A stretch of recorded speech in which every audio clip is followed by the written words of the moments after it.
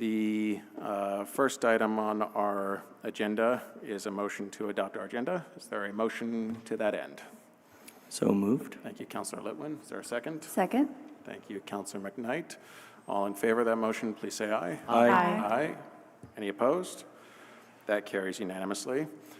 The second item on our agenda are two executive session motions.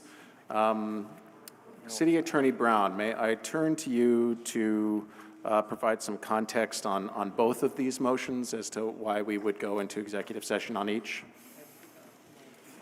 Yes, thank you, President Travers. Item 2.1 is an update on confidential collective bargaining negotiations, premature general public knowledge of which would place the city at a substantial disadvantage. And item 2.2 is similarly a confidential update about potential litigation about which general public knowledge would again place the city at a substantial disadvantage. Thank you, City Attorney Brown.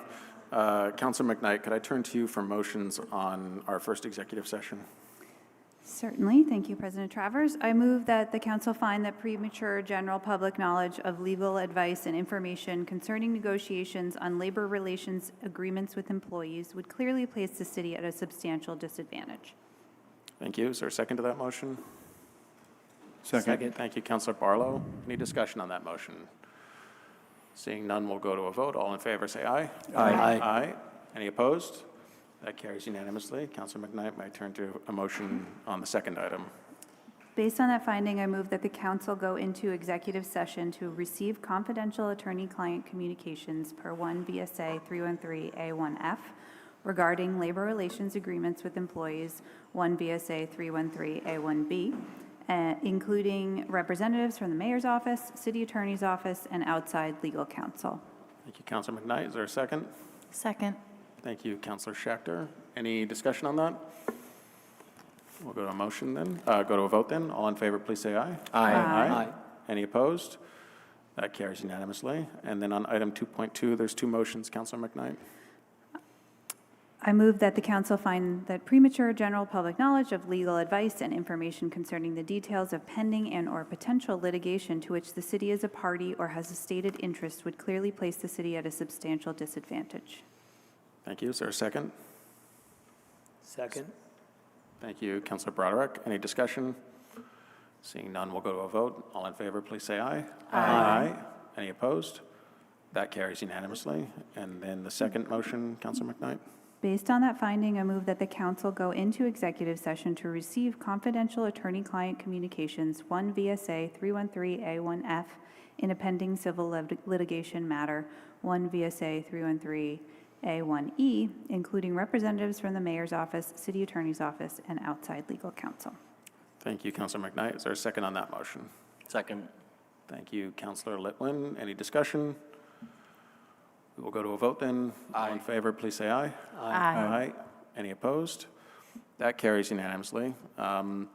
So I will just note, because the Board of Finance meeting ran a little bit later, this meeting got started a little bit later. We do have public forum set for a time certain of 6:30, and so we will be mindful to get here as close as possible to 6:30.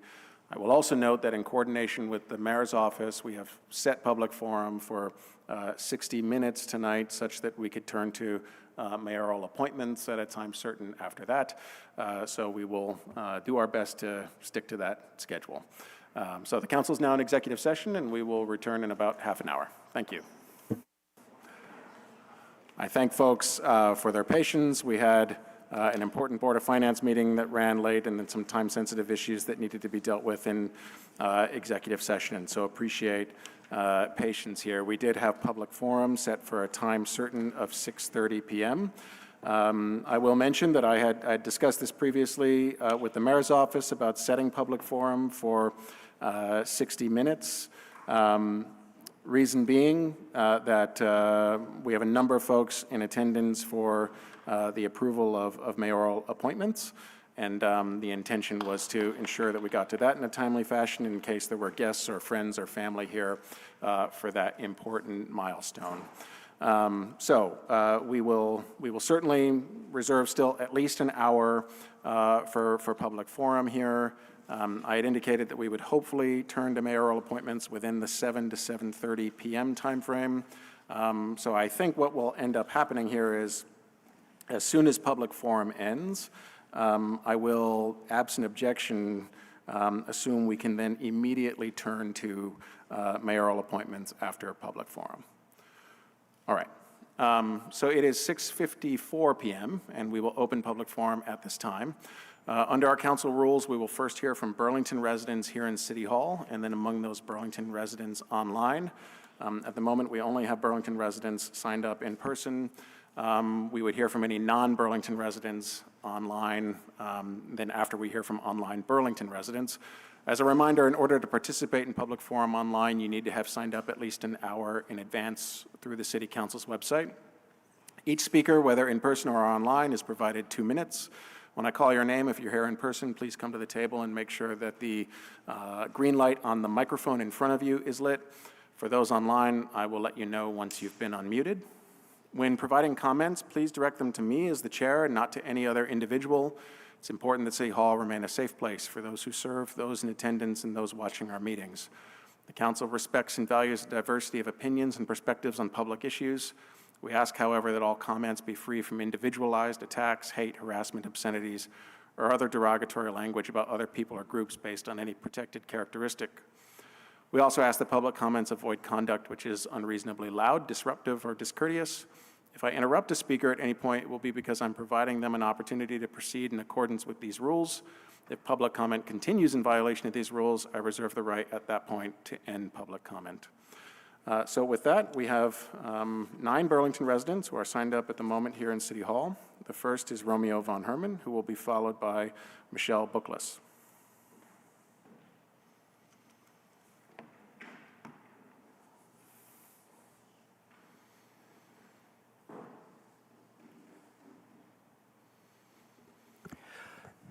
Good afternoon, Mr. President. I will promise to be quick. You have 2 minutes, Romeo. You don't need to be quick. Thank you.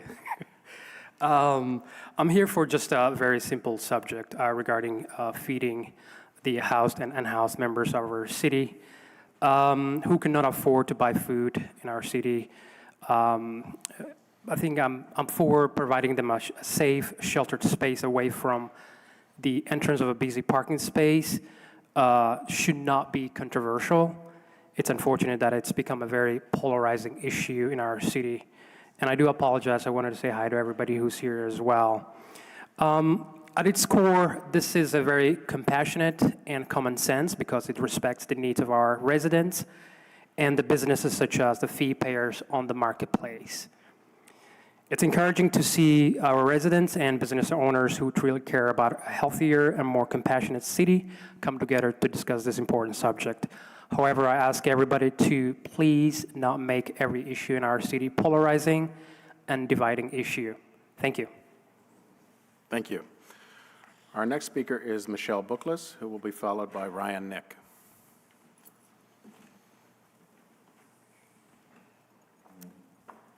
Hi there. My name's Michelle, and I'm here to speak in support of Interim REIB Director Christian Berry. Director Berry was named Interim Director of REIB in December of 2024. However, she's been working to lead the office's efforts in re-envisioning and strengthening the office's mission and structure well before that. Over the past 6 months, Director Berry has worked with support from only one staff member to run an entire city office. She has done so with passion, vision, and dedication. The office has made strong steps forward despite continuous roadblocks put in place by the city. It is my belief that Interim Director Berry should have been named Permanent Director long ago, but it would be a travesty if she is not named as such at the end of your search for a Permanent Director of REIB. Furthermore, while I am aware of the cuts being made to jobs across the city, it is my firm belief that for an office as important as the REIB, 2 salaried positions is not nearly enough. The fact that the REIB has not been allowed to fill the many open positions over more than 6 months sends a message that the initiatives of the REIB are not a priority for the city. My sincere hope is that this will be remedied quickly. Thank you for your time. Thank you very much. Sorry, I do just want to confirm, because I received a message that, are we live on Town Meeting TV at the moment? Okay, thank you. Our next speaker is Ryan Nick, who will be followed by Jonathan Chappell-Sokol. Thank you, Council President Travers. I want to thank the Council for their bipartisan support for the resolution to support downtown businesses and for their forward-thinking action on this. Businesses felt heard. Over a year ago, I met with 2 progressive city councilors and a member of Food Not Cops, who also serves as a Public Works Commissioner, to discuss alternative locations for the lunch. In addition to offering tents, tables, and facilities, we brainstormed sites around downtown better suited to their needs. When I suggested the lawn of the library, I was told by a counselor, "Well, Ryan, I think that would be very disruptive to the library's operations." To which I wanted to respond, "Well, what effect do you think it has on the operations of the Marketplace Garage?" There are a number of more ideal locations within the downtown core, including some facilities for cooking and serving a free hot meal to all those who need one, and with bathrooms and running water as well. Downtown businesses have been struggling since the pandemic. They face a wide variety of challenges every day, and conditions worsen every year. Their distress led to a grassroots campaign in the hopes that, collectively, their voices would be heard. It asked for some reasonable steps to improve the local atmosphere. Those requests were weaponized against them. There continued to be social media posts containing intentionally false misinformation designed to escalate the situation. The resolution calls for a plan to find a sustainable location for the lunch. That's it. Over the past 2 weeks, businesses have faced boycotts, verbal assaults on their staff, and people standing outside telling customers not to go in. As a Ward 8 resident, I've witnessed this firsthand, and it's jarring. The city needs to come together, de-escalate the conversation, and show that real leadership can save our downtown. The May 19th resolution does that. It needs not only to stand as passed, the action items need to move forward quickly. We do not have time to delay. Thank you. Thank you very much. I'm sorry, I'm just going to pause one moment here because I am still receiving some notes that for those joining our meeting on Zoom, we're live on Town Meeting TV on YouTube, but I don't know that if we're live via Zoom. And we may be live now. Okay, we're good? Okay. Apologies to anyone who may be joining us via Zoom. We were live on our YouTube Town Meeting TV feed, but not on Zoom. Just to catch anyone up who's there with us, we are currently in public forum, which is the only item that we've turned to, and we've just completed 3 public speakers. If anyone would like to go back and view that, it would be viewable on our YouTube feed on the Town Meeting TV channel. So thank you for your patience with that. As mentioned before, our next speaker is Jonathan Chappell-Sokol, who will be followed by Lee Morgan.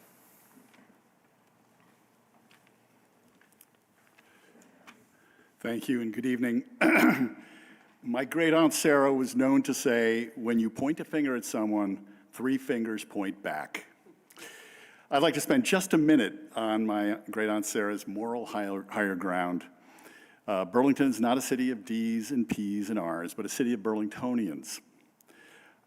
We don't walk around with a letter in parentheses after our names. And I don't want a city council of D's and P's and R's, but a council of Burlingtonians. My city councilor, Newbeezer, has referred to the people, Burlington residents, as his boss. I think most Burlingtonians are good bosses. Good bosses know there will be disagreements, but they don't want to hear bickering, disputes, or arguments among their staff. They want to see constructive solutions to challenging problems arrived at through collaboration. Good bosses are both supportive and demanding. Our leaders are role models, and ordinary folks take cues on what kinds of behaviors are acceptable. We, your bosses, look to you. It's not about getting credit or making points. It's about making things better and making a difference. We won't solve Burlington's problems with resolving, removing, relocating, redistributing, retrenching, reducing, reassessing, or replacing. Things will get better when we rely on each other and collaborate with each other, when we trust and believe others are motivated by the better angels of their nature. When you point a finger, 3 fingers point back. Thank you. Our next speaker is Lee Morgan, who will be followed by David Marr.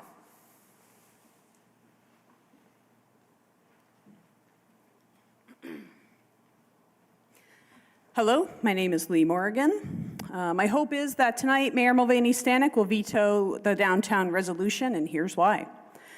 This resolution was passed after an extremely contentious meeting, and now public forum is capped. That is not a coincidence. The idea to cap public forum was floated in the Democratic group chat months ago. One counselor replied when the idea was floated, yes, we could have a cap. Remove the police cap, add a public forum cap. That's not about order. That's about silencing dissent. This resolution is also now part of pending litigation. Proceeding without addressing that is reckless. 2 weeks ago, we heard Democratic counselors declare Church Street so unsafe, a mutual aid group has to be moved. But since then, several of them have been posting about enjoying Church Street with kids, with friends, shopping and dining like nothing's wrong. The group is still in place. What's changed? They also continue to miss the point raised in public comment. Downtown isn't failing because of mutual aid. It's failing because most people can't afford to shop there. You need a certain kind of privilege to participate in the version of Church Street they have been plastering on Instagram. And guess what? I looked at the list of signers. I looked at Democratic donors. There's some overlap there, and I will continue to bring up when Democrats vilify people with a relationship with criminal justice, even if it's assumed. Several of you take donations from a gentleman who is a convicted peeping Tom and is also charged with criminal stalking in 2023. That case is still pending. I find that a bit ironic. The mayor was making progress. This resolution squandered it. It didn't just undo trust, it lit a match. I wonder why that boycott happened. My hope is that this will be vetoed. I hope you'll listen. Thank you. Our next speaker is David Marr, who will be followed by Zach Cummings. Good evening. My name is Dave Marr. I live in Burlington. At the last City Council meeting, an important resolution was passed aimed at supporting our downtown businesses. This resolution had 4 main points. The first being improved traffic flow and communication during construction. Now, I walked up Main Street earlier today, and it looks to me like it's almost ready to open the section of Main Street between Battery Street and Church Street. Looks like it's mostly paved and just doing curb work. So I went online to see if I could figure out when that was going to happen. Couldn't find anything related to a timetable as to when that might open. So again, that's talking about improving communication. The second point was addressing degradation of Burlington's public image. The third was to strengthen public safety through coordinated police support. And the fourth, was to prioritize parking safety, cleanliness, and accessibility. Now, there's a lot of spirited discussion related to the last bullet, which was asking for a relocation of the free lunch program. I was wondering what all the commotion was about, so I rode my bicycle to downtown Burlington this afternoon to take a look. And I saw the lunch program in action. And it became obvious to me that the parking garage was not an ideal spot to serve hot meals. And that is something that I think almost everyone agrees on, including the administration. They've been working for a while to find a better spot, I am told. So, I don't see why there is so much pushback over an amendment, giving the administration a deadline to come up with a proposal to relocate the free lunch program. Hey, I give myself deadlines all the time. Sometimes things don't get done if you don't have a deadline. Thank you. Thank you. Our next speaker is Zach Cummings, who will be followed by Emma Corey.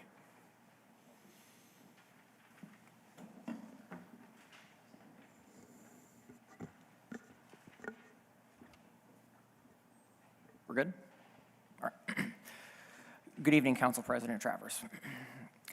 I've lived in Burlington proper and the greater metro area for a combined 15 years now. I'm proud to live in a state that has a storied legacy of being at the forefront of our nation's most critical moments.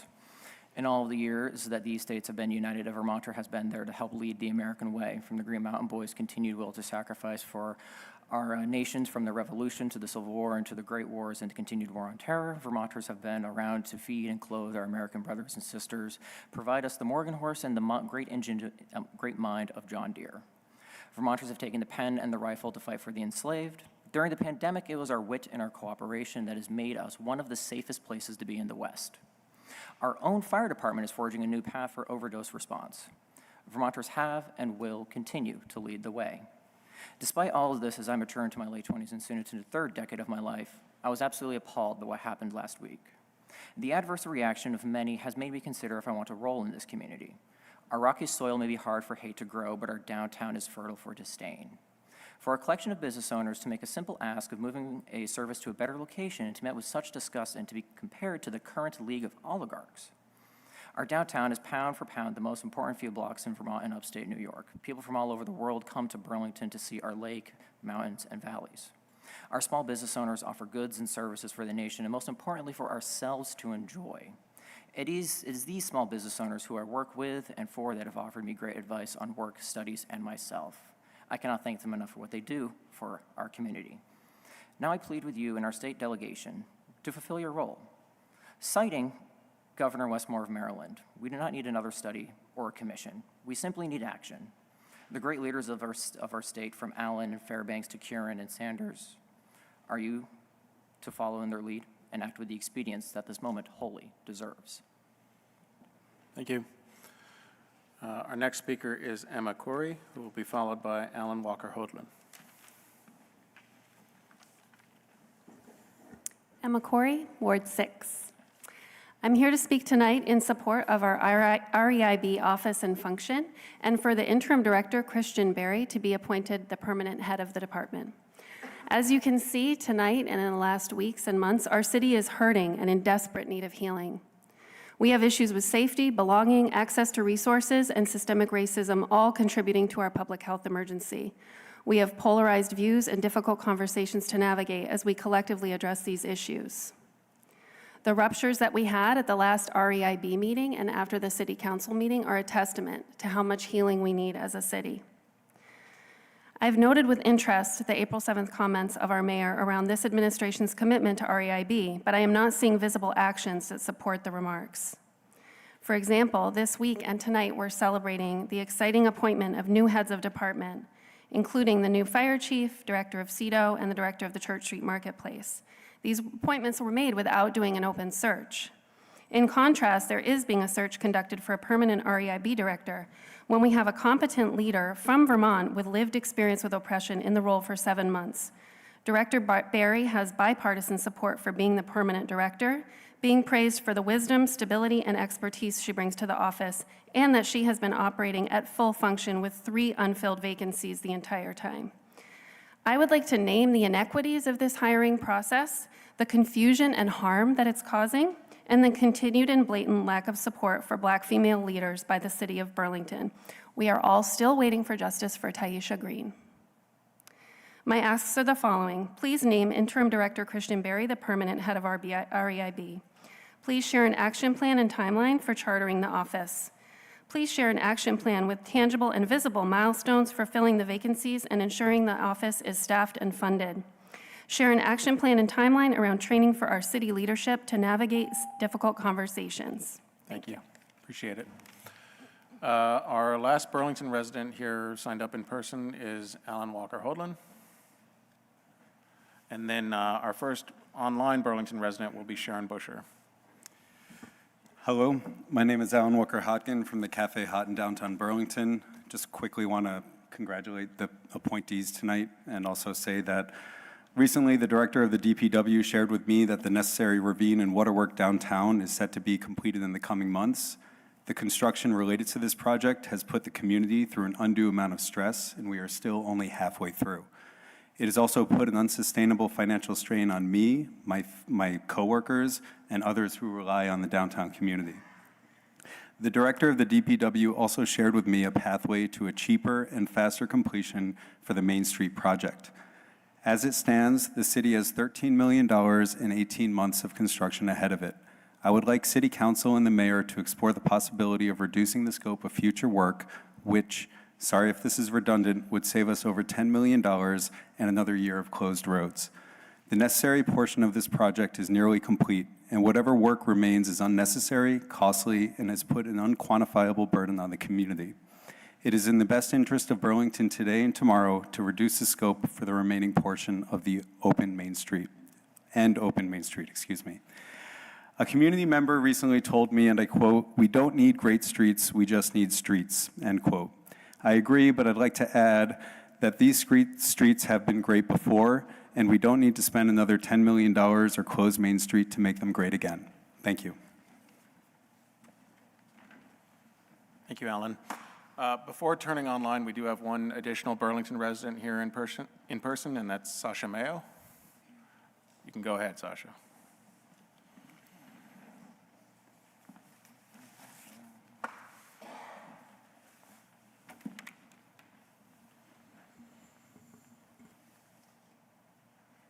Hey, y'all, I'm still Sasha. I'm still with the Proud Girls. I'm still with Food None Your Business.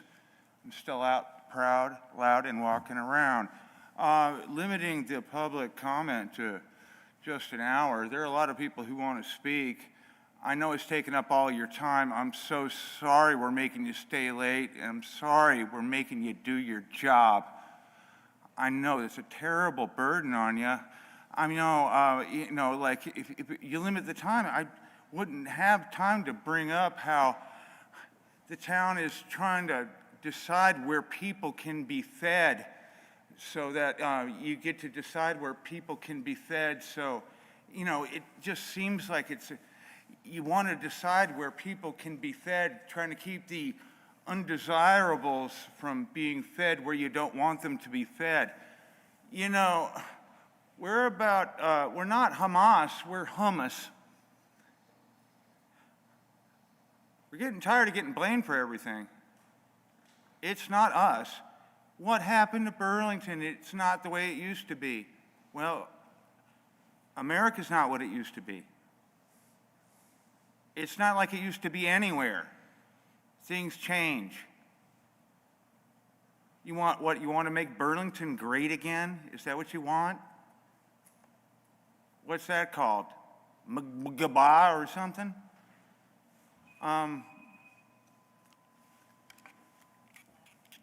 I'm still down there. I say hi to everybody. We're having some people come by and say hi. Still haven't seen y'all come by yet. Please come by. It would be nice to see you, to come by. You're more than welcome. Okay? Most of us are very nice people. We don't want to be confined. I don't. Thank you. Thank you. We will now turn to Burlington residents signed up online. The first Burlington resident we have online is Sharon Busher. The next Burlington resident we have signed up is Farine Paris. Farine, if you're online under a different name, please use the raised hand function, or if you're on by phone, please use the raised hand function. I don't see you at the moment. If Farine is not here, we would then, well, Emma Corey was signed up online, but Emma, you already went. So we would then turn to non-Burlington residents, and Karen CEDO is the one non-Burlington resident we have signed up at the moment. Sharon, you should be able to go ahead. Thank you very much, President Travis. I don't see the clock, but I'll try to, oh, I see it now, thank you. There you go. I wanted to speak again about impact fees, which is on your agenda. And I just wanted to point out that the information provided from each department, for example, for transportation, it was RSG. RSG knows our city, knows transportation, is a consultant for us and a powerful advocate.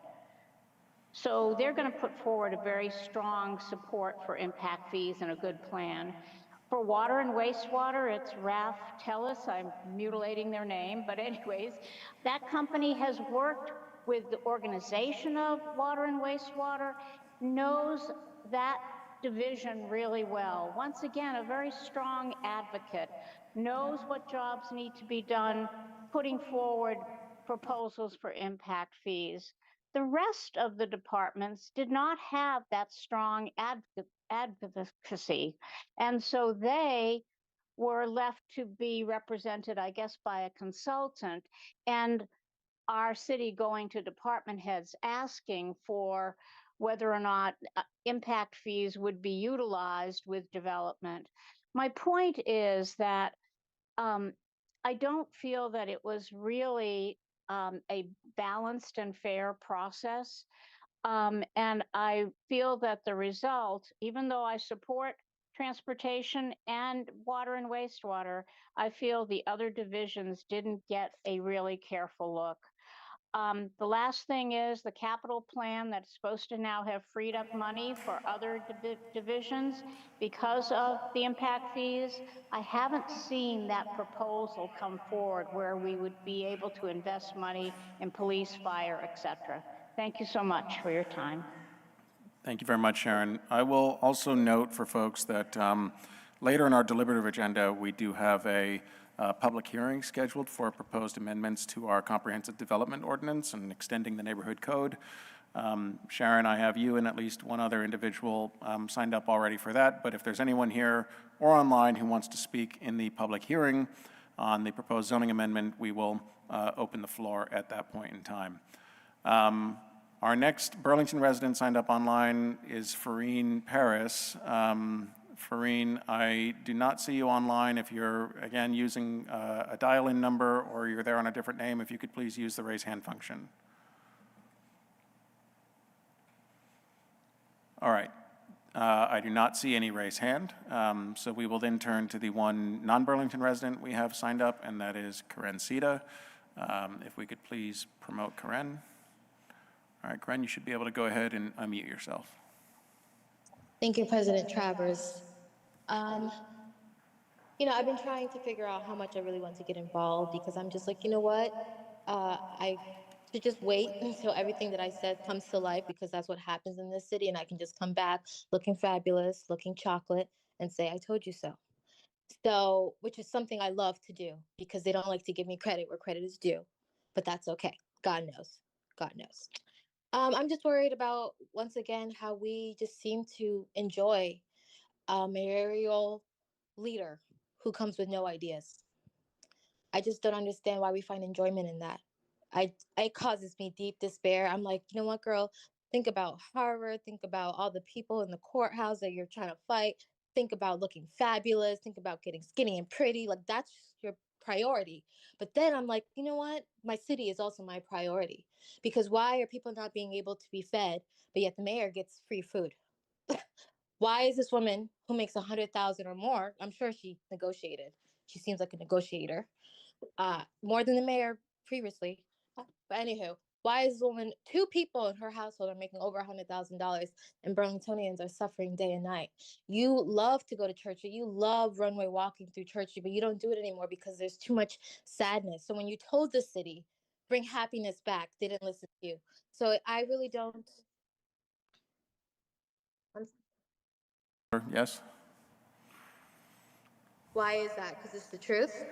No, please, just hold on just one moment. I've paused the timer for you, Karen. There's a point of order. Yes, Councilor Grant? Would this not be violating the instructions set forth prior to the beginning of public forum? Yeah. Of course, it would be. Sorry, Karen. Just a moment. Sorry. I'm going to allow you to complete your comments here, Karen, but if you could please, as mentioned. What have I done that was so different than when those food not cops people came? I don't want to engage in a back and forth here. If you could just, I'm going to start the timer again here, Karen. If you could just please direct your comments to me as the chair and not to any other individual. He is Thank the you. mayor of this city. If I cannot address the mayor, if I cannot come to government, you're violating my constitutional right. Why do you think I'm litigating with you?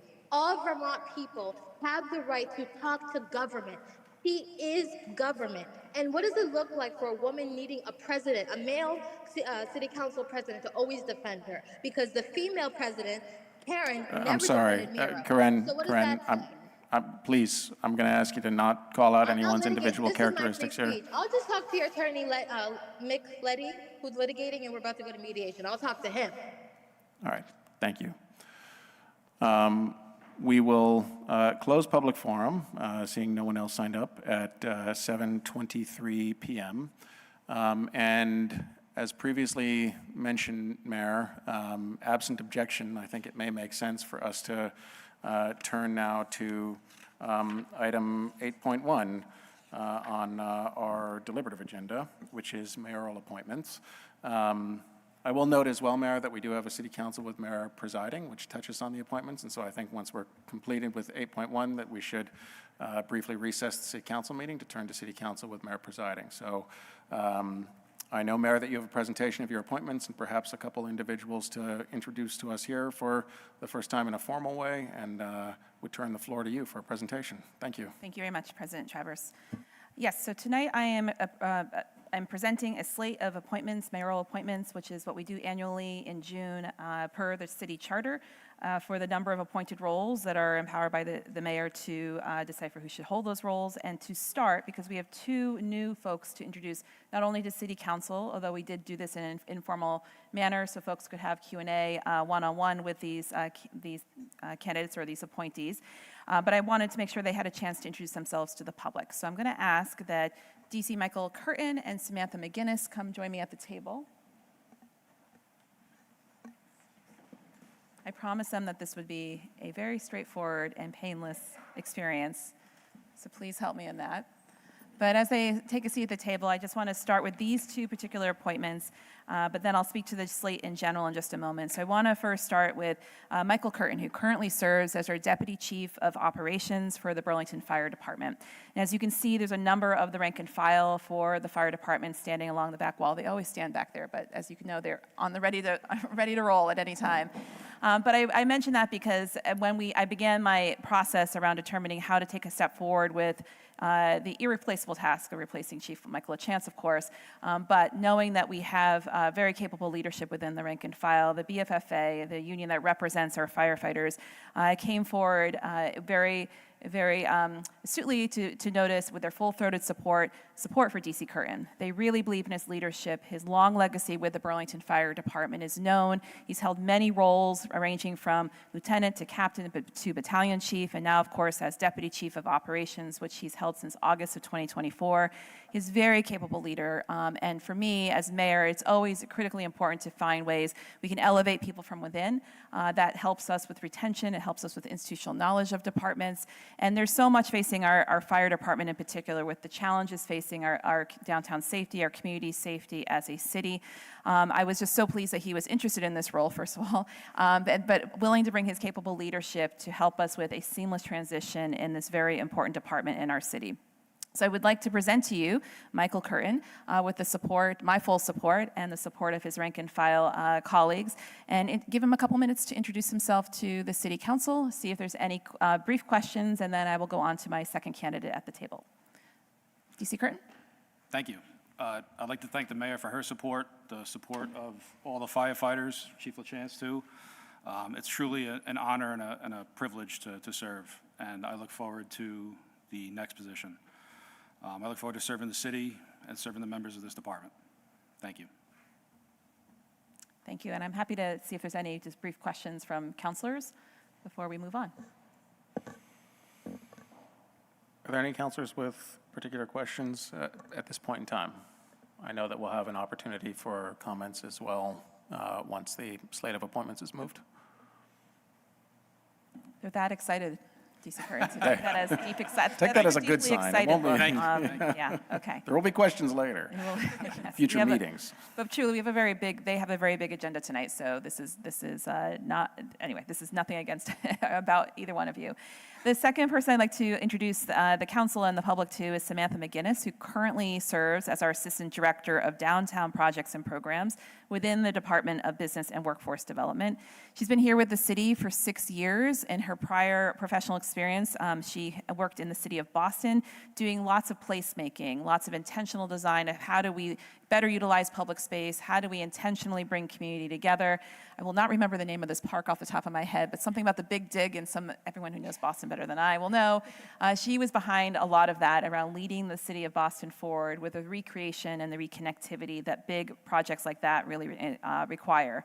And so since she's been here at the city of Burlington, she's helped to activate a lot of spaces in the downtown, in and around the marketplace, thinking creatively of how do we utilize City Hall Park, offer free annual events and programming for the public, including the launch of the winter market during the pandemic, which was such a critical moment for us to all find moments of connectivity. And when she and I first initially spoke, she talks a lot about the third space, and the third space and placemaking in particular, which simply means how do we activate our shared collective community. And our downtown so sorely needs this at this point in terms of vibrancy and creativity and innovation. So as you have seen, and we'll have a work session in a minute around where we're headed in terms of the structure of city government within a reimagined CEDO, Community of Economic Development Office, we still have a chartered role for our Church Street Marketplace within our charter. It is a very important leadership role to support our Church Street Marketplace Commission and the downtown well-being regarding to all the local businesses, all the businesses in the downtown. So after not needing a lot of review because she is such an outstanding professional and her dedication already to the marketplace, Samantha was a clear, again, internal candidate to elevate from within. And I introduce you to Samantha McGinnis, and I'm pleased that she accepted my offer to be appointed to this role. Would you like to introduce yourself? Thank you, Mayor. I'm so honored to be here this evening as the mayor's intended appointee for the next director of the Church Street Marketplace. I grew up here in Vermont, in Richmond, and studied community and international development at the University of Vermont. And as the mayor mentioned, I then moved to Boston, where I worked for the Rose Kennedy Greenway Conservancy, a new park in Boston, which is kind of a funny thing for Boston, that brought back together the city after the Big Dig project and did programming and activation there, and moved back in 2019 here to Burlington, and have been working in the downtown since then. I'm really looking forward to continuing to work with the businesses and community that make Burlington so special, and the vibrancy and creativity that they bring to this town. I look forward to the job ahead. Okay, thank you, Samantha. Appreciate it. So now I'm going to speak to the slate. I think, Ben, you said questions. Did you say questions? I think what may make sense is, well, first of all, thank you very much, Mayor, for giving us the opportunity to meet directly with these two appointees. I think this is a not premature, just an early congratulations. And thank you for being here. And I think particularly you, Deputy Chief Curtin, the show here from your colleagues in the fire department are quite the testament to your leadership, and appreciate you all being here this evening too. So thank you for being here. Mayor, I think, yes, it would make sense perhaps to round out the rest of the slate here, and then if councilors have any comments or questions. I'm anticipating a motion on the slate from Councilor McKnight, and then once that is moved and seconded, I would turn to the council for any additional comments or questions they have. They're running away already, so. Yeah, so if they have, I think that was the right move by them. If you have a specific question, I'm sure they would be happy to come up to the table. So with that, I wanted just to call attention on Civic Clerk. We have a memorandum from my office that delineates all the appointees that again, is per charter in the power of the mayor to appoint. And so you'll see a lot of familiar faces on here from folks that we've appointed during this first year as that I've been mayor. And I wanted to speak in general to department heads and my expectations around city leadership, of what I've continued to ask of leaders to help to lead the city forward in productive and innovative ways. I really look for within leaders folks who have clear, strong leadership skills, who can look about cultivation from within and meeting both the morale and leading with heart, but leading with purpose. So folks who are working for the city, rank and file folks are treated well, that their well-being is kept in mind, that we are all pushing in the same direction around innovation and creativity, and that we really give our best for the service of this community. I also expect of all my department heads and appointees a real clear commitment in terms of values, making sure we're building a sustainable city, one that hears loudly and clearly affordability is top of mind and need for the folks who live here and want to be able to afford to stay here, but also one that really values good governance practices, good stewardship of the funds that we are able to raise through taxes, of course, from folks who live here. And also a continued clear understanding of equity and transparency. So equity is an ongoing practice, an ongoing learning that is needed, especially among leadership. And it is something this city is still very much in the middle of in terms of making sure we are clear across the board and that everyone who works for city government has a piece of that important work. Lastly, I just want to talk about as we continue to move the city forward to a place where we are improving our community safety, advancing ample, affordable housing that's safe for everyone and available to everyone of all income levels, and starting to really grapple with our climate emergency. I'm expecting innovation and I'm expecting new ideas and creativity from my team. This is no easy time to lead the city. Not a lot of people will put their hand up to help lead a city that's in a place of of so many complexities and a place where I think we all collectively need to lean more in towards community and civility. But I am very confident in the team behind me. They always sit behind me. I am very confident in this team. I am confident in their enthusiasm, their skill, their deep dedication to the City of Burlington. And so I present the full slate to the City Council, and I hope for your support for each of these candidates. Thank you. Thank you, Mayor.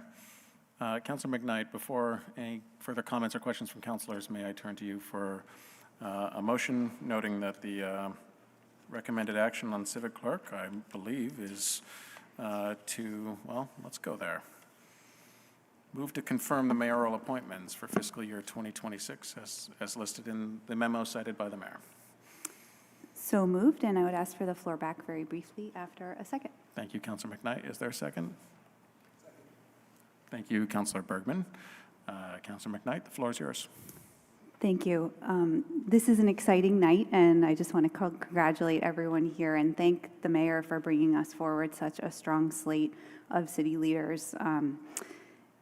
As somebody who's very new to government myself, but who is not new to large organizations with a wide variety of leadership, I can say that meeting the city department heads has been just one of the absolute best parts of this job. And every time we have the opportunity to work together, it's just so clear that this is a rare and lucky thing that we have all of you here in Burlington. You're all dedicated and hardworking. I think we're lucky to have some of the best thinkers in the state tackling the problems that we have and finding innovative solutions, as the mayor mentioned. And you're also all kind, caring, and compassionate people. So thank you from all of us here on the council as well. Thank you, Councilor McKnight. Is there any other councilor that wishes to be recognized on this motion? Councilor Bergman. I just want to say, as somebody who sat in that position for 20 years and had to go through this every single year, that it is a miserable but really gratifying thing to do. And so I just want to say, from the standpoint of sitting here and having to do this, but also having sat there, how much I appreciate not only the work that you do every day and the leadership that you inspire, but just the hard steps that you've got to take in this position, in this public service. So I just want to thank you all for the work and for putting yourselves in that position. Thanks. Thank you, Councilor Bergman. Is there any other councilor that wishes to be recognized on this item? All right, seeing none, we will go to a vote. All in favor, please say aye. Aye. Any opposed? With congratulations to the appointments, that is unanimous.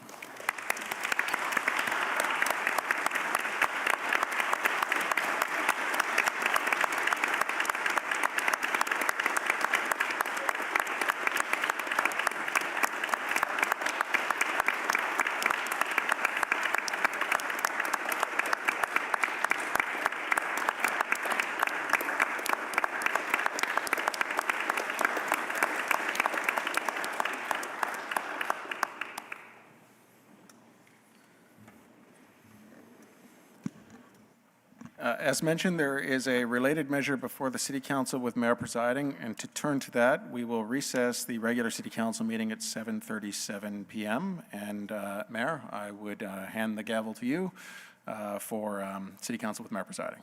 Thank you very much. And so I will call to order the City Council with Mayor presiding at whatever time that you just said, so 7:37, I don't know, p.m., around then. And our first item is the agenda. Is there a motion on the agenda? Moved it. Moved by Councilor Travers. Is there a second? Second by Councilor Bergman. Thank you. Any discussion on the agenda before we vote? Seeing none, all in favor indicate by saying aye. Aye. Any opposed, nay? Motion carries unanimously. On to item number 2, our consent agenda. Is there a motion? Move to adopt the consent agenda. Moved by Councilor Travers. Is there a second? Second. Seconded by Councilor Schachter. Any discussion on this matter before we vote? Seeing none, all in favor indicate by saying aye. Aye. Any opposed, nay? Motion carries unanimously. And with no further business, I adjourn the meeting at 7:38 p.m. Thank you, Mayor. we will resume the regular city council meeting then at 7:38 PM and turn to item 4 on our deliberative agenda, which is a work session regarding the CEDO and DFA mergers. And Mayor, I would turn the floor back to you on this item to be introduced by either you or whoever else from your administration is here to present on it. This one will be a little bit of a team sport.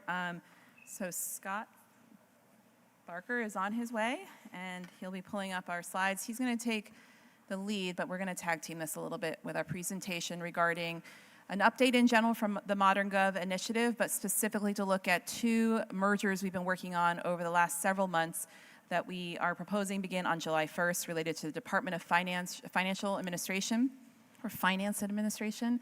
Thank you. And also, as I mentioned earlier in my remarks, a remerger of sorts for CEDO and BWD, and also bringing in the Church Street Marketplace within this newly imagined CEDO. So Scott, would you like to start? All right, thank you for having us. And we're going to get to me sharing my screen right now.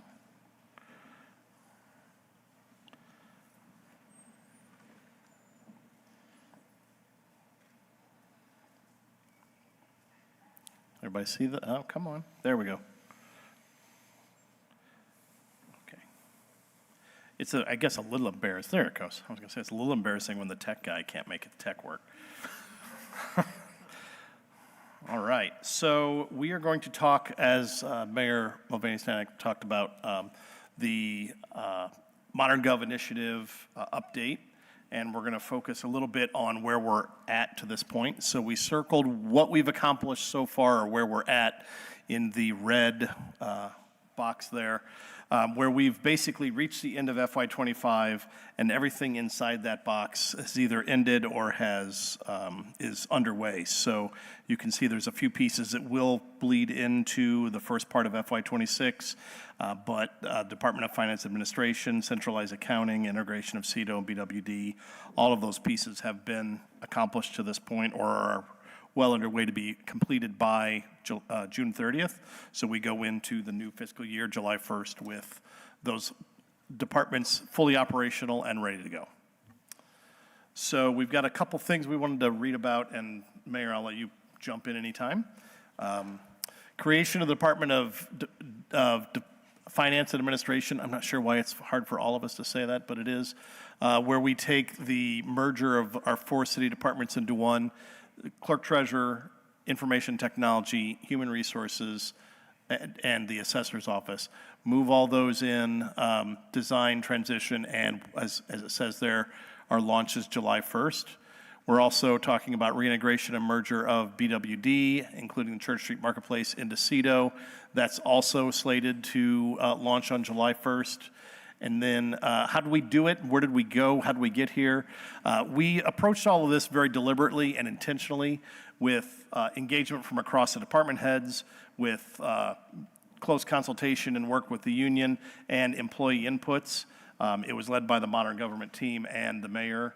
And we sourced the ideas not only from internal city engagement, but also best practices from other municipalities. So DFA is a great example of that, where there is an area of the city where it's responsible for continuity of government. So across administrations, regardless of which, of who's elected mayor, that group is charged with making sure that the necessities of running the business of the city continue.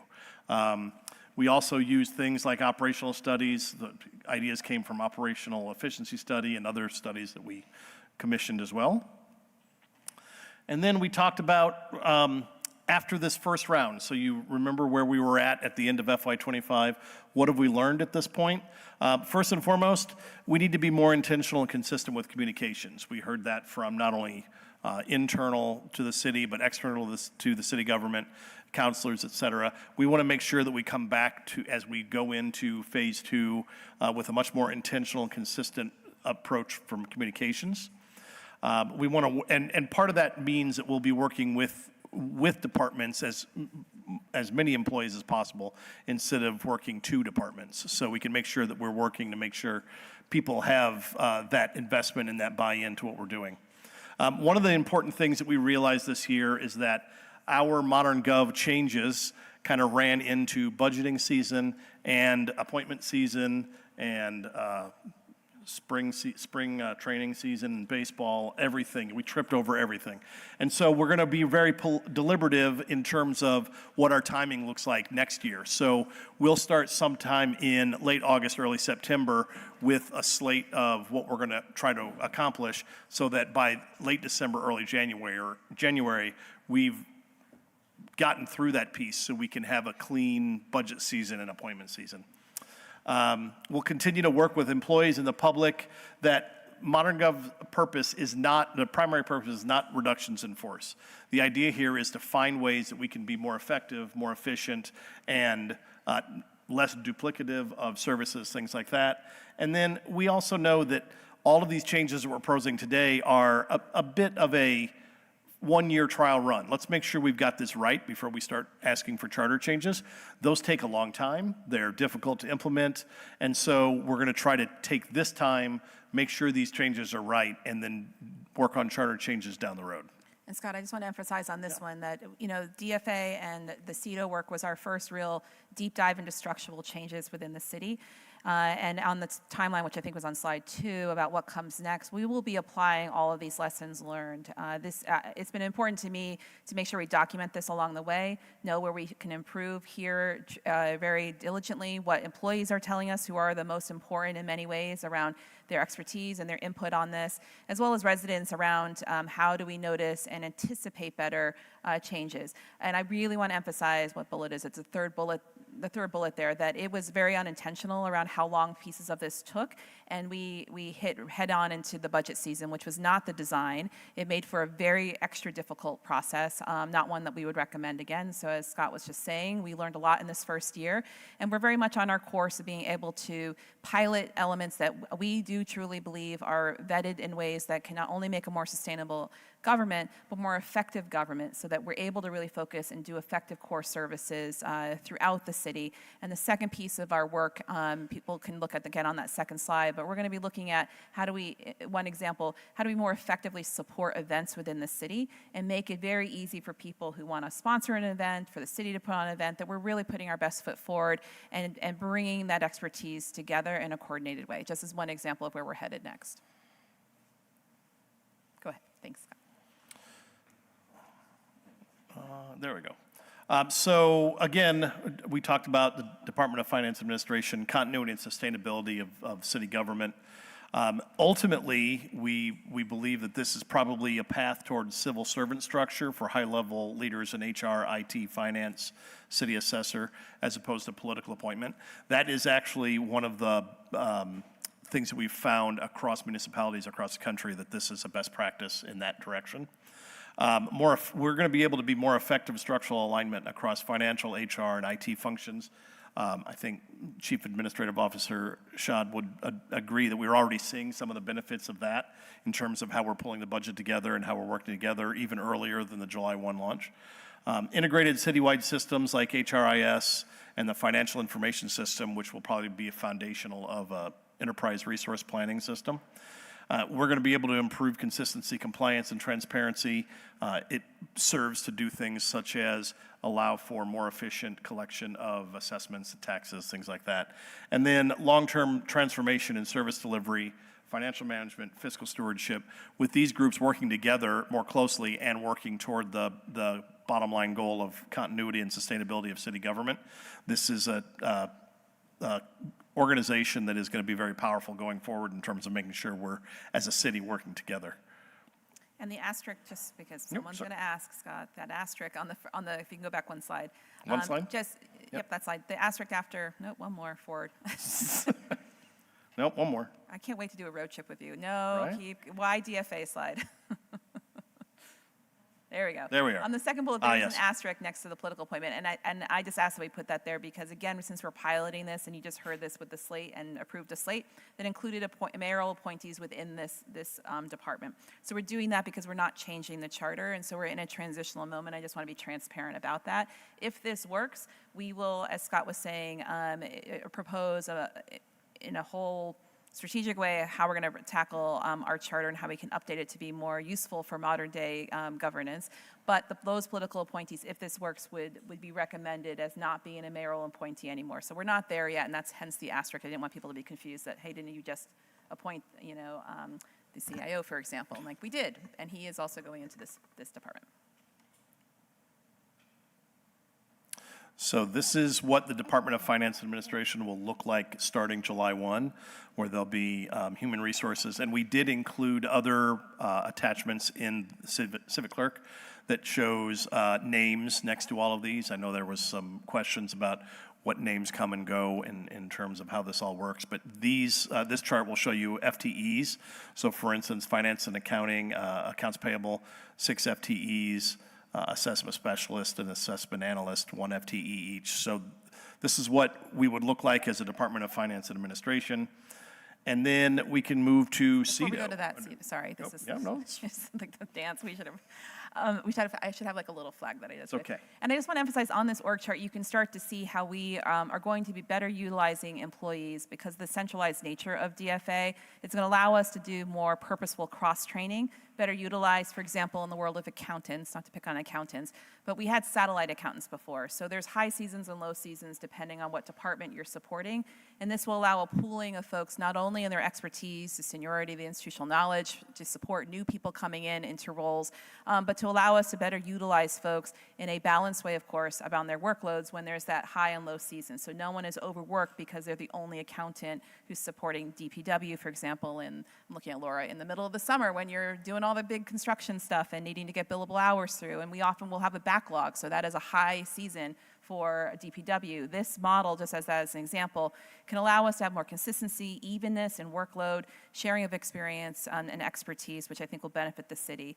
And also in grants, same thing, to allow that centralization of both knowledge of navigating federal grants, especially in this climate right now with the federal government and the constant change and churn and uncertainty, rather than doing this all in split up across the city. This allows us to leverage our collective knowledge more and also engaging vendors, partners. All these aspects are now in-house in a way that will be much tighter and coordinated. Thanks, Scott. Yep. So with that, we're going to move on to CEDO. As most of you know, it's been around since 1983, long, proud history of what it has delivered to the city. And it's evolved over the last 40 years, and it's included chartered work held by other city departments have moved in and out.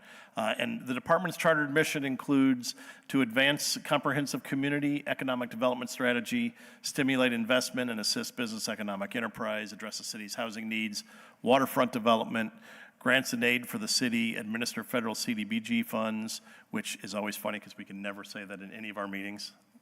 Coordinate and facilitate resident participating in NPAs. So that's the basis of where CEDO is today. And we wanted to start talking about what does CEDO 2.0 look like.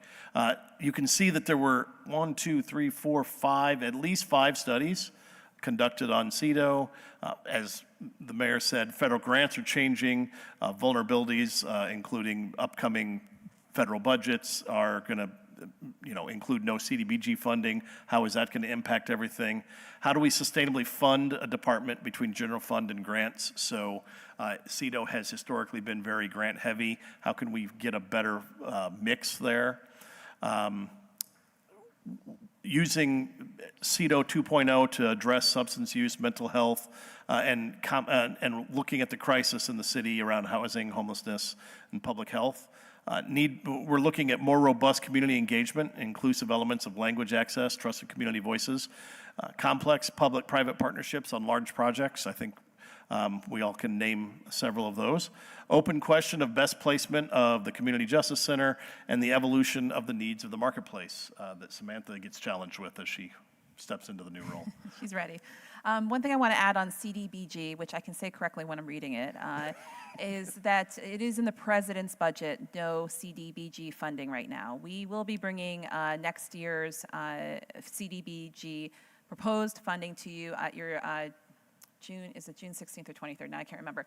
One of your next June meetings for the recommended slate, and I've asked the CEDO staff to come with a bit of an update where we are, at least in 2 to 3 weeks, around the likelihood, the risk, et cetera. But as you can imagine, this is just a little commercial, HUD staff are some of the last to know around some of these changes. We have had contacts change for Vermont, so it's a real time of uncertainty, and I'm flagging that because all of this uncertainty, back to what we said around continuity of knowledge around managing all of this federal grant changing for local municipalities is critical. And it's critical in this particular regard because so many nonprofits and community partners rely on the city for this funding. And as we continue to navigate this and can get more strategic around this, this is an important one to hold.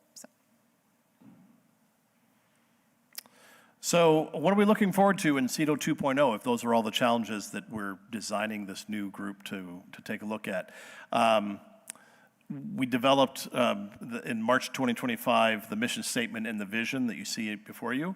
Actually, Scott, I'll mention this one because I work with Brian on this. So, as one of the annual goals for CEDO, it was to try to get clarity on the core mission and vision of CEDO, current CEDO, as we try to make sure this department is as empowered and impactful as it really needs to be. And so up until late March or so, the department itself, as is, worked really hard to look at its existing mission and vision statements and provide this slightly updated statement. So I wanted to make sure the council had both of these.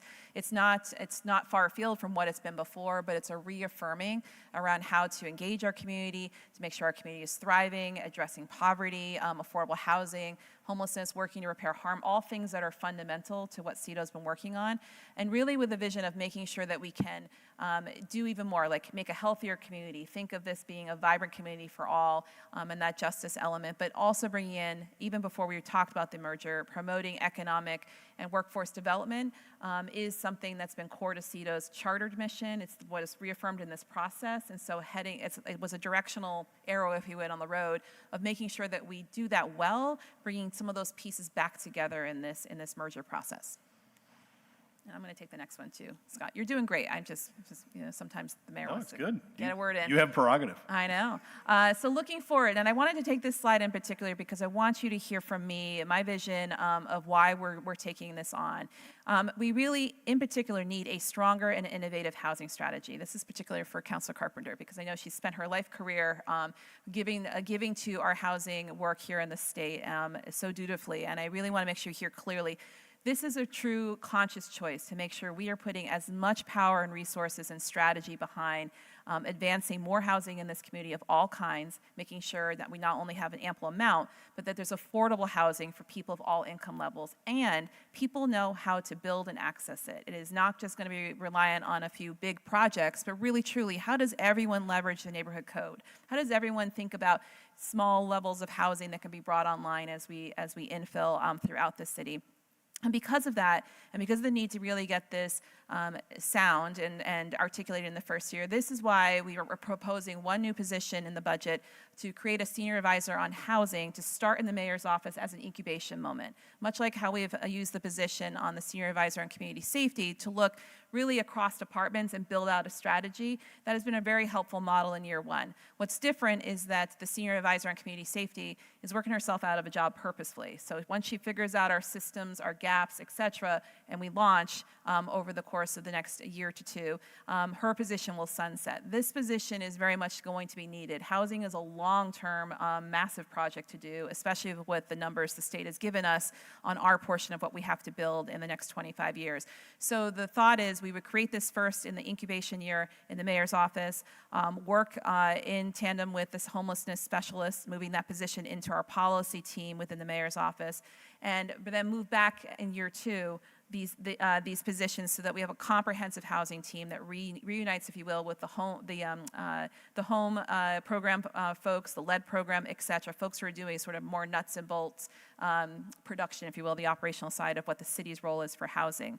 This also allows the housing strategist to work seamlessly with other departments with not another layer of sort of management over them, which I have found helpful with working with our homelessness specialists. Is there's some stuff that really needs to kind of transpire over department heads. So this feels like a strategic move, is a strategic move for year one.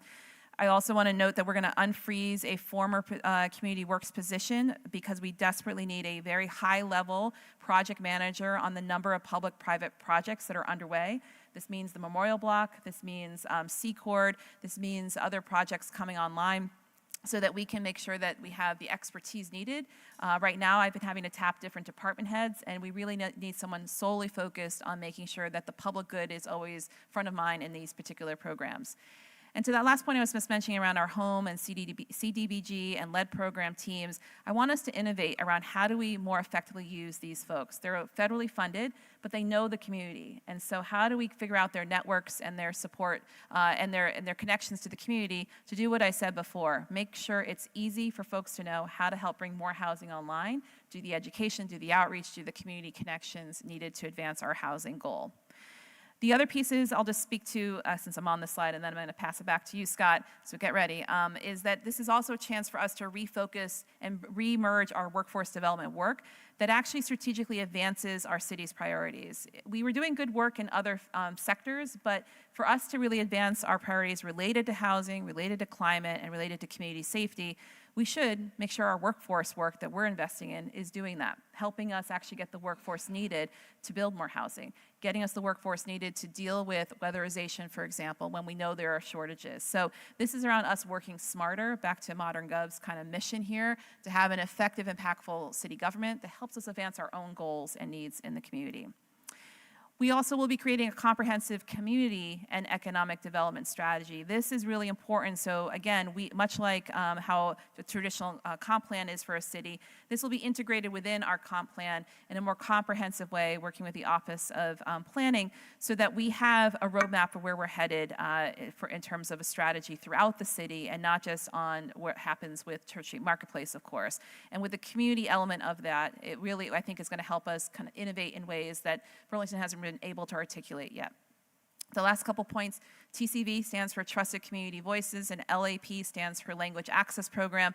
Those are critically important programs. TCV started during COVID, and to continue to revamp and to elevate what they have been doing for the city in a more intentional way, and bringing them under REIB will help us better focus their important work around equity and communication and engagement of our immigrant and refugee communities. And our language access program is one of those examples of every department needs to have a robust language access strategy, but it needs to be, an expertise needs to be held around places that we can be continuous, meaning the core documents that should be translated and not creating duplication unnecessarily across the city. And then finally, the CJC continues. CJC has sat under CEDO for many years, and as folks very much know, we're underway with trying to examine our community safety system, and that's part of the Modern Gov's work in fiscal year 26. Where best can finally CJC sit so it's more integrated within our community safety system, that they are elevated to the critical role that they play in our community safety response, and we'll see where the conversation goes next year. And then finally, I know there's been some interest in this on where the MPA staffing lands and how do we do community engagement. As a former community organizer, I know we can do much more on community engagement, and it's done kind of in 18 different ways across 18 different departments right now. So I'm hoping we can seed the way by placing this in the continuity of government department DFA, so that we can have more depth in what our community engagement means, more, again, central expertise to help departments be a bit more consistent. You go into a public meeting on X, no matter what department it's from, you will know what to expect, and you can have a similar experience as a resident. And then lastly, the MPA question is long overdue after 40-something years to think about how do we, again, elevate MPAs to a way where more people can participate. And this would be a conversation we would have with MPAs, back to do with, not to. That's an important piece of what's coming next in fiscal year 26. Scott, back to you. Excellent, thank you. And we want to remind you that not only do you see the new CEDO 2.0 org chart and what that'll look like as of July 1 here, there are supplemental materials that show both what BWD and CEDO look like today, as well as the new 2.0, all with names on it. We thought about putting it up here, but to make all the names show up here, it was going to get really tiny really quick. So figured we would share those extra documents. And the next question is, what's next in ModGov? We're talking about DFA and CEDO tonight. Those will become budget resolutions where we request the council confirmation of the recommended trial year. Again, as the mayor stated, no charter changes out of the gate. Let's make sure it's right. And then we can talk about potential charter changes down the road. We'll be doing after-action review. So we'll spend part of the summer not only planning what modern gov is going to look like starting in the fall, but we're going to really dive into what we did to this point and what does that look like, what went well, what do we need to work on, and develop a more defined process that we can follow and use as a template for going forward. And then what do we look like? Again, we mentioned we're trying to not trample over budget season and appointment season, things like that. So we're planning on really having the ModGov work really formally taking place on a regular basis between September 26 and January 2027, so we don't overlap anything.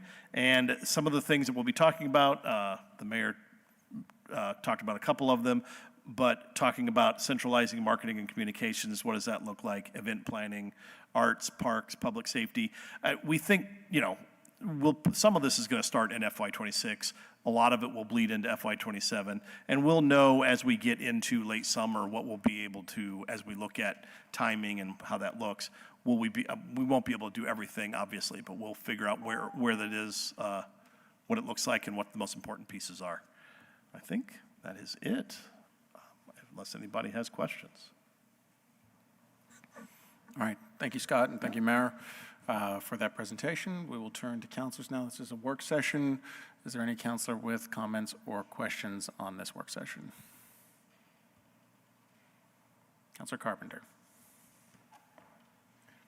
Thanks. A couple things. On the DFA, I actually had not focused on the fact that you were looking at the department heads in the more civil service mode, and I thought that for a long time, and I just want to say, at least for now, I really support moving in that direction. I've seen it work other places, and I think that would be a good move for this city. You've also heard me express my concern about the housing strategist, a position absolutely needed. We need a housing expert in the city. My concern is placing that in the mayor's office for a year, not being the city's housing expert, being an assistant to the mayor. So I hope you will consider sort of dividing that up. You need to take the time to figure out what we need. And I appreciate that. We should be talking with all our partners, the state, all of the people that we work with. Burlington can't be a full-service housing agency, nor do we need to be. We have groups like VHFA, Evernorth. We have strong nonprofits like CHT and Cathedral Square. We don't need to repeat what they offer in the housing world. We need to find out what the city can offer in the housing world. Our role is probably, at the end of the day, needs to be a strong facilitator and the resource with our own departments. Long-winded way of saying my concern is I hope we could make that a much shorter period of time and really get back to having CEDO have the housing depth and strength that I think they really need. I mean, it is their core mission, and right now, they don't really have any housing expertise in the department. And I think a year's a long time to wait for that. I think the assessment and survey that you could do with our partners, internal and external, could happen quicker. And I'm not sure that strategist is necessarily the same person that we would necessarily want to hire as our permanent housing guru. I think some of that conversation will relate to whom you might hire for the public-private partnership role, because those will overlap as well. So I guess I'm just expressing my concern of tucking it into the mayor's office when really we need a hardy CEDO office with a hardy, strong housing presence. Thank you, Councilor Carpenter. Any other councilor wish to be recognized? Councilor Barlow. Thank you, President Travers, and thank you for the presentation. I had a question about the Church Street Marketplace move specifically. Under the current governance structures, the Church Street Marketplace Director reports to the mayor and the Marketplace Commission, and this dual reporting structure has existed for a long time. Could you just comment on how moving the Church Street Marketplace Director into CEDO may have governance implications and how these are being addressed. Thank you, Councilor Barlow. And is Cara? Okay, great. If I need a phone a friend, I'll phone a friend. So currently, Cara holds the appointment of both BWD, which is not chartered, as well as the Church Street Marketplace Commission. So what will shift is that Samantha will be the support person for the commission, so that piece will remain the same. And much like how I engage lots of different city leaders, regardless of their rank as a department head or not, I really see an importance of working closely together. Sarah Russell's a good example, right? So she's not a division head, she's not an appointee, but Sarah Russell's work is critical in terms of needing to advise on legislative matters, on local matters related to our homelessness crisis. So I see strong partnership, obviously, with the critical needs of what's happening in the downtown, as well as what's coming ahead with Modern Gov and really tapping her expertise around events and thinking around how do we better integrate and activate our downtown. So I imagine a lot of strategic engagement in that way, and Cara rounding that out too as kind of like a trio of building that strategy.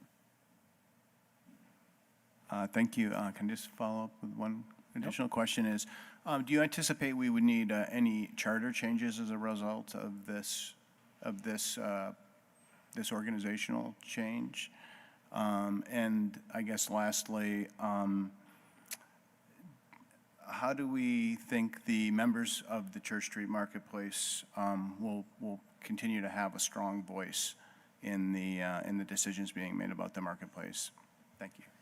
Well, one question I've presented to Samantha is to really deeply think about like what happens next for the Church Street Marketplace. I don't have any answers to that at all, but it's been studied. Everything's been studied in the city multiple times, long before I was here, around what comes next. Other communities, Montpelier, for example, has an independent nonprofit that does essentially the role of the Church Street Marketplace Commission and has a staff separate from that municipality. I want to make sure we have a sustainable strategy that acknowledges that after 40 plus years, there's a lot of businesses off the bricks, if you will, that don't have a direct connection to the way that the Church Street Marketplace Commission has been structured or the structure itself. So I think it's timely to review how do we want to do things going forward. Is it still city run? Is there a hybrid? Is there a separate nonprofit? I have no attachment to any of this, but these are the kinds of explorations that I think a good year of work will entail, looking at what we've already studied in the past, but then see where we are in a year and then engage obviously all of you around what comes next from there. In terms of the commission, I met with them very briefly to just notify them of my intention to appoint Samantha. They're very excited and supportive of her appointment, and I see no change in their role. There's a lot of important ear to the ground that they provide just on the every day for downtown, and I hope to see them as good, strong partners as we explore some of those bigger questions of what comes next. Okay, thank you. That's helpful. Thank you. Is there any other counselor that wishes to be recognized? Let's see if there's any counselors on the first round. Yep, Counselor Bergman, and then we'll see if there's any other counselors that want a first round, then Counselor Carpenter, happy to go back to you. Counselor Bergman? Thank you. I'm a little confused about the NPA question and its organization, and I say that because I look at the Department of Finance and Administration org chart, and I'm not sure that I'm seeing it in that org chart, which I actually think that while I love the work of Sarah Montgomery, and I think that they do really great work on elections, that it's a function which, in terms of dealing with the NPAs, is something that is beyond what that office is set up and is congenitally capable of doing. It's really an internally focused, more in the most positive way of saying bureaucratic institution. And you need bureaucrats to make things work. So I say that as a former bureaucrat of a long time. And so I also see on the NPA, the chart for CEDO, that there is an NPA public engagement specialist. But I hear this, then I see this bullet about integrating community engagement within DFA and revamping the NPA. So it's a little bit confusing to me. I guess that what I want to say, because this is something that's coming on, is I don't think that it makes sense, at least off the top of my head, to bring it into what's effectively the clerk treasurer's office. And if there's a desire to move because the focus is going to be on economic development and on housing, and so this is something in the realm of community engagement / democracy, and participation, that one might also consider locating it in REIB, like you are looking at the Trusted Community Voices.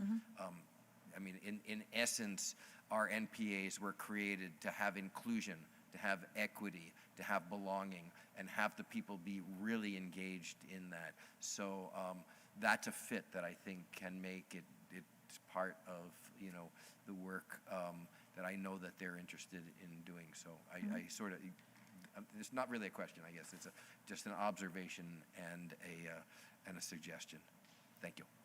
I appreciate that feedback, Councilor Bergman. We have not moved the position yet. It's also, the position is just newly vacant, and it's not even a full-time position as it's structured now. So it's an opportunity for us to do a little bit more thinking about that and get that right. And what I said earlier, I really believe, I don't think we have enough coordinated strategy around how to do community engagement in general. And so this is an opportunity. So feedback heard, and we'll take that back. Thank you, Councilor Bergman. Councilor McKnight? Thank you. I agree with Councilor Bergman on that point, and I think the mayor's point is well taken on the need to sort of revisit that community engagement piece, because I think there's room to grow there. So glad that's being looked at. I have a pretty specific question that is, maybe you can speak to it briefly tonight, or we can talk by email, but this bullet that's talking about the refocusing of the workforce development work to make sure we're advancing city's priorities. On the one hand, I think that's really smart. Of course, we already are seeing that, for example, lack of skilled folks who know how to do weatherization in the housing realm is holding us back from reaching our goals there. But I'm wondering how the administration is looking kind of at the role of workforce development as a sort of a fuel to move us towards a thriving economy overall in Burlington. And, I'm hoping that we'll look beyond housing, climate, and safety and think about, are there industries in our economy locally, whether it's the service and hospitality industry, whether it's light manufacturing like a Rhino Foods or a Burton or a Beta, or making sure we're an attractive place for nurses to live because of the hospital. If we can make strides there in our workforce, then our grand list grows, our economy grows, and then it's a lot easier to fix housing, climate, and safety. So just curious to hear more about that, because I think it's a really important piece of the puzzle. I'm going to start and then pass it very quickly to Cara on this. But one of the big pieces that I think is really important, and one of the primary purposes of Modern Gov, is to make sure we're also not duplicating efforts that are happening elsewhere. And anything that we do decide to deeply invest in are really advancing the core priorities of the city. So even just a couple of examples you provided, Councilor McKnight, and I only know this because I used to serve on House Commerce, which focused on workforce development. A lot of the things related to nurses, social workers, even early educators are being stood up by the state and have in the last 2 to 3 years. I wouldn't want us to duplicate efforts and then leave offline things where we know it's impossible to find, whether, staff who work on weatherization, for example. And now I'm going to pass it to Cara. Yes, I agree with the mayor there. We want to make sure we're not, creating redundancies that are already out there. And we're trying, workforce development and the funding around it is evolving as the federal government is evolving as well. So we're keeping our eye on that. A lot of these programs generally have DEI components, and some of that's being stripped out, and we need to find separate funding to continue that work as well. I will say some of the work we're doing right now is pretty targeted to really help Burlington. So the weatherization and heat pump installation trainings that we're running currently are absolutely targeted to fill a gap, that we're in a position right now where we have passed, you all have passed ordinances around weatherization, and we're unable to achieve those because there aren't enough contractors out there.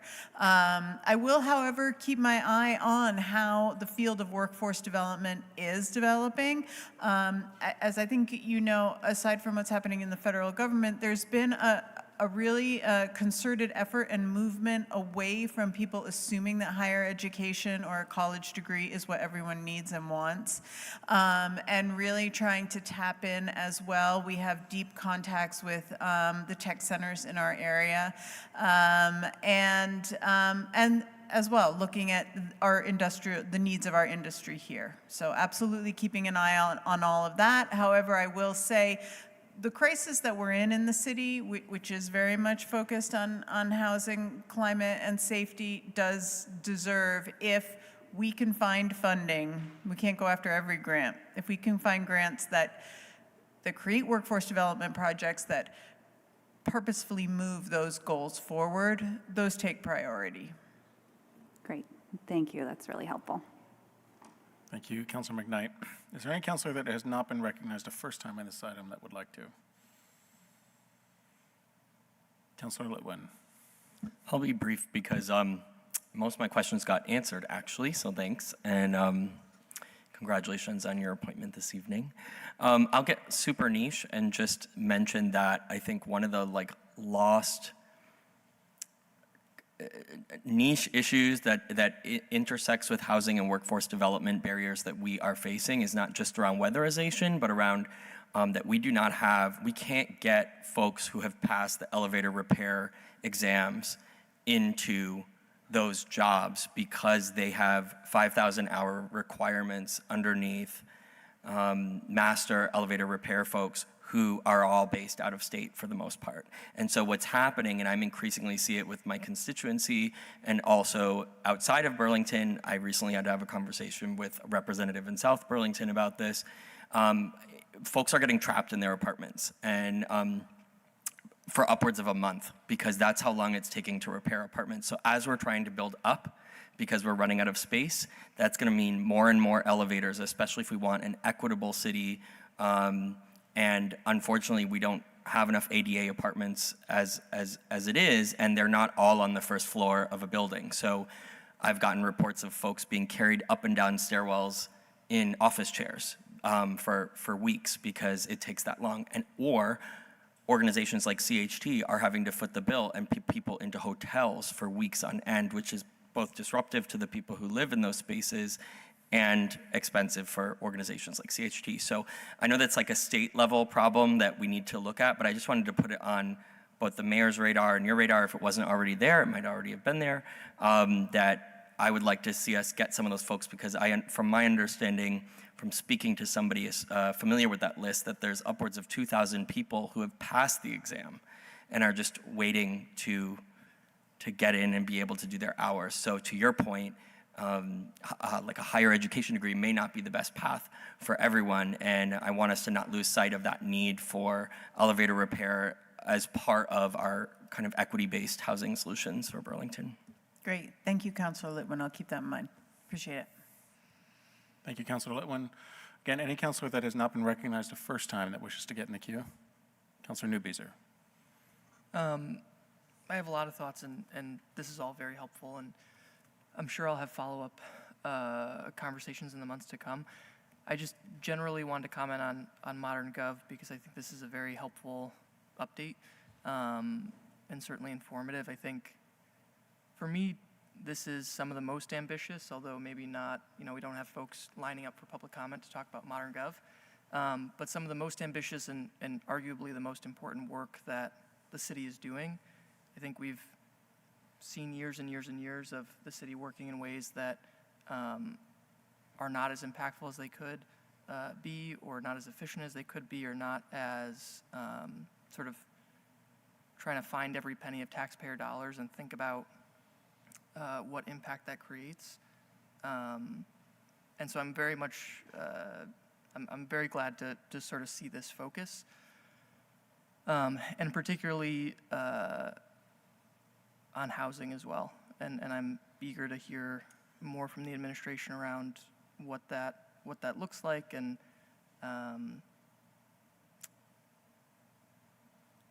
yes, just grateful for the work and look forward to more discussion. Thank you. Thank you, Councilor Newbeezer. Again, any other councilors that have not been recognized the first time? All right, then Councilor Carpenter, we will go back to you. Thanks. Couple of things. I really agree with Councilor Litwin. Having funded and managed many buildings with elevators, it's a huge problem. So that'd be great to figure out. I just want to comment more generally. We've talked about how some of these things need charter changes. And I am a great proponent if we can take all of that out of the charter. I don't think we need to re-charter it. I think it's a very antiquated, outdated way to run a human resource organization. I mean, just sort of structurally, we do not need most of those positions in the charter. So as we proceed, and I know it's complicated, I hope it's to get most of it out of the charter. And then finally, just a comment, you've heard my frustration about perhaps the lack of transition with CORE not being funded and who's a point person for the elderly. And it reminded me that CEDO was doing some of that work, and they're a little bit, we authorized a great strategic plan from the Council on Aging. We need to follow it through. It would integrate across city government,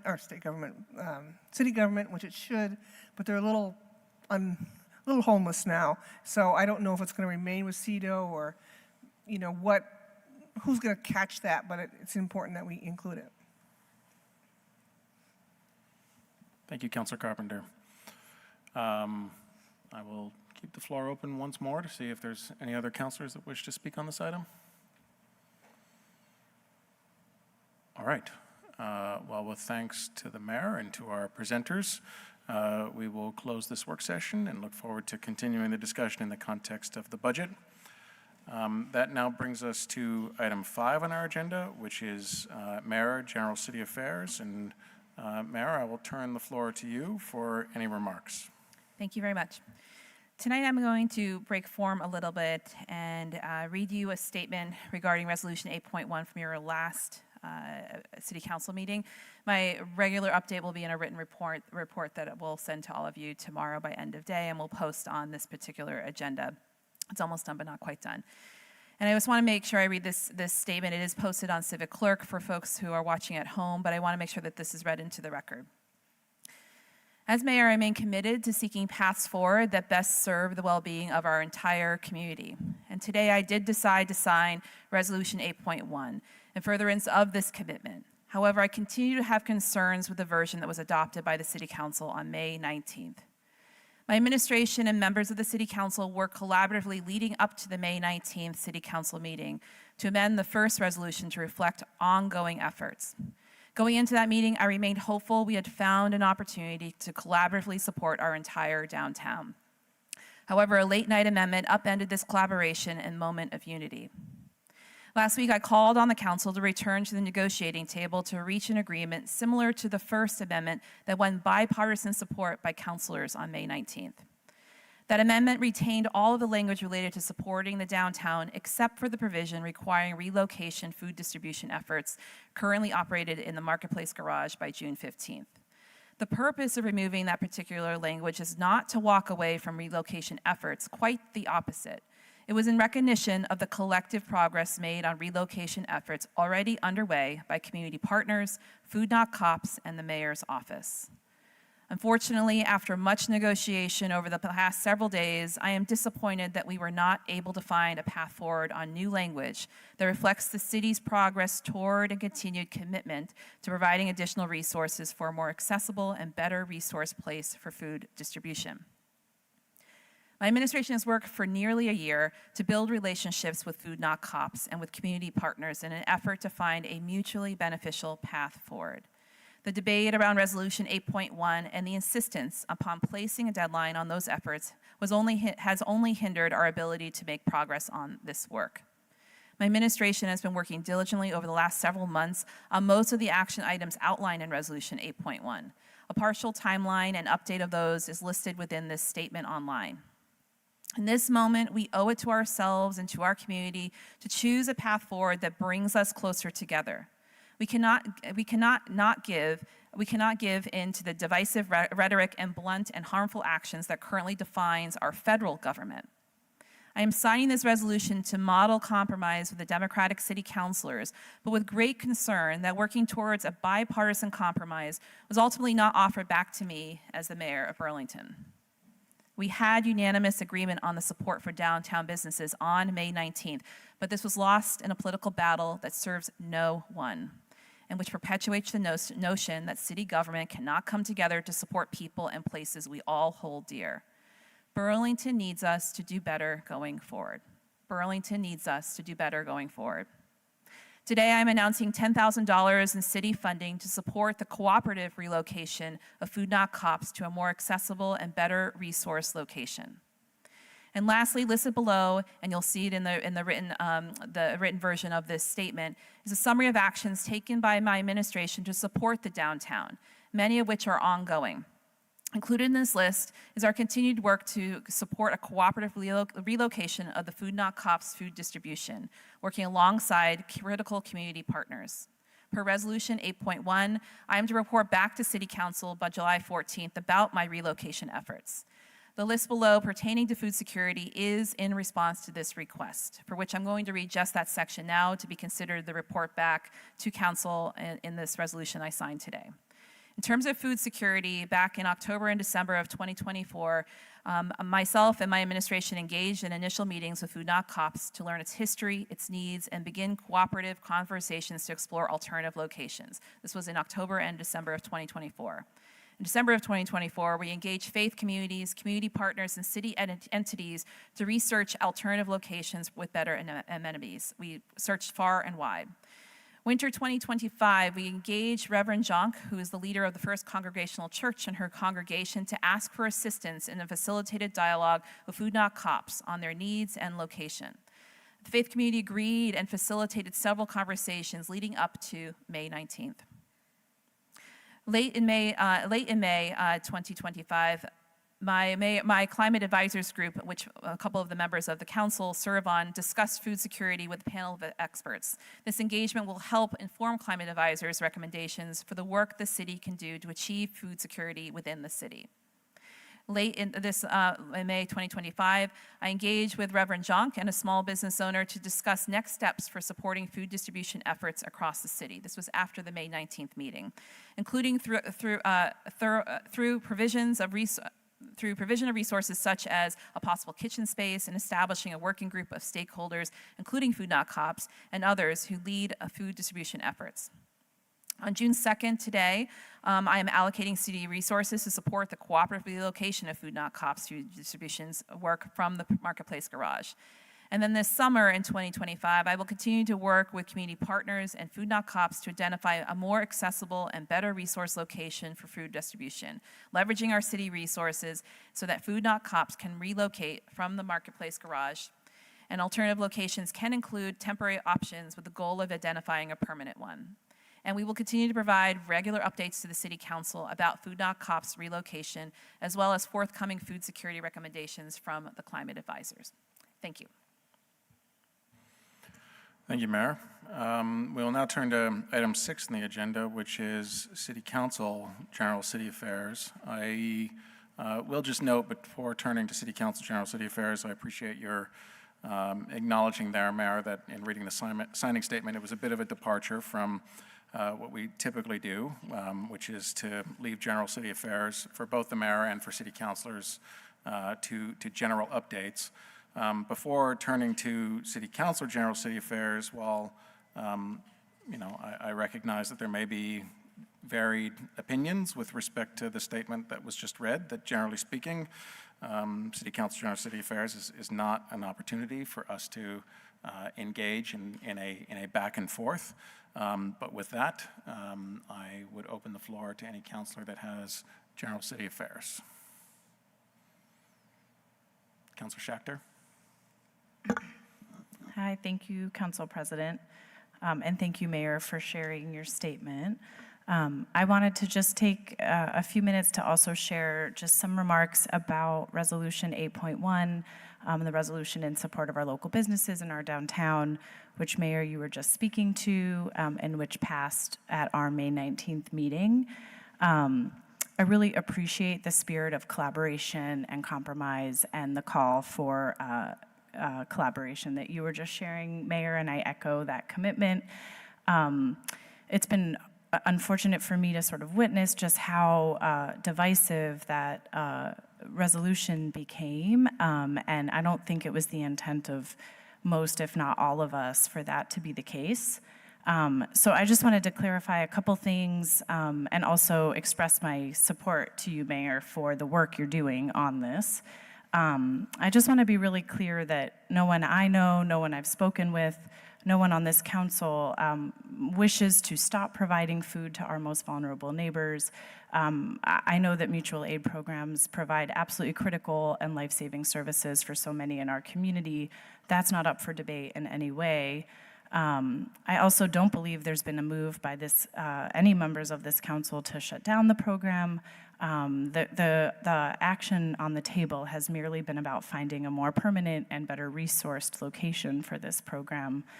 And thirdly, and you just spoke to this, that at no point was there, or what was passed last week was saying a hard and fast deadline by which there must be a relocation, but rather working towards a plan for relocation and really formalizing and codifying the work that has already been underway for many months to work to find a more permanent and suitable location for that program. And so I just wanted to make sure that's clear. And, you know, I've really felt and seen just how there's been a lot of swirling narratives. And I want to make it clear how much we all stand united in our support for everyone in this community and for the important work of this program. And Mayor, I want you to know that I speak for myself and our caucus, my caucus, that we stand ready to support you in achieving the goal of relocation however we reasonably can, whether this working group that may be taking form, we support any efforts that you think are going to best support this work, as well if you need any additional funding that we would support and ask for putting council initiative funding, which we all have and will continue to support putting behind relocation efforts if needed. I really see us all as partners in building a brighter, safer, and more humane Burlington for all. And it's my continued plea, and I've said this before, to encourage all of us to turn down the temperature, to stop attacking each other, and to start turning towards each other.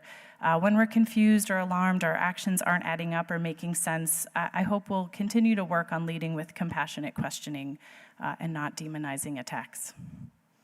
Thank you. Thank you, Councilor Schachter. Is there any other councilor that wishes to be recognized on general city affairs? Councilor Grant.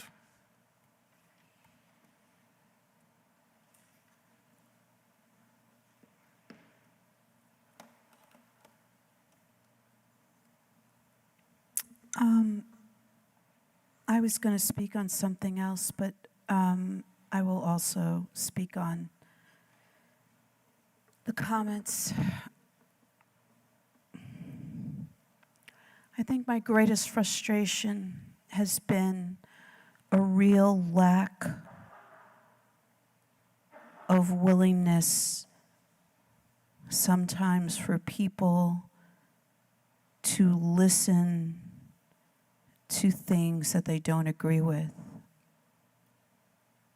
I feel like I was hitting a wall many, many, many times, and the various volunteers of this mutual aid organization and others felt that they were hitting a wall many, many times, in that they did hear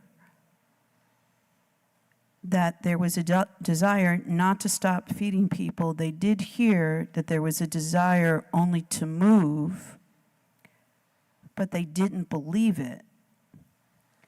And that is based on previous actions over the years taken by the city. It's been based on previous trauma where people were told one thing, something else happened. Police were involved without warning. So there was trauma, there was concern, and the reasons as to why they wanted to remain in that location, although we can disagree with them, weren't being heard or respected.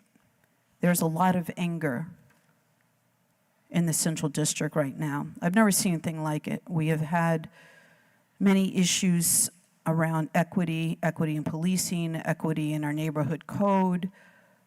We've had members of our community disagree before. I've never seen anything like what I'm seeing now.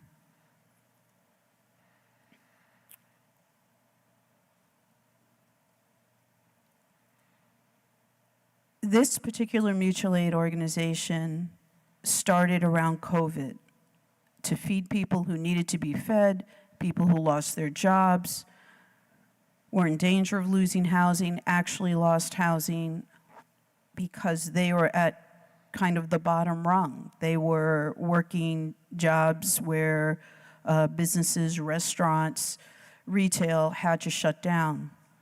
They were the most vulnerable. There is something to be said for being in a place for such a long time and being consistently reliable to people who sometimes can't keep cell phones on because they don't have the money, don't have computer access. Maybe things are going fine for a while, then they're not, and they're like, oh, let me see if I can go back there. Yep, they're still here, I can get something to eat. Are there criminals that have been served? Yeah. But the rhetoric around accusing the volunteers and all the individuals that have sought meals there as being treated as though they're not part of the community, being treated that they're criminals, this is gravely concerning. Never seen businesses against businesses, businesses against residents, residents against businesses, and then that makes people just want to dig in. That creates fear. That was not listened to. And that's when you get people who start to yell. That's when you get people who get aggressive with business owners because they feel threatened. They're not listened to, and they've been hurt before. And it is regretful that our city has that history. But it's a true history, and we can't just easily dismiss it because there are those of us who have never been in the situation where we've been housing insecure, so we can't always relate. And I think we have to really think about that. I thank the mayor for her work. And I wanted to talk about Chief Burke's recruitment plan, because now we have one at the Burlington Police Department, and I encourage you all to read it. Thank you. Thank you, Councilor Grant. Is there any other councilor that wishes to be recognized in general city affairs? Councilor Bergman? Sure, thank you. I just want to add on what Councilor Grant said regarding Chief Burke and report that in my neighborhood where... Councilor Bergman, I'm sorry. Could you pull your microphone up a little bit? I had received a comment earlier that they were having a hard time. Hearing me? Yeah, I don't know. It might be just your mic, but... It might be my throat. It could be, sorry. It could be me. Okay. I've not really been told that the people have a hard time hearing me, so thank you for whoever it was who said that. So, and Councilor Litwin attended a community meeting in my neighborhood recently where people were concerned about a level of activity. And Chief Burke came and spoke and I think committed, and I had asked him at that meeting to send CSOs and assorted other folks around, and I just want to report here that has been happening on a much more regular basis, and that is a dramatic change. And we still have the recruitment problem. So I think that leadership makes a big deal. And I thank him and the department and the mayor for that great appointment. And I just want to say that it seems to me that, in the reading of the statement that the mayor read regarding the resolution, that we have gotten our report that it was called for by July 14th. So just so that everybody is really clear about that, that's the way that I interpret this statement, and we should continue to move forward to do good things.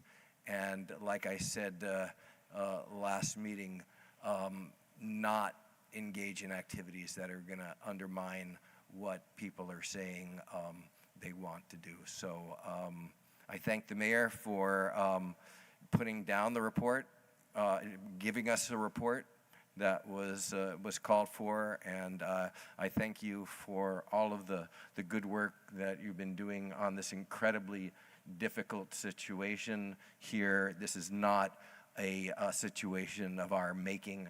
It is a problem which is not unique to Burlington, and if the governor's proposals regarding the housing programs on the state do not get fully funded in a real way, then we're in for an even harder time as the state divests itself from responsibility to house people. And this is a serious, serious problem compounded by a federal government that is walking away from everybody except a billionaire class. Thank you.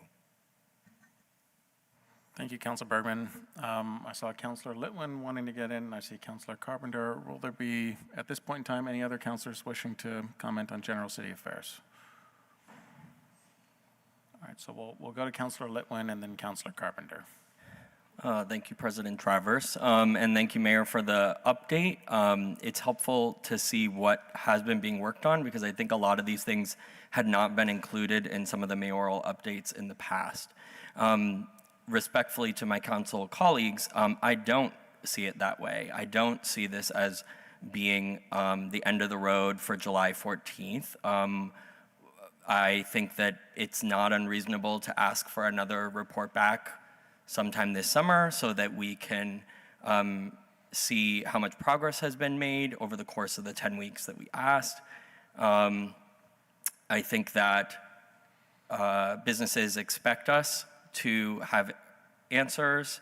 The community expects that. And I also have to disagree with the notion that we couldn't reach compromise because of this particular caucus. There was language that was floated that asked this body to approve a working group.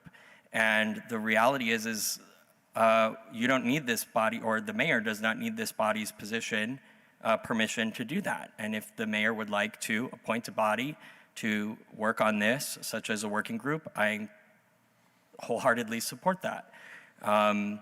Just as the mayor has formed the tax advisory, or the tax fairness working group. So I don't think that we need to make any changes to 8.1. I'm glad that the mayor has signed it. And I hope that we can move towards, I think that the commitment of substantial funds to relocate this group is an excellent signal of good faith. And I look forward to hearing back in summer, hopefully, or just seeing the progress. Thank you. Thank you, Councilor Litwin. Councilor Carpenter.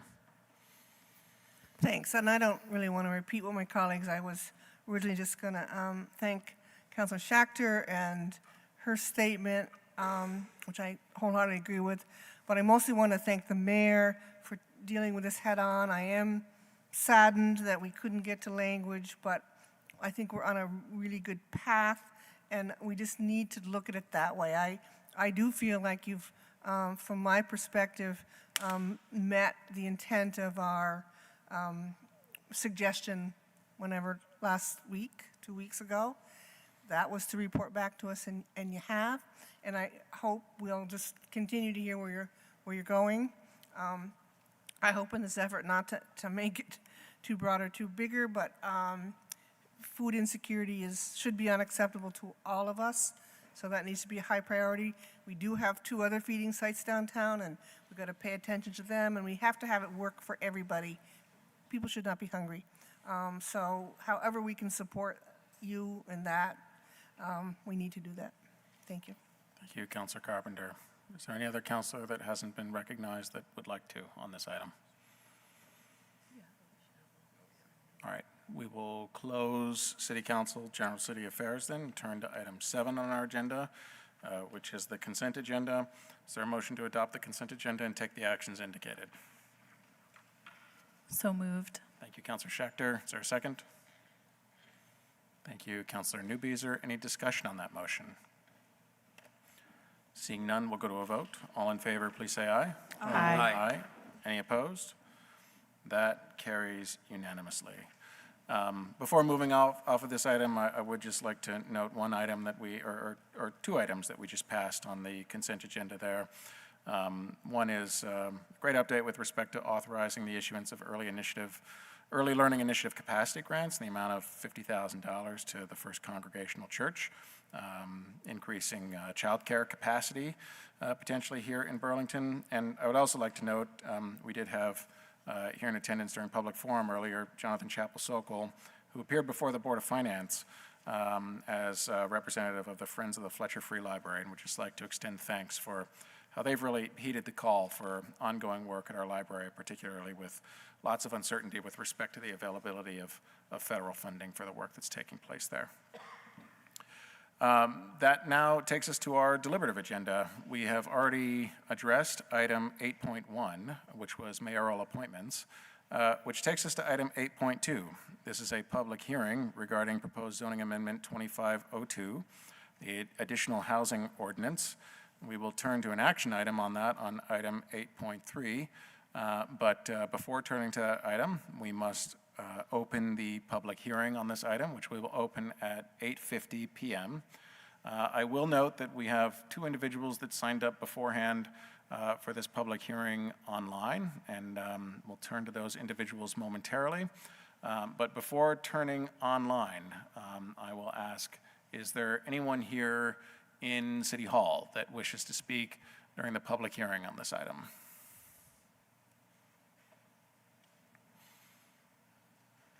Okay. We will turn online now. As mentioned, there were 2 individuals that had signed up online. The first individual is Sharon Busher. And Sharon, you should be able to go ahead and unmute yourself if you're still there for the public hearing on this item. Thank you. So the Neighborhood Code Part 2 is a wonderful selection of ordinance that includes a lot of different types of housing, pocket neighborhoods, row houses or townhouses, and also PUDs. And so for the most part, I think as it has been worked through by planning and the ordinance committee, it is in really good shape, and I think it will bring wonderful housing to existing neighborhoods. Having said that, there are 2 things. One is that the first Neighborhood Code Part 1 got passed with the statement that, and I was opposed to it on a number of counts, but one was because it didn't address affordable housing.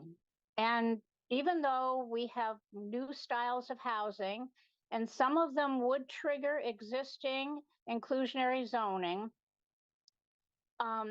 we really haven't talked about inclusionary zoning or affordability. And I think that is something that I think shame on us. And I I'm concerned because I understand the Planning Commission might move forward with some discussion in June to have it back to the council regarding IZ. I hope it's not a rushed proposal. I never feel good about proposals that aren't fully vetted. So having said that I'm going to leave IZ there. The other comment has to do with the communication, the staff communication that you have regarding Neighborhood Code Part 2 and the ordinance. And in the communication, it talks about shared common areas, and it talks about pocket neighborhoods, talks about usable open space as defined in Article 13 of the CEDO. Open space for walkways, tennis courts, sitting walls, lawns, gardens, play area. And then it says, and you can read this because it's in a different, like italics, it's in different font. It says usable open space shall not include parking or drives. Now I want to just bring your attention to the ordinance itself under pocket neighborhoods, and on line 122 and 123, it says off-street parking can be located within a common building, and the common building can be in the open area that is part of the open space for play areas, okay, can be located within a common building, provided that the egress and ingress to such parking is not oriented towards or fronting on the common area. But it still allows this common building to house parking. I think that there is an inconsistency between what you have in the memo and what you have in the ordinance. And for me, the real purpose of bringing, it's not the inconsistency matters, but the real issue for me is to have a drive and a garage in that common area, and the impact on air quality and the safety factor if you've got children playing there. And so I feel that we have failed in providing good air quality and safety. And I would ask many of you to go to the South End and see some of their affordable housing complexes that have open areas which have raised beds and playgrounds, and there's no parking in there, and the air quality is decent. So I am concerned about that aspect of this ordinance. So thank you so much for hearing my comments. Thank you very much, Sharon. The other individual who had signed up in advance for the public hearing is Kirsten Merriman Shapiro. And Kirsten, you should be able to go ahead and unmute yourself. Thank you. Hello, can you hear me? Yes. Oh, thank you all for having me at the council to speak at the hearing tonight. The amendments before you are important to Champlain Housing Trust. Particularly, there is with the neighborhood code and the regional corridors, it provided some really interesting opportunities to increase density, which I think, particularly around housing, was the intent of the council with the neighborhood code and that whole process. There's a memo from Michael Monty in the packet with this. We began a process with the state and a bunch of partners looking at how to create a new model of housing for adults with developmental and intellectual disabilities in 2023. We finished our work in 24 in December, and through that process had identified a location on St. Paul Street for this new model of housing. And it was possible through the neighborhood code. However, as we dug deeper into that, we came upon the realization that there was an issue around limitations of the footprint of any particular building, which is different than lot coverage. So we met lot coverage, we met setbacks, but to actually increase the density and to have a project of scale so that it would be financially feasible and meet the needs of this population, we needed to put an addition on an existing building, and that exceeded the allowable footprint in the region, in the corridors. So the Planning Commission was addressing some of these technical type corrections, and they had come to a conclusion to address this through a footnote, which is in the ordinance, and we support moving forward with that. This type of housing is critically needed. Initially, about 2003, there was a study done by Green Mountain Housing Advocates that indicated there's over 600, the need for over 600 units for this type of housing. Burlington's consolidated plan work and data and interviews indicated that there is a greater need in the last 5 years here in Burlington for this type of housing as well.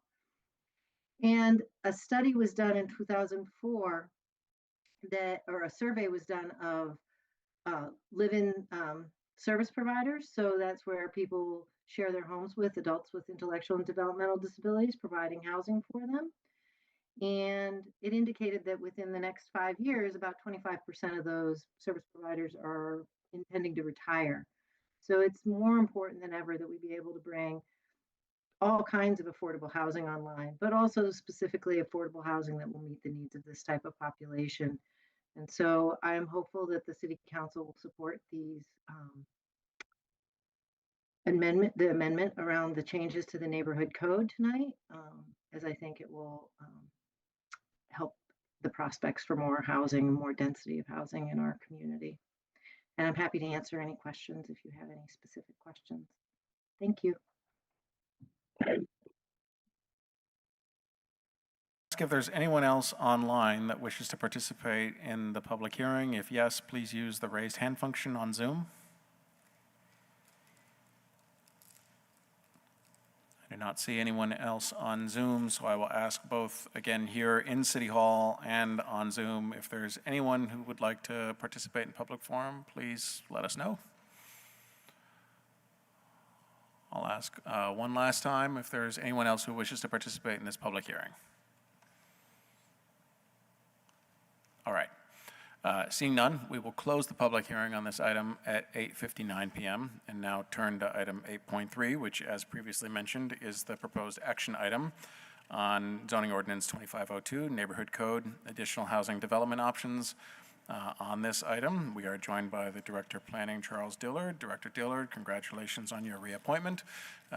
We are also joined by Principal Planner Sarah Morgan, and Planner Morgan, congratulations on, as I understand it, a recent promotion, well-deserved from my opinion, in your office. And I'm glad to have you both here with us to present this item and answer any questions that the council may have. Great, thank you for those remarks, Councilor Travers. Sarah's going to bring up a slide deck. There's a lot in this amendment. I am first going to start with a high-level overview of the sort of biggest takeaways and the biggest components of this. We do have a slide deck prepared that covers the entirety of the amendment. We did have 2 ordinance committee meetings. If the council would like, we can go through the entire presentation, or we can keep it at a high level and ask if you have any specific questions about any of those sort of deeper topics. We're happy to take them, but let us just start with the sort of bigger items here. So about the neighborhood code, some of you were not here last year when Part 1 was adopted, and even when Part 2A was adopted in October. So Part 2B continues the work of the neighborhood code, which is intended to facilitate infill development in Burlington's residential neighborhoods in a sustainable and equitable manner, and follows a national trend in this direction. You can go to the next slide. So the highlights of 2B are here. So 3 types of housing that are either not facilitated or allowed today, or are allowed, but the standards don't really promote highest and best practice. So The first of those is planned unit developments. We've got some great examples of planned unit developments. Northgate in the New North End is a great example of a large-scale residential development that, were it to be built today, would need to be a planned unit development, and the neighborhood code standards that we're writing would facilitate that. Pocket neighborhoods or cottage courts, these are clusters of homes designed typically with a common open space. Sarah's going to describe those in greater detail later. And finally, row houses, which you also might know as townhouses. So these are the big types of development. And I just want to note that planned unit developments are going to be a vehicle for housing development in Burlington if this is adopted. Our office is aware of several projects that are in the early stages of conceptual design, but we also feel really confident that planned unit developments within the entire universe of neighborhood code standards will likely be the most fruitful, especially in the short term. You can go to the next slide. So the amendment also includes some detailed amendments to, I would say smaller standards, but they're no less important. Provides clarity related to design review, the way that it's structured today, brings it up further to the front of the ordinance to make sure that our administrative staff and the public is aware of what is and what is not required to go through the design review process. Addresses the relationship between secondary structures, which were allowed under the neighborhood code, and accessory dwelling units. Modifies some residential density bonuses that we have in the ordinance today and brings them up to using the same types of standards and terminology that we use elsewhere in the neighborhood code.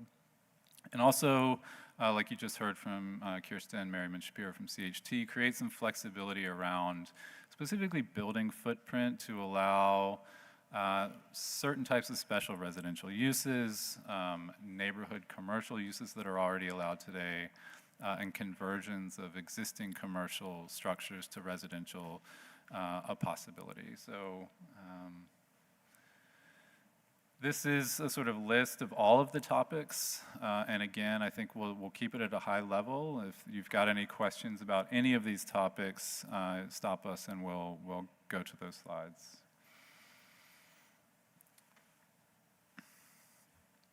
All right, Sarah, do you want to talk about pocket neighborhoods? Awesome. Great.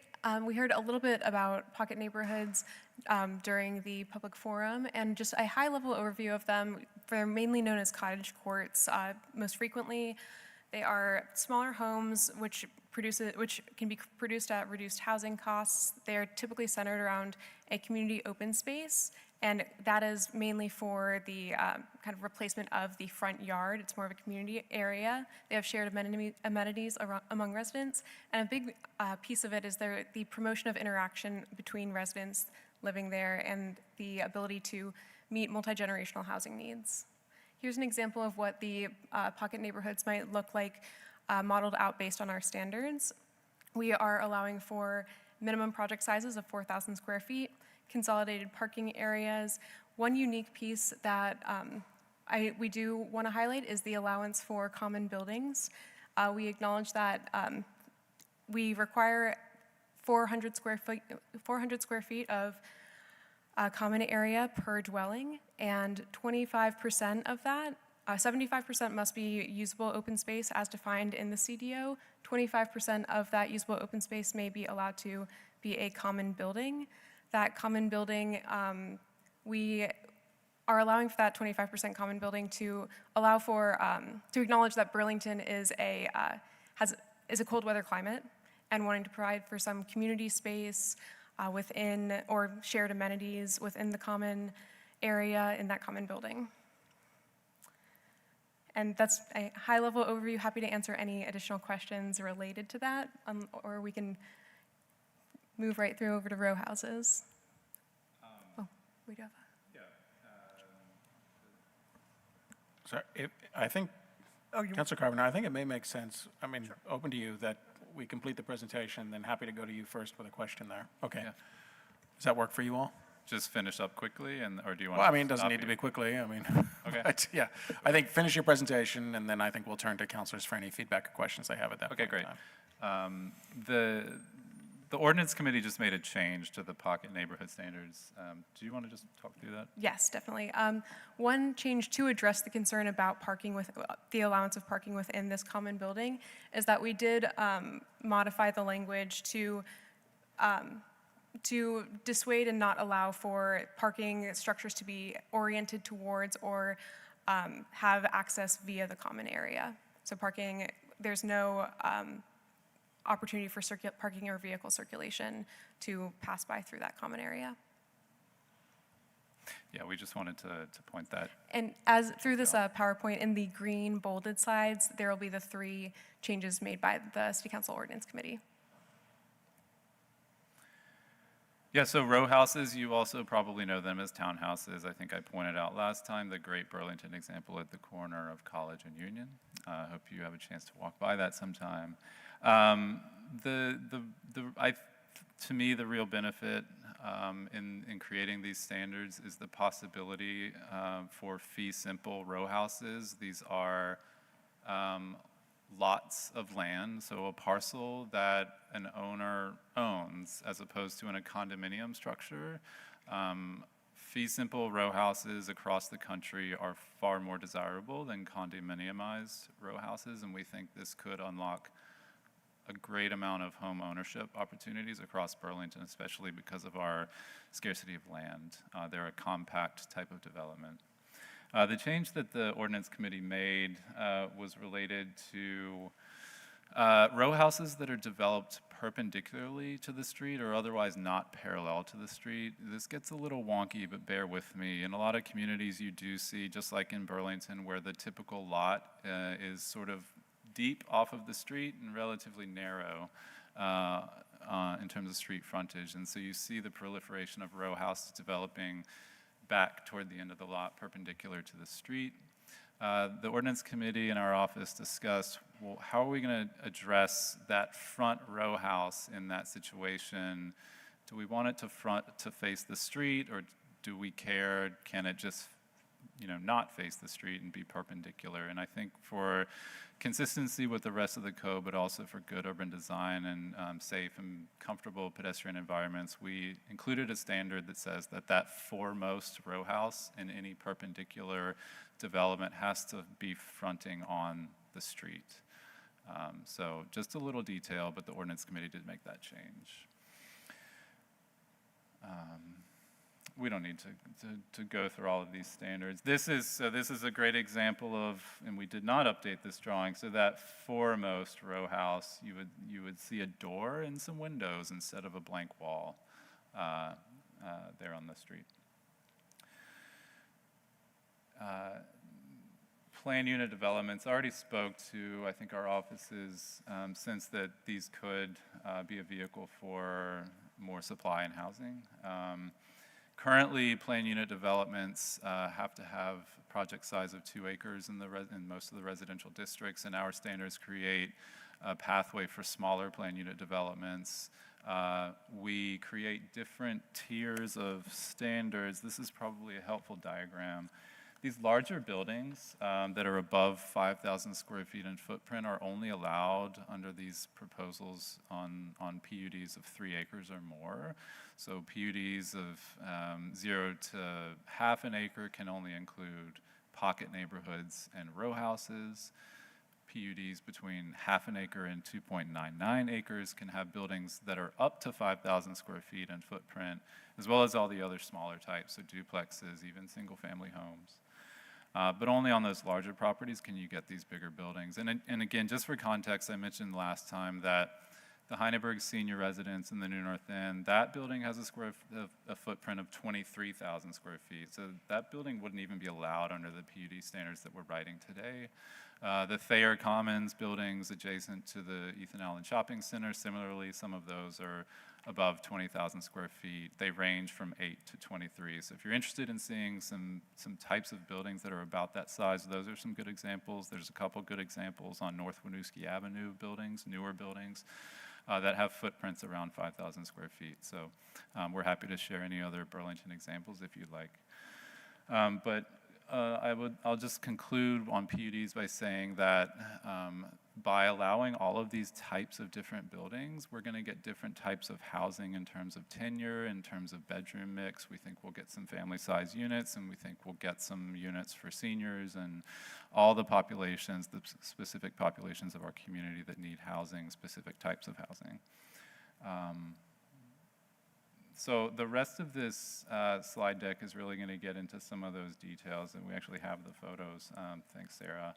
I think we'll just stop here, and if you all have any questions about any of the other standards, we're happy to take them and move to those slides. Okay, thank you again, Director Dillard and Planner Morgan, for your office's ongoing work on neighborhood code. I did indicate to Councilor Carpenter that we would turn to her first, and then we'll go to Councilor Litwin. Just a quick question, which I probably should have asked before. You had some of those drawings, and I'm just asking, how do carports work into this? Does that take? In a specific type of development, or Yeah. all of them? Well, just generally, I guess, you know. Yeah, I think to your point, the pocket neighborhood that is in South Burlington on Kirby, Yeah. on the way to the airport, that does, I think, have carports, so covered sort of car parking, then that would be allowed. There's not there's nothing about a carport structure that would. No, and by allowing them in that common building also, that allows some parking inside as well. Yep. Okay. Just also for clarification as well, we do allow for attached garages for the individual units in the pocket neighborhoods as well, as long as they are not oriented towards the common area. Okay, thank you. Thank you, Councilor Carpenter. Before turning to Councilor Litwin, Councilor Bergman, may I turn to you in your role as Chair of the Ordinance Committee for a motion on this item? Why, certainly, and I'll take the floor back later Great. to deal with anything after folks ask. And Okay. that is, I'd like to move to waive the reading and adopt the ordinance as amended by the Ordinance Committee. And we have seen, get a second, and after other people have a chance to ask questions, take the floor back briefly. Thank you, Councilor Bergman. Is there a second to that motion? A second. Thank you, Councilor Barlow. You'd like the floor back later. You'd like the floor later. Is that right, Councilor Bergman? Okay. So thank you for that motion. For the second by Councilor Barlow, Councilor Litwin, we'll turn to you now. If it's helpful, Councilor Bergman, I'm happy to go out of order. Okay. I don't think that's what he was looking for. No. No. Go ahead, Okay. Councilor. I just wanted to offer, in the spirit of collaboration, Thank you. the two questions that I had, and actually Councilor Carpenter kind of queued that up, which is, as I think about where the neighborhood code is taking us in the next 50 years, I think a lot about what Councilor Carpenter has been talking about lately, which is our large population of folks who are 55 and older, and also our population of folks who have some varying mobility restriction. And I think of cities as being places where folks who have challenges in taking care of a home or don't need a large home anymore, or whatever, for whatever reason, as a place where they come. And a lot of the folks I see moving into my neighborhood at Cambrian Rise are increasingly older or have other sort of mobility restrictions because they need somebody to take care of the property maintenance and all the other things, and have underground parking so they don't have to get out and shovel in the winter. And so I would, I guess, encourage us to also be thinking, and the mayor talked a little bit about this, about how each and every department needs to hold equity as part of its work, which I wholeheartedly believe. And so I want to, as I look at pocket neighborhoods, which I think are great options, and first of all, I love all these options, and I support all these, but as I look at some of these designs, I just want us to always be thinking about, when you get into the permitting and approval processes for anything that's being sent to design, that we think about what would the experience be like for somebody who maybe is older and has mobility restrictions and needs to get their groceries in the house. So just something to think about. And then additionally, I think a lot about, and maybe this is because I've lived in Champlain Housing Trust communities for going on 12 years, and where there's a lot of need and a lot of diversity of need.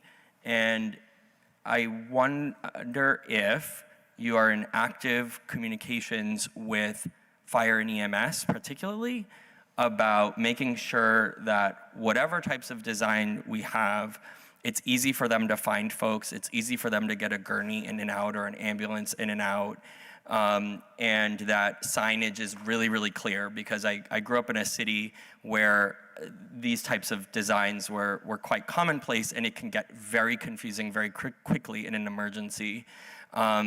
And then if some of these smaller buildings likely won't have elevators, or may or may not have elevators.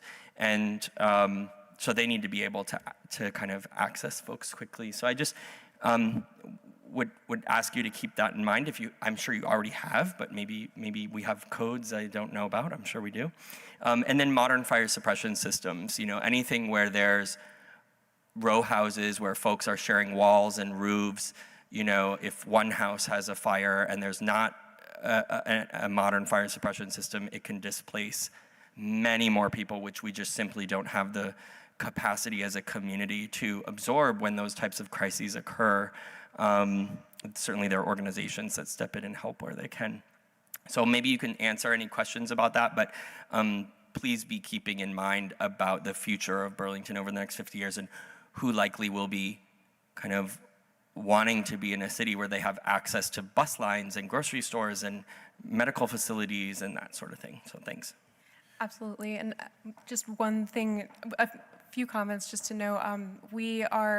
We've been working really strongly we have a really strong partnership with AARP as part of this neighborhood code initiative, and I highly recommend councilors check out the initial housing forum that we did in partnership with AARP Vermont last month. We're going to be having a second housing forum that's also really going to talk about, they're really focused on aging in place, and this next one is going to be coming up on June 17th. We'll get the information out on that as soon as we can.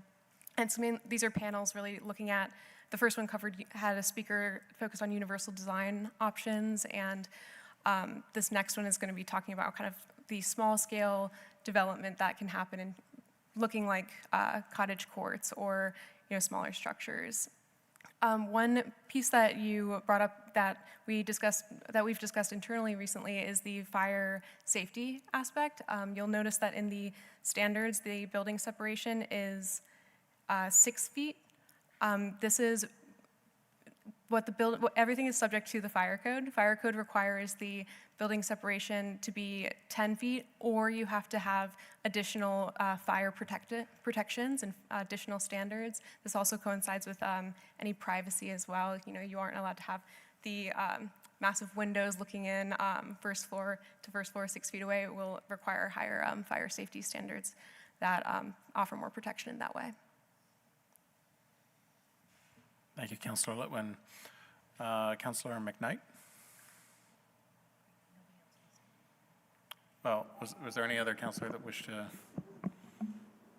I don't have anyone else in the queue at this point in Just time. wanted to Councillor take McKnight. turns if we needed to.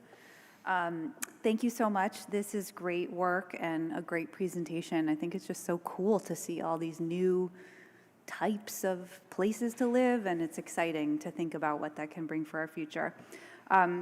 I just want to start off by saying a little mea culpa, that in the past I've really had, as you know, particularly Director Dillard, I've had some concerns about the neighborhood code, but now I have to say that since we're seeing the real data come in on what's being built, and just as I've personally learned more about the intense and it's extremely complicated challenges we face with housing here, I have really been converted to a super fan, so thank you for helping me on my journey there.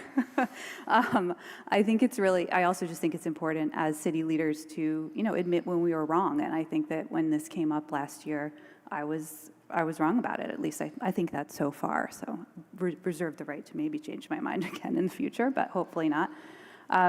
So I think it's really exciting to see that we've had these 25 new units created, as you note in the memo, but we need even more, and we need them to be built faster. We need them to be more affordable, and I know that this step is getting us part of the way there. So I'm just wondering, though, if you can walk us through beyond taking this step, what are you seeing out there as the biggest barriers to building more units and building them faster? Because I'm just curious, what are there other ordinances that we have to tackle to help enable that? I know we've emailed a little bit about that in the past. And then I'm just going to get through all my questions and I'll turn it back over to you. Building on Evan's question and also looking at some of the, that was question number one. Question number two, just looking at the diagram you had up there about with the pocket neighborhoods and thinking about issues of equity and accessibility and safety, is there still, and I think the answer to this is yes, but is there still a minimum for each of those little buildings in there? Is there a minimum footprint or, like minimum room size for livability kind of code standard that we have? So just that's the second question. And then going again beyond this, can you remind me, I know we've asked about this in the past, but are we going to get to a point with this where we look beyond residential zoning and think about what kinds of small commercial uses are needed throughout our neighborhoods? Because as I'm sure you're thinking about, with more people come more needs for services, and being the representative from Ward 6, I'm just thinking about how we don't have a single corner store or convenience store, and I'm angling for a Momo's type place in the South End. Shout out to Erin at Momo's, or something similar. So if you could just remind me, like, when we'll be getting to that, if hopefully soon. Sure. Barriers, costs, labor, materials. Right now, interest rates do not help. Those are the biggest impediments right now. With all of this sort of missing middle work around the country, it's the daunting task of doing a building project that almost every single homeowner is not comfortable with or experienced enough to do. We have applied along with Winooski, South Burlington, and Essex Junction for a grant from the CCRPC to do some education and outreach to small-scale infill developers. Following the state's own work on this that was completed in the last couple of years. We are even looking at things like pre-approved building plans. This is a model from around the country that our team has personally worked on elsewhere, but we think it could facilitate and expedite the review process and the design process for buildings. We do have a scarcity of land if you consider that barrier a reality, but I think part of this education is making people aware that in their backyards or maybe that corner lot down the street might have space for a few units, and I think that education and awareness will help there. The PUDs are really going to make a big dent in facilitating these kinds of projects around the city, so that is one barrier that has been removed. You asked about other ordinances. Our office continues to be interested in single-stair building reform, which around the country is being promoted, including across the river in Winooski, to facilitate more family-sized units for very wonky reasons I won't get into right now. We don't get family-sized units in a lot of multifamily projects, and the building code is one reason, and we're happy to bring a report on that if you all would like. We do work with the fire department's office. Evan, I'll just bring it back to your question there. I think part of this single stair building reform is creating a balance between fire safety needs and the needs of our community and what types of housing we need to live in. I'm going to go to commercial uses, and then you can remind me if I skipped any of your other questions. Commercial uses are allowed in some form via the neighborhood commercial uses, which are in the code today. In a lot of the districts, you can have a neighborhood commercial uses, especially in our older neighborhoods. We're doing neighborhood planning in the New North End right now, asking these kinds of questions about different uses in the neighborhoods, and only after planning processes like those would we entertain introducing more commercial uses into the neighborhoods. But I will say that based on what we've heard in the New North End, which is the most suburban and least commercial neighborhood in the city, there is strong support for commercial uses in our neighborhoods, on the corridors, even within the residential districts. So I think that if we continue to see that kind of support through our own outreach and engagement, we'll likely be bringing forward some amendments to that effect in the next, while. Did I miss anything? Minimum housing. You asked about the unit size and the cottage courts. There's minimum housing standards, which I think is 150 square feet, but the maximum is 1,000. Typically, I think you see cottage courts being anywhere between like 400 and 700 square feet in footprint. Thank you. I think we're fresh out of time, but that was great. Thanks. Thank you. Is there any other counselor that wishes to be recognized on this item? Counselor Bergman, you ready? Okay. I just want to summarize the work that the Ordinance Committee did, and it's been touched on, so it is really a summary. We met 2 times and went line by line on May 7th and May 9th. We, in particular, addressed the interests and concerns that former Councillor Busher raised, and she raised them again tonight, and Charles and Sarah did answer them. So I think that we may not have totally satisfied her, but we did take her seriously and did address those. We actually accelerated our review because of the need of CHT to get this through the process, and our hope in unanimously 4-0 bringing this back here in the fastest possible time, which is tonight, is to make every effort to pass this so that CHT can meet the building schedule that they said in their memo. So I think that we actively work very hard, and I want to thank the members of my committee, Councilors Kane and Barlow and Carpenter, for meeting as often as we have. And there were a number of changes that we made in the line-by-line review, and they were reflected up there in green. So I hope that we will do what we did here, what we did in the committee, and unanimously support this. Thank you. Thank you, Councilor Bergman, and thanks as well. I echo your thanks to the Ordinance Committee. Is there any other counselor that wishes to be recognized on this item? All right, seeing none, we will go to a vote. All in favor, please say aye. Aye. Aye. Any opposed? That carries unanimously. Thank you very much, Charles and Sarah, for your presentation tonight. And President Travers, I just want to note that Joe Kane is online there, so yes, just so that we're all clear about that. Sometimes. Thank you. Yes, yes. I should have noted that for the record. Councilor Kane is joining us online, and I have been watching to see if he wishes to be recognized. So thank you, Councilor Bergman. All right, that brings us now to item 8.4, BED FY26 rate change. And on this item, we have representatives from the Burlington Electric Department. We'll give them an opportunity to take their seats here.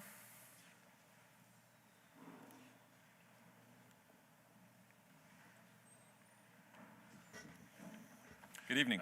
Good evening, General Manager Springer. Appreciate your being here.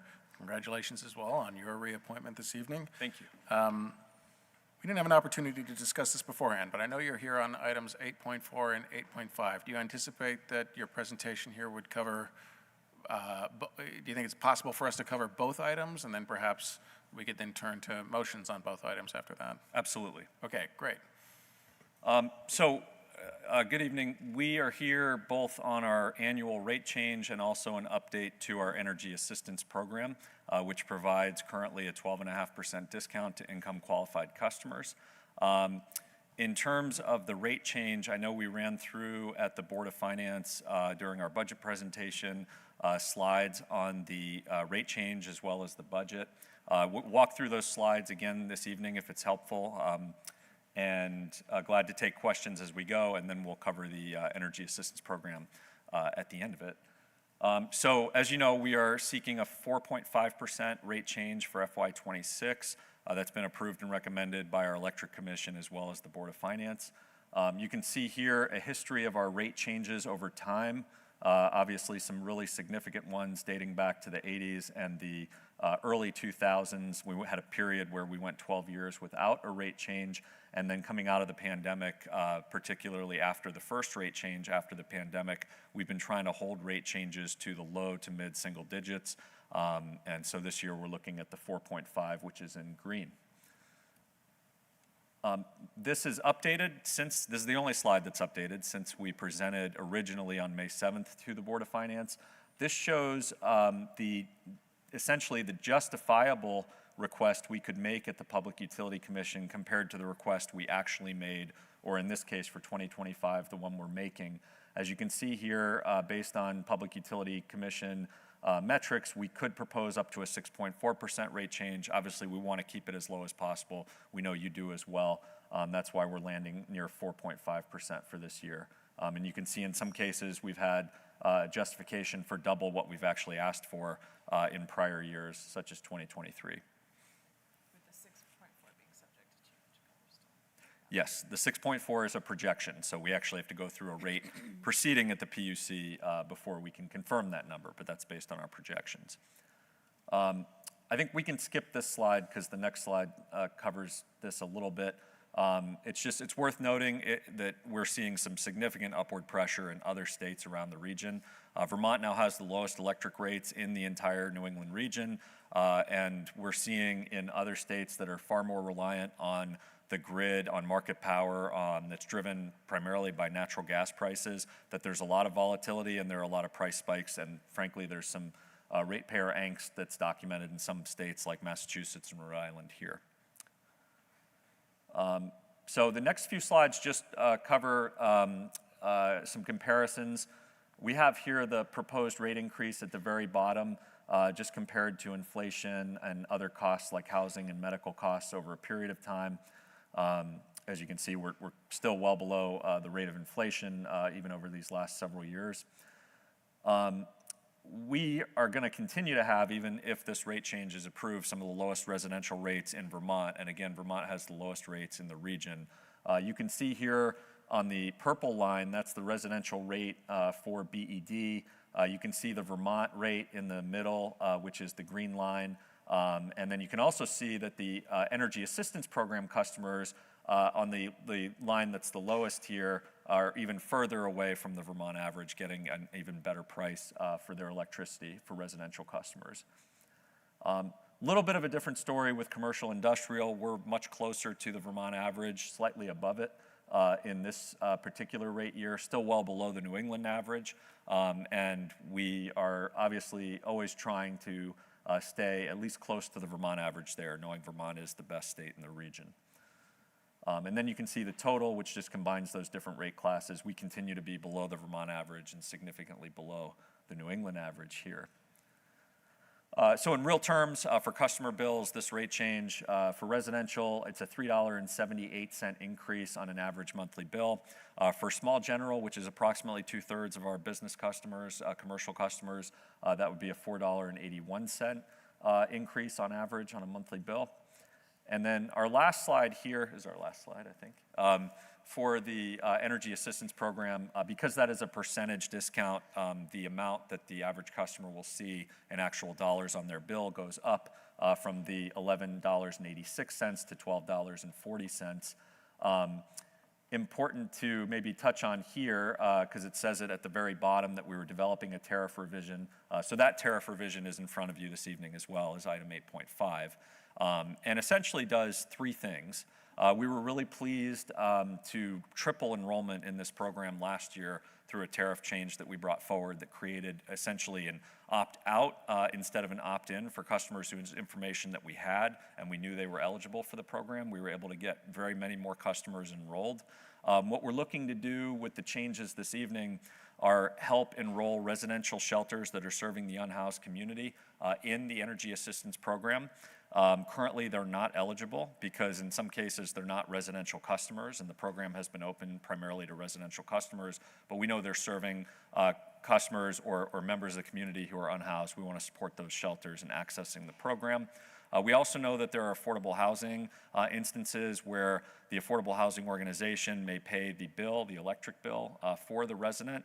And if they are able to show they can pass on the benefit of the program, I know we talked about this, Councilor Litwin, a couple weeks ago during the Net Zero presentation, but if they can show they'll pass on the benefit to the resident, then they will be newly eligible as well. I think Councilor Carpenter touched on there may be instances where we have a mix of affordable housing and market rate at the Board of Finance, and that situation is something we still need to address in future tariff revisions. And then lastly, we're going to make customers who are net metered eligible for the program. So net metering is customers primarily who have solar on the roof. I know, for example, that this will benefit at least one of the residential shelters that we're looking to support here because they have solar, and if they were not eligible because they were a net metering customer, they wouldn't see the benefit of the program. I don't know if you do have the email handy. I was going to turn it to Emily to give a sense with the Energy Assistance Program of who we might be helping. So we're still working through the analysis of the different types of properties that we believe would qualify. But so far, we believe there are 7 residential shelters serving approximately 120 beds that we think would be qualified for the rate as we proposed it, as well as 13 affordable and supportive housing properties with approximately 350 units. And we can pause there and take any questions. All right, thank you very much, Darren and Emily, for the presentation. I think just as a little roadmap here, I think we'll first turn to councilors for any feedback or questions that they have, and then Councilor Barlow, once we're done with that, I would turn to you as chair of the TUC to hopefully take the motions on these 2 items, 8.4 and 8.5 in succession. But Councilor Litwin, I have you first. Thanks. And I appreciate this. I was excited to actually read this in preparation for this evening. 2 quick things. One is, and I got a lot of my questions answered from your presentation, so thank you. One is, we just had a presentation from Director Dillard, which you were here for, and we talked a little bit about the missing middle housing, right? And so many programs, CHT housing, for example, is also runs the same way, is based on the federal poverty, percentage, right, 185% of federal poverty. And so I have kind of pulled up, the bar that you guys have to set, and I'm guessing this is because of federal requirements and so on and so forth, but it's pretty low. Your max income is pretty low, and I'm wondering if we can continue to have conversation maybe in BED, in the Electric Commission, to try and think about how can we help people who don't quite fall into this, because quite frankly, many people cannot afford to live in Burlington on this money anyway. And we see that the enrollment numbers are pretty low, the 776, and you said that was tripled. So how can we help folks more? And then I'd be curious also to hear if you think that we could encourage more climate-friendly, engagement in being part of the climate solution, I guess, by sort of tiering and rewarding people or incentivize for reduced use. So something to think about there. And then lastly, I would just say, as you think about those kind of I use CHT as an example because it's something I'm super familiar with, but there are other organizations that have mixed income, right? I live in a CHT building where there's all sort of income levels, and every apartment is set at a different percentage. And in my building, for example, the electricity is not provided, but the hot water is provided, the air conditioning is actually provided, and so that may be a way to kind of start to look at that for how can BED support them, because they are CHT. I don't want to speak for. I'm not speaking for CHT. I'm only speaking as a resident. They are struggling to be able to provide those systems. Those systems are expensive to maintain. They are expensive to clean. And there may be a way, but they're so necessary in buildings like that because you just don't have the airflow, and it helps, with energy efficiency. So maybe there's ways for you to approach that conversation that way as well. Yeah, and I thank you for the feedback. We definitely view this as a continued iterative process. This isn't the last tariff revision we'll bring updating this program. So we continue to learn each year on how it's working and trying to get more customers enrolled, and there's definitely opportunity for further conversation there. We're also in the process of partnering with the water department, as I think has been mentioned, to help administer a potential program from them that helps renters that they don't have a meter for, and we'll be able through the electric bill to reach more customers to support their program as well. So we're excited about that, but yes, continued conversation for certain on how we can continue to improve the program. Yeah, and that's great. And I know that you have Ita Meno on your team, who's, one of my favorite people in Burlington. And it would be great maybe if, as part of Ita's outreach, they might be able to even have like a series where they go to the NPAs or something to that effect and think about how do we get more people, because there are folks who aren't renters, who are homeowners, who are just struggling to pay. Do I choose between the electricity this month, the heat this month, the groceries this month, and especially as Councilor, sorry, I keep calling you out, Councilor Carpenter, but you have been leading us in a good direction about thinking about our elders who want to age in place, and they're often on a very fixed income. They often would qualify for many of these things, but sometimes maybe not. And so I think there's opportunity for more outreach to be like, how can we get beyond this particular bar, which is a tough bar to meet for some folks. And I'm done now. Thank you. Thank you, Councilor Litwin. Are there any other councilors that wish to speak on this item? All right. Seeing none, Councilor Barlow, could I turn to you again as chair of the TUC for a motion on item 8.4? Certainly. I would move to approve and authorize the general manager of the Burlington Electric Department or their designee, am I on the right one? Yes. To file tariff amendments and supporting documents with the Vermont Public Utility Commission requesting an increase to the Burlington Electric Department rates of 4.5% on bills rendered on or after September 1st, 2025 as proposed. Thank you. Is there a second to that motion? Second. Thank you, Councilor Litwin. Is there any further discussion or questions on item 8.4? All right, seeing none, we will go to a vote. All in favor, please say aye. Aye. Aye. Any opposed? That carries unanimously. And now, Councilor Barlow, may I turn to you for a motion on item 8.5? Yes. Move to approve and authorize the general manager of the Burlington Electric Department or their designee to file tariff amendments and supporting documents with the Vermont Public Utility Commission to amend the Energy Assistance Program as proposed. Thank you, Councilor Barlow. Is there a second to that motion? Second. Thank you, Councilor Bergman. Any further discussion or feedback on item 8.5? Seeing none, we'll go to a vote. All in favor, please say aye. Aye. Aye. Any opposed? That carries unanimously. So thank you, General Manager Springer. Thank you, CFO Stebbins-Wheelock, and appreciate your being here this evening. Mayor, that now takes us to item 8.6, which is an information and discussion item on the mayor's FY26 budget. And when you're prepared, happy to turn the floor to you and CAO Shad. So I think we're going to start with some slides. And we're going to, you got it. We had such a great performance on the Board of Finance that we're going to repeat our performance here.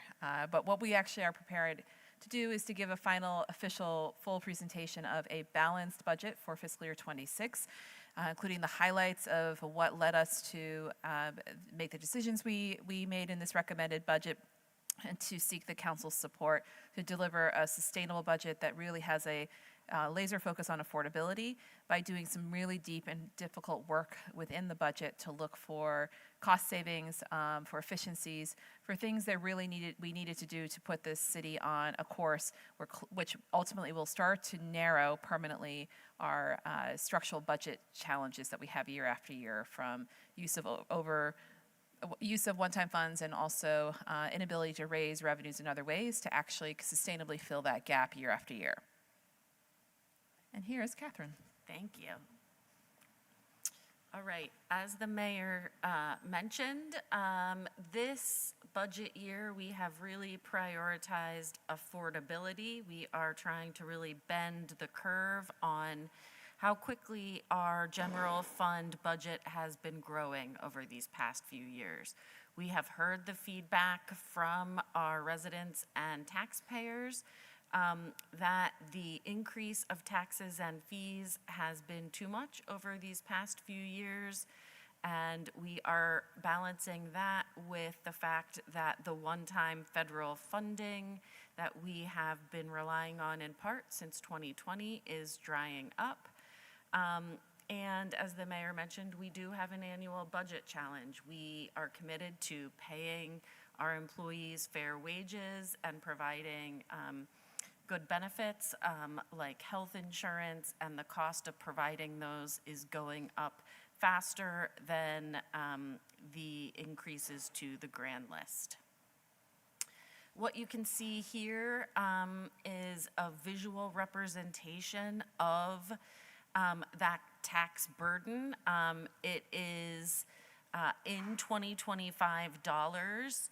And you can see over the past 20 years on the bottom in blue what the municipal tax rate, how that has changed. And then on the top, you can see the education rate. And as you'll recall, the municipal property, the property taxes are 2/3 education and 1/3 municipal.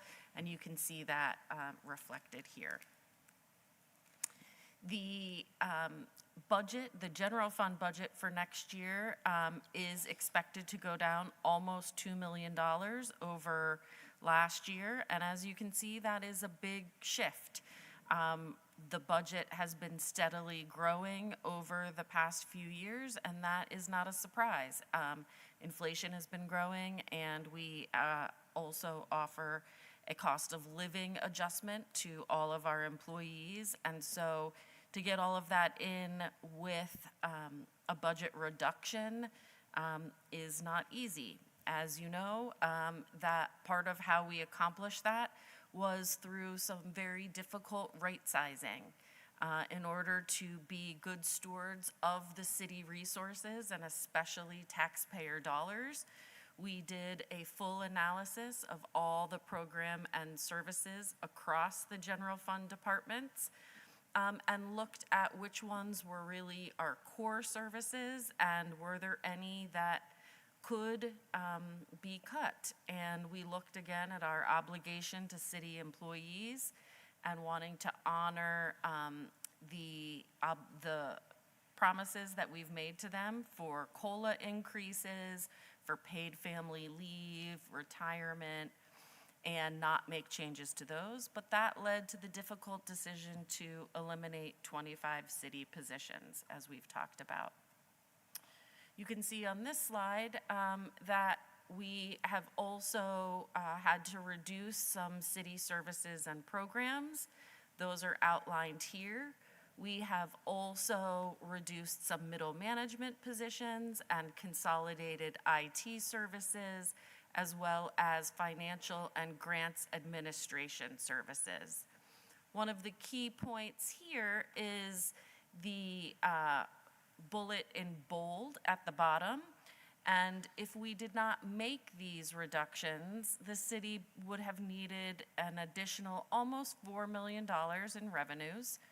And that would mean a municipal tax increase of 6.5 cents, which equates to a $325 annual increase on a $500,000 home. And I'm skipping ahead, I'll go back, but compare that to what we see here, which is taxes that have increased over the last 3 years by 6%, 6%, and 11%.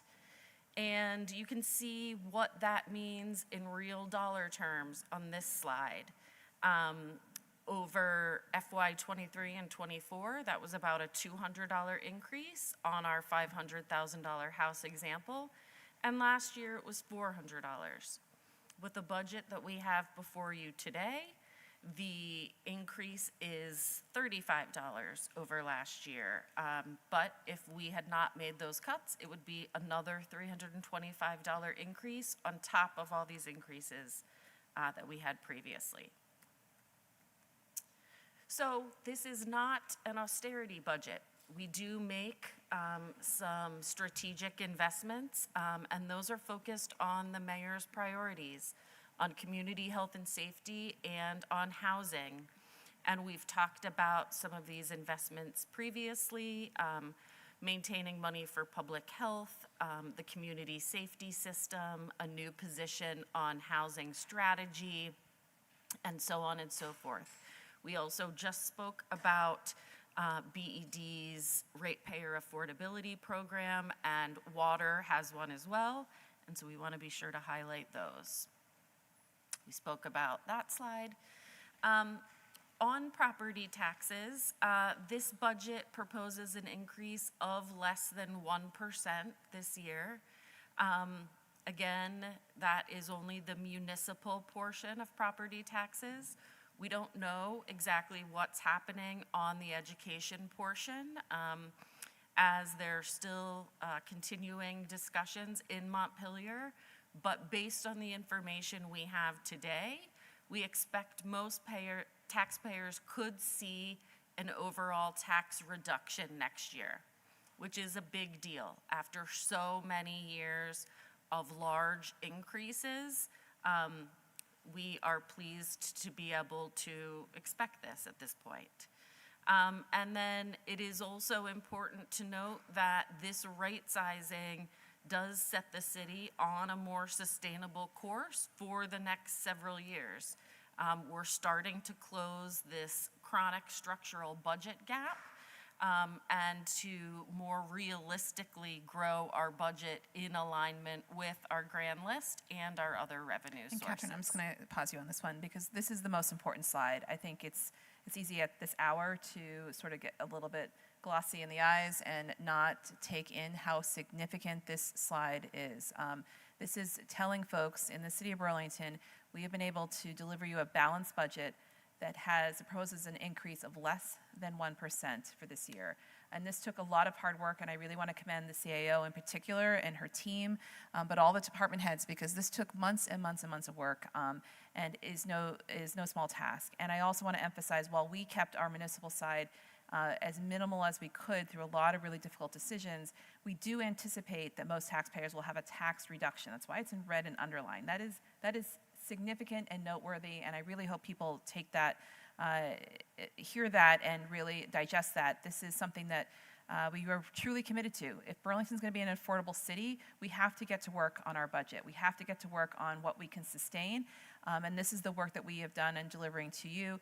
And as the CEO was just mentioning, this is going to allow us, that last point is going to allow us, the closing of the structural budget gap, to actually more realistically bring online multi-year budgeting, predictability, and how we can project tax increases that people can plan for and could be sustainable, and also realistic growth that we can anticipate from our grand lists and other revenue sources without guessing and being in this very, I call it hostile, like 1 year budget cycle, because we're held hostage almost to a way of thinking that doesn't allow us to think more expansively and more strategically with our limited city resources. Thank you. So finishing up on the property tax, for those of you who are interested in the details, we have discussed our numerous splinter or dedicated taxes, and those are shown on this slide. The current tax rate FY25 is listed in orange. The proposed rate is in green, and then you can see the difference. And again, that leading to an overall increase of less than 1%. And that brings us to our summary, and we have discussed all these points, and I will not, it's late. Questions? Thank you very much for that presentation. We will turn to councilors now for anyone that wishes to get in the queue on this item.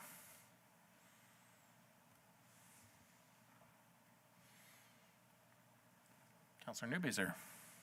I just want to say thank you and express my gratitude. I think this is,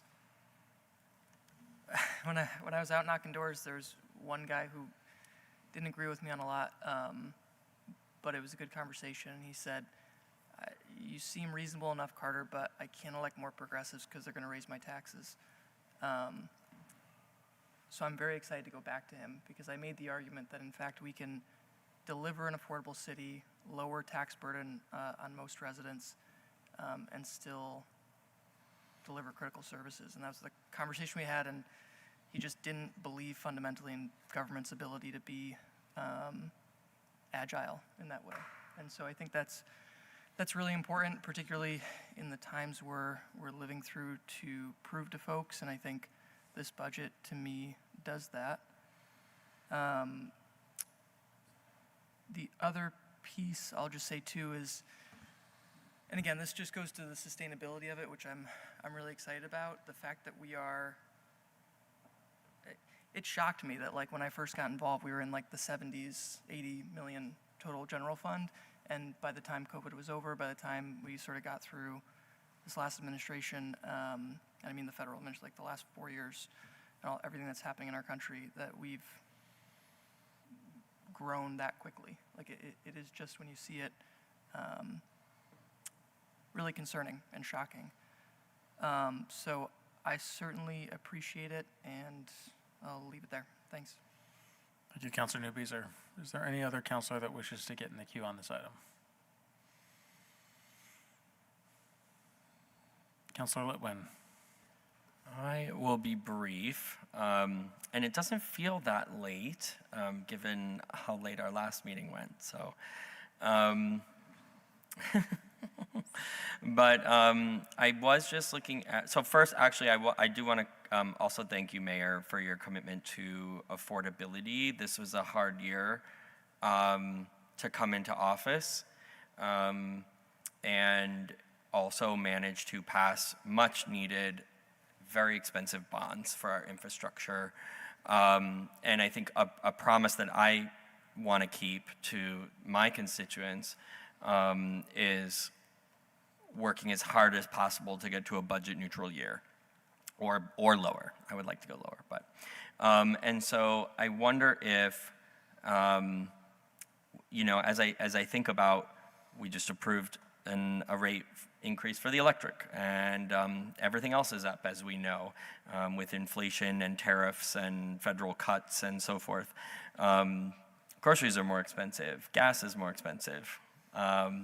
So I am wondering if there's, I'm sure you, knowing how diligent you are, I'm sure you have combed everywhere with CAO SHOD, but I'm wondering, is there a way to take us a little bit further and get to a budget neutral year? I realize that with the anticipated state changes, that we will experience a tax reduction, but with the tax bill coming online next month for folks on the new high school, and just the hit recently with the water bond and lake bond and so forth, is there any further, do you see any room for growth for us to be able to reduce further? Councilor Litwin, we reduced 25 positions. We reduced programs and services, which was incredibly difficult. It is the job of the mayor to deliver you a balanced budget, and now it is your turn as city councilors. If you want to propose further cuts, that is a very hard and difficult decision to make, and we have scrubbed everything for 2 years in a row now, as much as we diligently can. And I don't think it's responsible, frankly, to cut even further, and I actually think that is not a responsible direction to go. Thank you for your response. Is there any other councilor that wishes to get in the queue? Councilor Grant. Thank you. I would like to share my thanks as well for the incredible hard work that you've been doing, laser focused essentially for the entire year. As soon as the last budget was done, starting this budget, I actually find the request to cut even more at this time after having needed to do a reduction in our workforce to be very alarming. And I really caution how we're coming about this. We do have to continue to do the work to look at the structure of our government, to deal with the structural budget gaps that we have, as the mayor has said repeatedly. And I think through that process, we can see better improvements. But I think to put more hurt out there right now is just not a wise thing to do. I find the concept a little cruel as well. So Point of order. I'd really like us to Point of really order. consider Sorry, just a that. moment, Thank Councilor you. Grant. I just feel that my comments are being impugning my character. I'm not being cruel. Okay. And so that's my point of order. All right. Councilor Grant. I have concerns that making further cuts would be cruel. I think I can say that without impugning anyone's character. Okay. Councilor, I believe Councilor Grant's comments were in order, but I appreciate you raising your concerns, Councilor Litwin.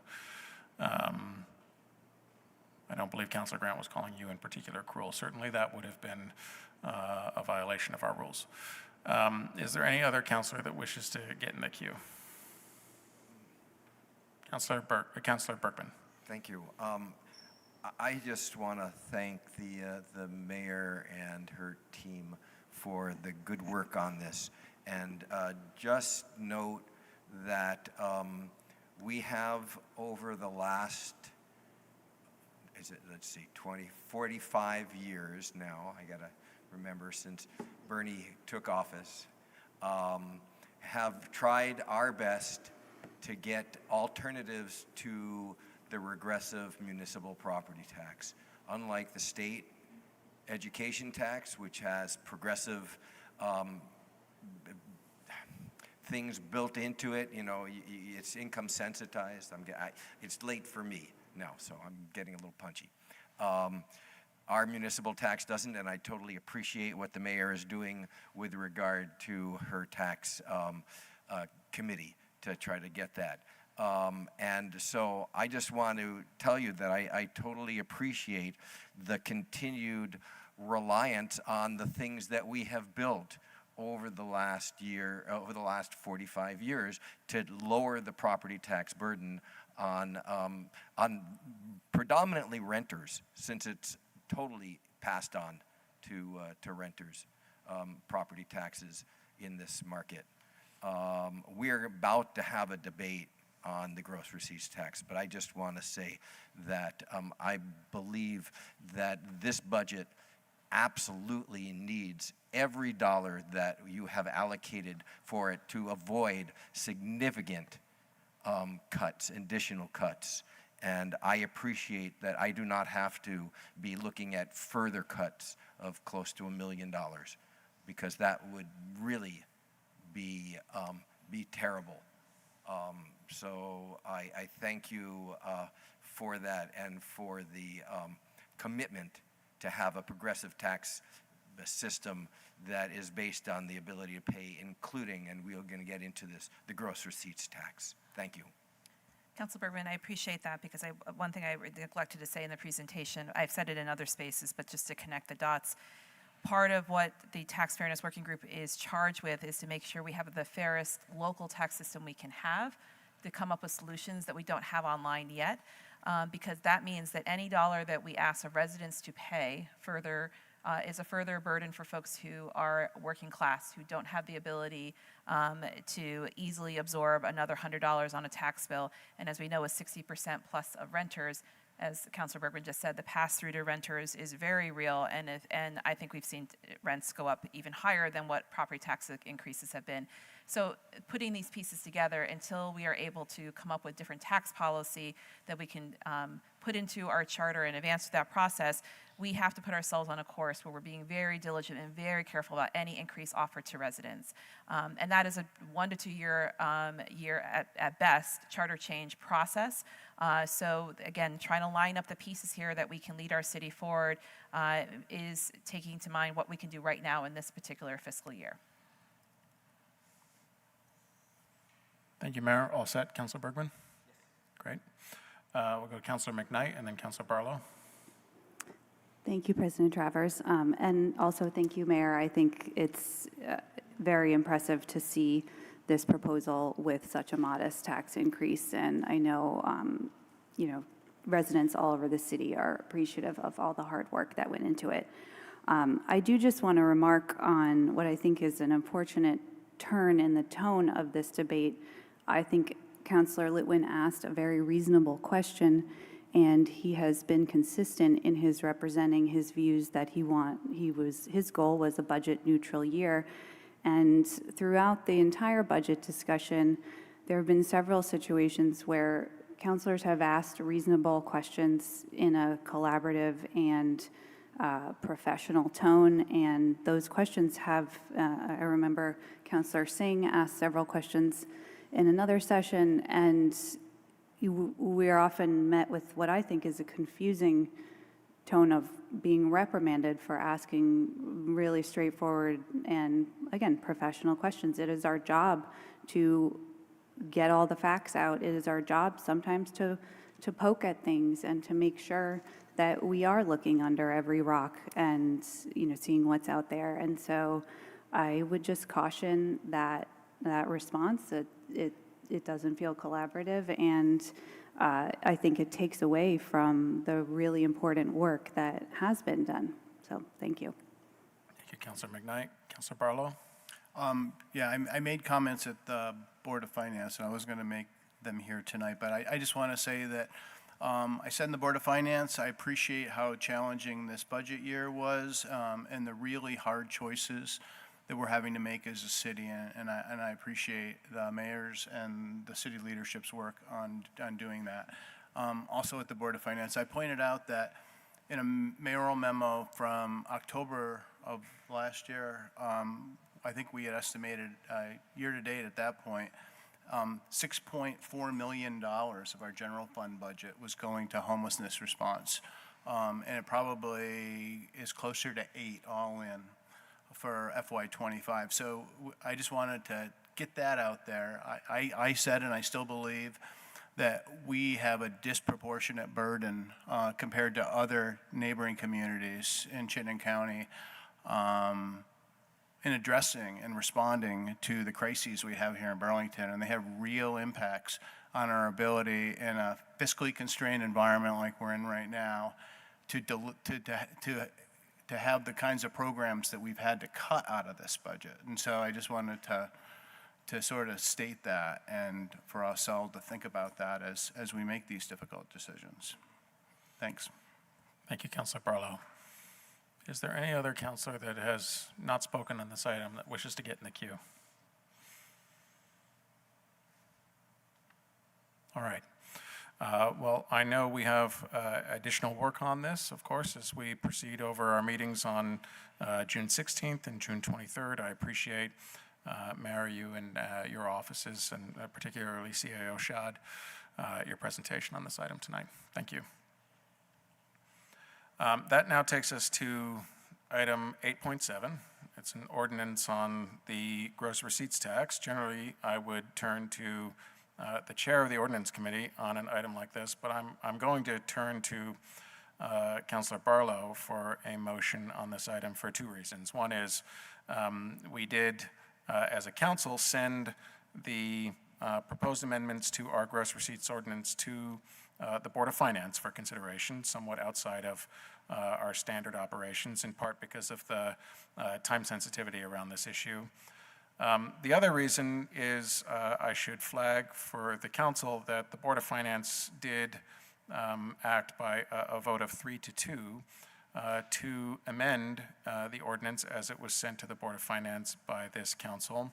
And so the action item now before this council is a version of the gross receipts ordinance as amended. And Councilor Barlow, if I may turn to you as a member of the Board of Finance for a motion on the gross receipts ordinance as it has been amended.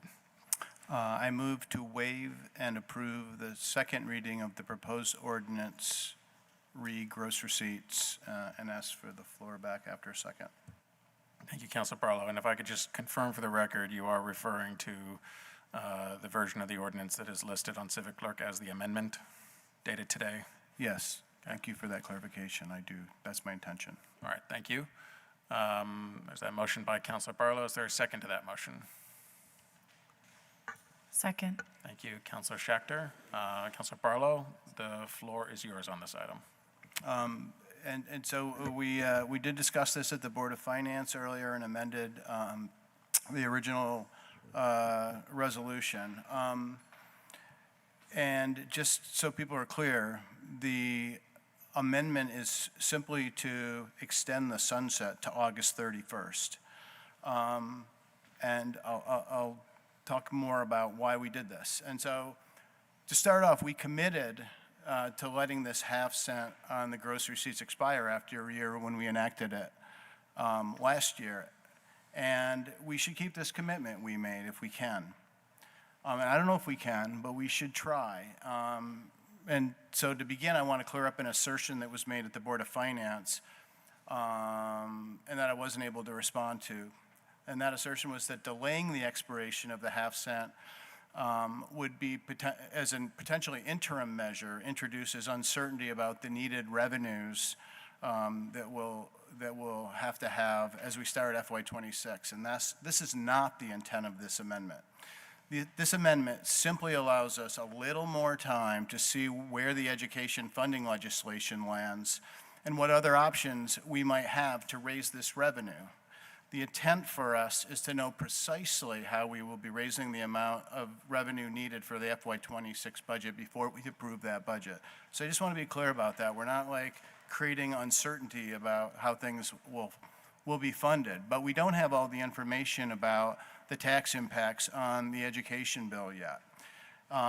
If predictions of a 4% decrease in the rate can be banked, and the education rate can be banked, and this is the thing that's delivering this, the education tax rate reduction that the school district thinks that they said they hope they can deliver, that's actually giving property taxpayers a reduction in their tax this year.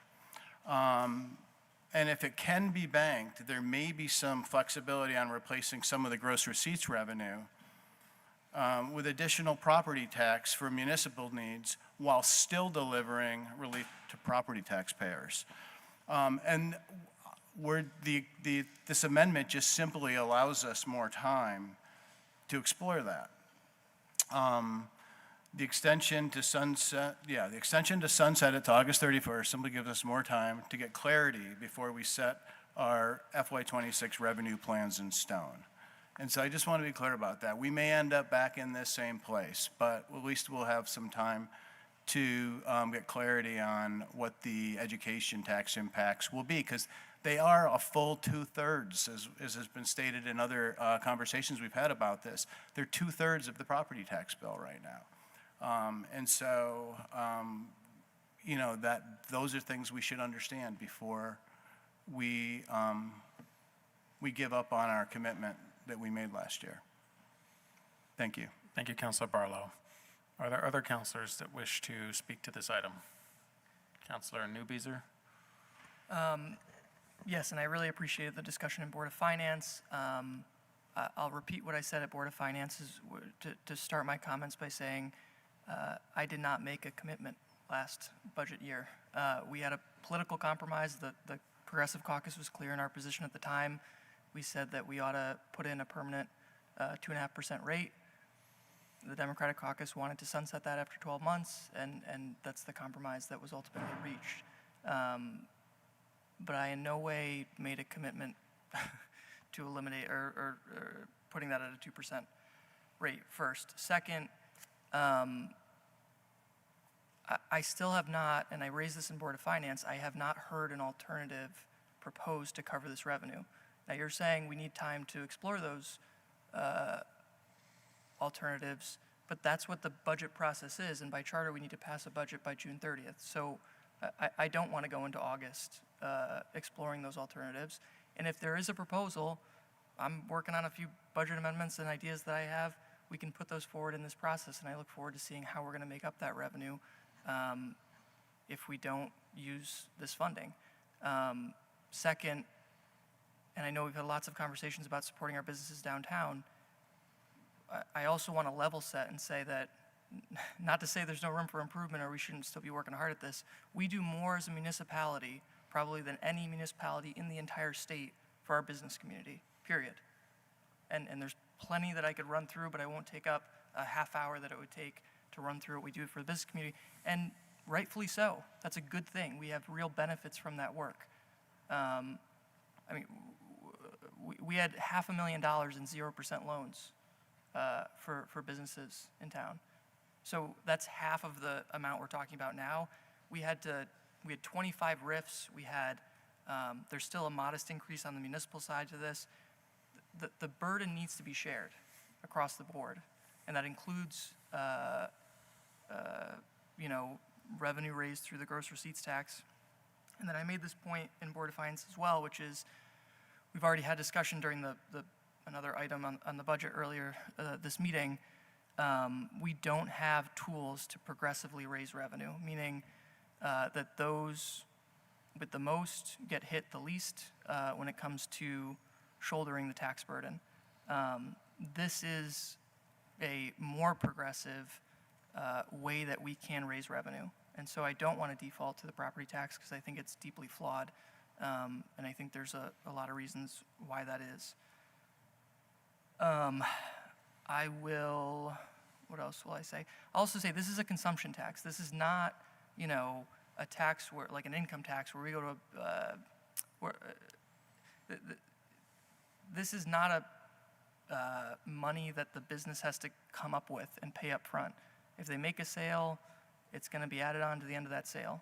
The reason it's more progressive is because some people can afford $300 for dinner on Church Street and some people can't. And even in that scenario, it's an incredibly modest amount of money. So to the point about uncertainty, and I said this last time as well, regardless of any particular policy you can set in relation to impact on our local economy, certainty and predictability is very important, particularly for small businesses. I mean, I think that would be something we can all agree on. By putting in these sunset provisions, we're, first of all, not indicating any sort of long-term or communicating any sort of long-term commitment. And two, we're setting ourselves up to sort of the situation we're in now, which is sort of a fiscal cliff, so to speak. So I just feel like, and then I'll end with this, which is I generally, in total transparency and honesty, coming into this role and seeing the amount of financial dysfunction within city government after a decade, and then needing to fight about a 0.5% increase on the gross receipts so that we can have a responsible, sustainable budget is incredibly frustrating. And I appreciate that we're here to debate ideas, and I'm glad to do it, but I just, that one's really, really getting me. But I'll leave it there. Thank you. Thank you, Councillor Newbeezer. I think we'll go Councillor Litwin, and then Councillor Bergman, and then Mayor, then we'll go Councillor McKnight, and then perhaps to you, Mayor. Okay. So Councillor Litwin, Bergman, McKnight, and then the Mayor. I'll be brief. I don't need my whole time. I did just want to quickly correct the record as to the caucus, which was I also did not support sunsetting this, and so I would appreciate not being lumped in as the caucus. But I think that consumption, I take Councillor Newbeezer's point, I agree with it, that it's a consumption tax. We also do need to be mindful about the increase of consumption taxes against our neighbors. So I'm not saying that we should sunset it or shouldn't. I mean, I personally don't think we should sunset it. But I also want to be mindful, and I want to be looking at Taft Corner's growth, South Burlington's growth, Essex's growth, and just making sure. I mean, I think Burlington is still by far a much better destination than those places. No, I've lived in Williston before, love you, but I still think we have a lot to offer in our downtown comparatively, and so I can understand why our consumption tax might be a bit higher. That being said, I agree. I don't think that 75 cents on a cup of coffee, especially when I'm asking questions personally about how can we get further in our cuts, which I take your point that you don't agree with me. But I agree that we should keep this in place, and maybe we will be in the same place in August, and maybe we won't be, but I just wanted to correct the record that I did not support sunsetting this at any point. Thank you, Councilor Litwin. Councilor Bergman. Thank you. So we need to approve a budget by the 30th of this month. We're not going to get that surety, and you clearly state that by extending till August 31st. So that is, and to be clear, our revenues need to be set in stone by June 30th. So you got to have a number there, and we've got a number there. This is not responsible government, what you're doing. I totally agree that we need to be conscious of the comparison with other towns, right? I totally agree with you that we are competitively, we're in competition, in good competition there. I'm not being really totally clear. We got $100 on a $100 bill in Essex or wherever they have a 1% fee, right? Their tax. That's $1.50 on a. This is nothing. It costs people $1.50 to get there, right? I mean, it just is not right. We made a political compromise last year because we had a serious problem, right?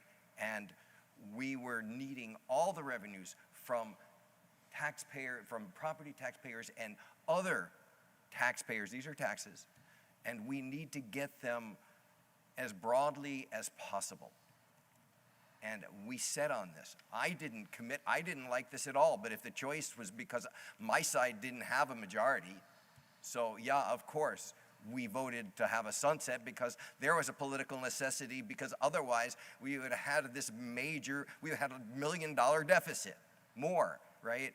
That's crazy talk.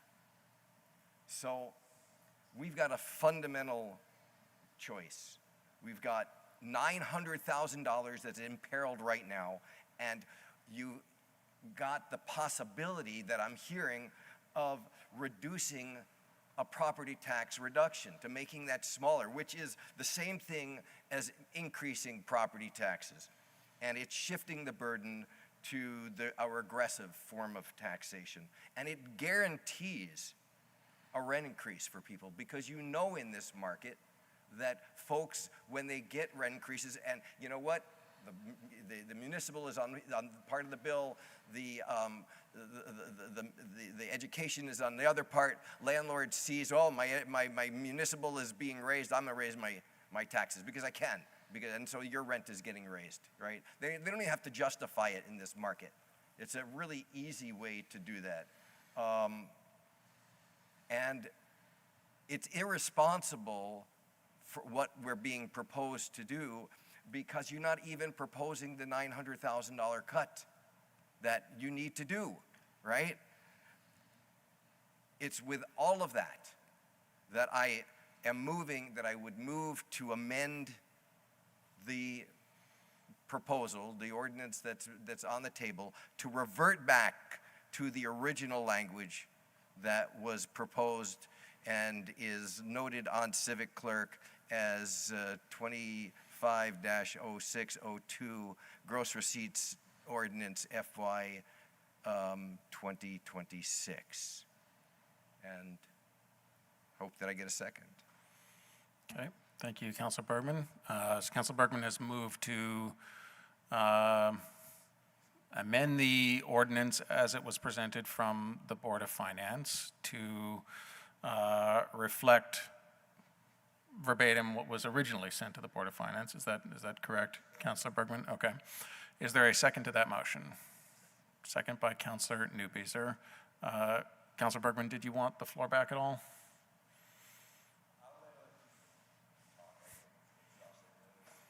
Okay. Councilor Barlow on the amendment. On the amendment, I feel the need, because it's relevant to the need to amend, to clarify a couple of things that I think are still causing some confusion. To Councilor Newbeezer's question about where the revenue would come from, it would come from property tax. And so that's clear. And to Councilor Bergman, August 31st was chosen because of our council calendar. If we're going to make additional changes to the gross receipts tax, we would do it through ordinance changes that would be made at our July 14th meeting. And these would presumably be made after we have already set our revenues in our as part of our general fund adoption, our budget adoption process in June. But if we needed to make it permanent, extend it further, whatever, we do it in, we would do it at the July meeting, and then they would have time to be warned and take effect. And so that's why August 31st was chosen. I won't be supporting the amendment because I still think all we're doing is waiting to get more information. And I do think we will get some clarity on the education funding bill in time for us to make decisions on revenue sources before we have to adopt our budget. So thank you. Thank you, Councilor Barlow. Is there anyone else that wishes to be recognized on the proposed amendment? We'll go to Councilor Newbeezer and then Councilor McKnight. Well, I appreciate the Councilor amendment, Grant. which is why I seconded it. Fair enough to my colleague across the aisle, Councilor Barlow. I think that's clear enough. The revenue would come from further property tax increases. I just fundamentally think that is a mistake. I think the vast majority of folks have been clear with us in terms of residents that they want to do everything they can to limit increases to their property taxes. I think that's across party lines. I think the reality is that if we rely on a regressive property tax, the 60% of renters in our city, the vast majority of which are struggling to pay their bills, are going to be hit the hardest out of those two options. And I can go through the data, but the reality is what a living wage is in the city and what you need to make to have a reasonable standard of living versus what you need to make to afford the cost of living, or rather what people are actually making on average in our city is those numbers are so wildly, there's such a large gap there. It's shocking, and I think it would be shocking, and I don't think we always appreciate that fact and that reality in this city. So yeah, I think we need to be doing everything we can to limit property tax increases. I think this budget does that. Again, I don't know why we are, if we have a budget deadline for June 30th and we're extending this process over, make the changes. Like these sunset provisions, just in principle as well, to me, just provide a lack of predictability. So anyway, I'll stop ranting. It's late. I'll be supporting the amendment. Okay. Thank you, Councilor Newbeezer. Councilor McKnight, before turning to you, it is now 10:30 p.m. and we need a motion to suspend our rules to complete our deliberative agenda, or else I will have to call the question.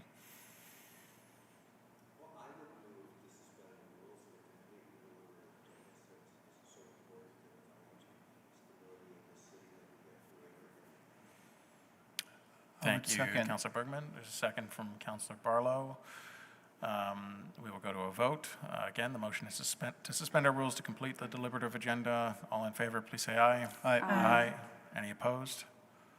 That carries unanimously. So Councilor McKnight, we will now turn to you. Thank you, President Travers. I will not be supporting the amendment, and, as we've been talking about for really the past month, the business community in this city is really hurting, and they have been coming to us begging for help, which is why we passed the resolution that the mayor signed today, and thank you for that in a bipartisan manner. And so really, until this discussion came up, the business community has not had a comprehensive and supportive package that they could rely on from the city. And so I think this discussion is a furtherance of the conversation that has already been going on in my mind. And to speak to predictability, as Councilor Newbeezer brought up a few times, businesses are relying on the language which is in our ordinance, which says that this tax will be sunset. And so that is true predictability, is to do what we said we were going to do in the ordinance, which this amendment would not do.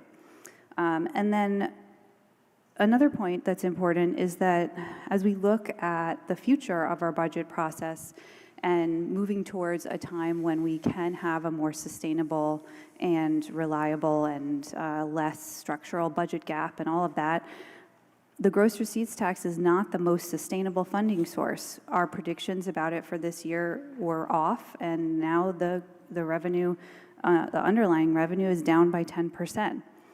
So that doesn't seem like a solid foundation to build our budget on. And then finally, overall, in terms of property tax and affordability, I think it's really important to say clearly that if the predictions about the education taxes are correct, property taxes will be going down for everyone in this city. This proposal does not change that. And so if there is a path for us to have property taxes for residents go down and provide relief to our business community, that is a win-win. And I think that is what this amendment would be preventing, which is why I'm not supporting it, and I will be supporting the other one. Thank you. Thank you, Councilor McKnight. Councilor Grant?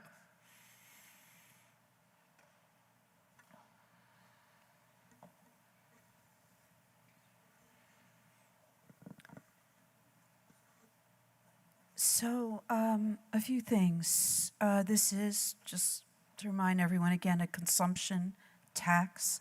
I think it's important that we continue to spread the different types of tax burdens that we have in the city, and we can do that with a consumption tax. Quite frankly, I don't know anyone who plans their trips or their nights out by saying, hey, honey, what is the gross receipts tax of such and such where we're going? That's not what people look at. The business community expects and relies on the city being financially stable. The business community has insisted on continued investment in our community safety resources. The business community did not mention this in their letter. You know, when we talked earlier about our older residents, and I'm one of them, we worry about aging in place. And for people who have home as their major asset, and then for people who rent and have property taxes passed on, I think we have to just be very careful again about what we're doing here. And then we're saying we're going to sunset this, but we haven't talked about what we would take away. I think that's that's irresponsible, and I do repeat again that I think it is cruel. I really admire the mayor.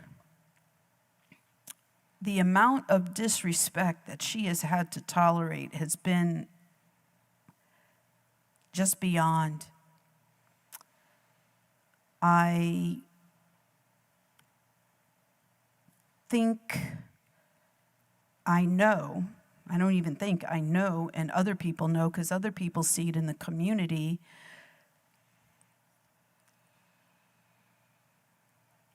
that we sometimes say one thing on this council that doesn't in fact reflect reality in terms of collaboration and other things. And I continue to be concerned about that. I support this amendment. I believe it is the responsible thing to do.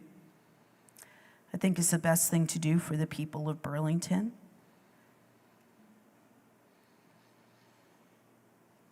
And I will leave it there. Thank you. Thank you, Councilor Grant. I have Councilor Singh, Broderick, and Schechter in the queue. Thank you, President Travers.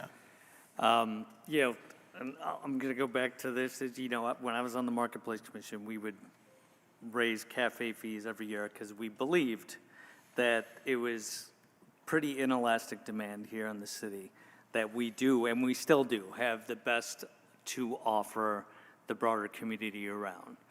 But there, I think we're at a point with what's going on, you know, globally here in Burlington, that we are putting ourselves at a competitive disadvantage with keeping this up at 2.5. And, you know, I get, we want predictability in revenues. You know, are we going to raise it to 3? Are we going to, you know, this is where we kind of end up going when we go down this road and when we had said to sunset it.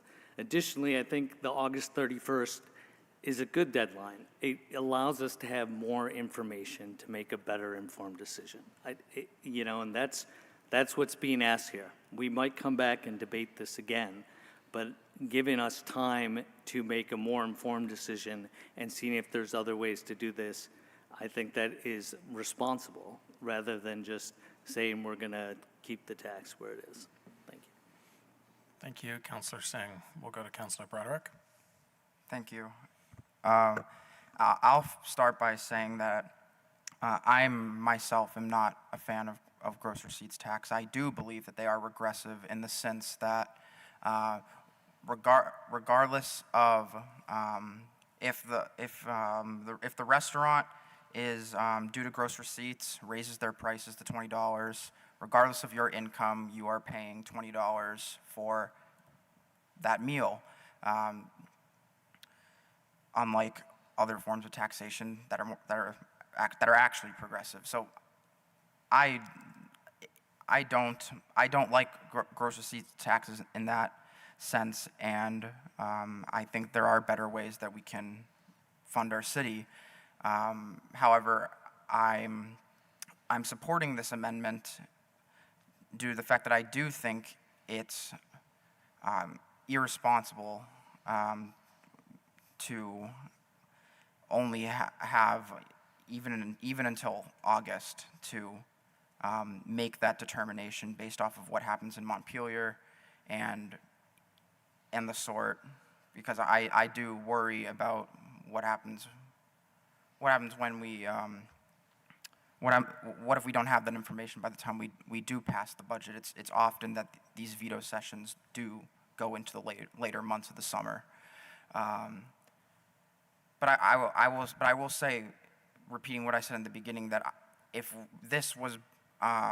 we had this type of conversation, which I know we did talk about it throughout the budget process, but if we were at this point with this in front of me months ago, then it is something that I would entertain because it would give us the time before the actual budget deadline to explore it.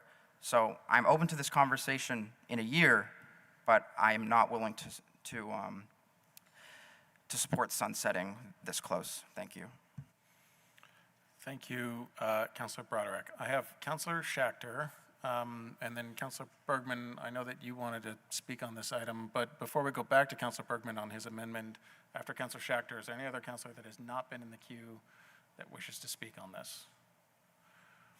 And Mayor, I know that you had indicated on the underlying issue that you wanted to make some comments. I don't know if you wanted to, on the amendment, take the opportunity to, before we go back to Councilor Bergman, before a vote, or if you wanted to wait until we're on the underlying motion. I think it would be useful before you vote on this particular amendment because it's important fundamental information around process and procedure that I would encourage all councilors to consider on this amendment and the underlying motion. Okay, so I think we'll try to then go to Councilor Schachter. If there's no one else that wants to get in the queue, then Mayor, I think we would then turn to you and then perhaps back to you, Councilor Bergman, for a final word before we vote on your amendment. So Councilor Schachter, please go ahead. Yes, thank you, Council President. And this is a wonderful segue because my remarks were going to be a request for more information, if that's allowed, from CAO Schad, from the mayor, from the administration. For those of us and the general public who were not able to tune into the immediately preceding meeting before this council meeting, I really see and understand the importance of sticking to our word, of being cognizant of the impact of the gross receipts tax on both our business community and, as Councilor Roderick was just talking about, I share similar concerns about just the cost of sort of accessing services in our community and purchasing food and things like that being so high when we use gross receipts as a lever for, when we continue to increase them at the same time. I don't want to be putting us in any sort of vulnerable position by making this decision so close to the time that we need to pass the budget that there could be other implications. So my comments were going to be a request for more information, which is a wonderful segue to the remarks you were likely about to make. President Travers, that's what I was intending to do, if that's... Sure. Why don't we go to you, Mayor? I did see Councilor Carpenter hoping to get in here, so perhaps it makes sense to go to you, Mayor, in response to Councilor Schachter's question. Then we'll go to Councilor Carpenter and then hopefully Councilor Bergman. Thank you very much. And I'm going to tag team this with the CAO, because we didn't provide a presentation on specifically in the details of the gross receipts and that assumption of that 0.5 raising $900,000 when we were presenting the budget for the sake of time. I just want to make sure folks have this context. First of all, as I mentioned, it will raise $900,000, and it is a consumption tax that's been part of this debate already. We have also, as you've heard in earlier presentations, preliminary presentations on the budget, we have already assumed that the gross receipts total revenues be lower for fiscal year 26, very purposefully because of the tariffs, because of the reality of just how people are shopping more online than local downtown, things that have nothing to do with the immediacy of the health of our downtown, but factors that are much larger than the city of Burlington can control, frankly. So we've already made those assumptions in terms of revenue numbers being lower than we would be in years past. The other piece I want to make sure is very clear, and primarily the reason that I voted no at the Board of Finance as the president of the board, is the other reality that I hope councilors will understand is that you are prohibited from increasing property taxes beyond June 30th. You are prohibited. So if you wait until deciding later in the summer around what we do or don't do with gross receipts in that sunset, you will be forced, and I will be forced along with you, to have much less options around how to balance the budget, and that's $900,000 that needs to be accounted for later into the fiscal year. So the piece I just want to caution you about is when we're allowed to change tax rates for residents, but also the up-down factors of the timing of changes for gross receipts. So I hear in the debate. Perhaps amending this, your underlying amendment here is to revert it back to how it was proposed to Board of Finance before the amendment.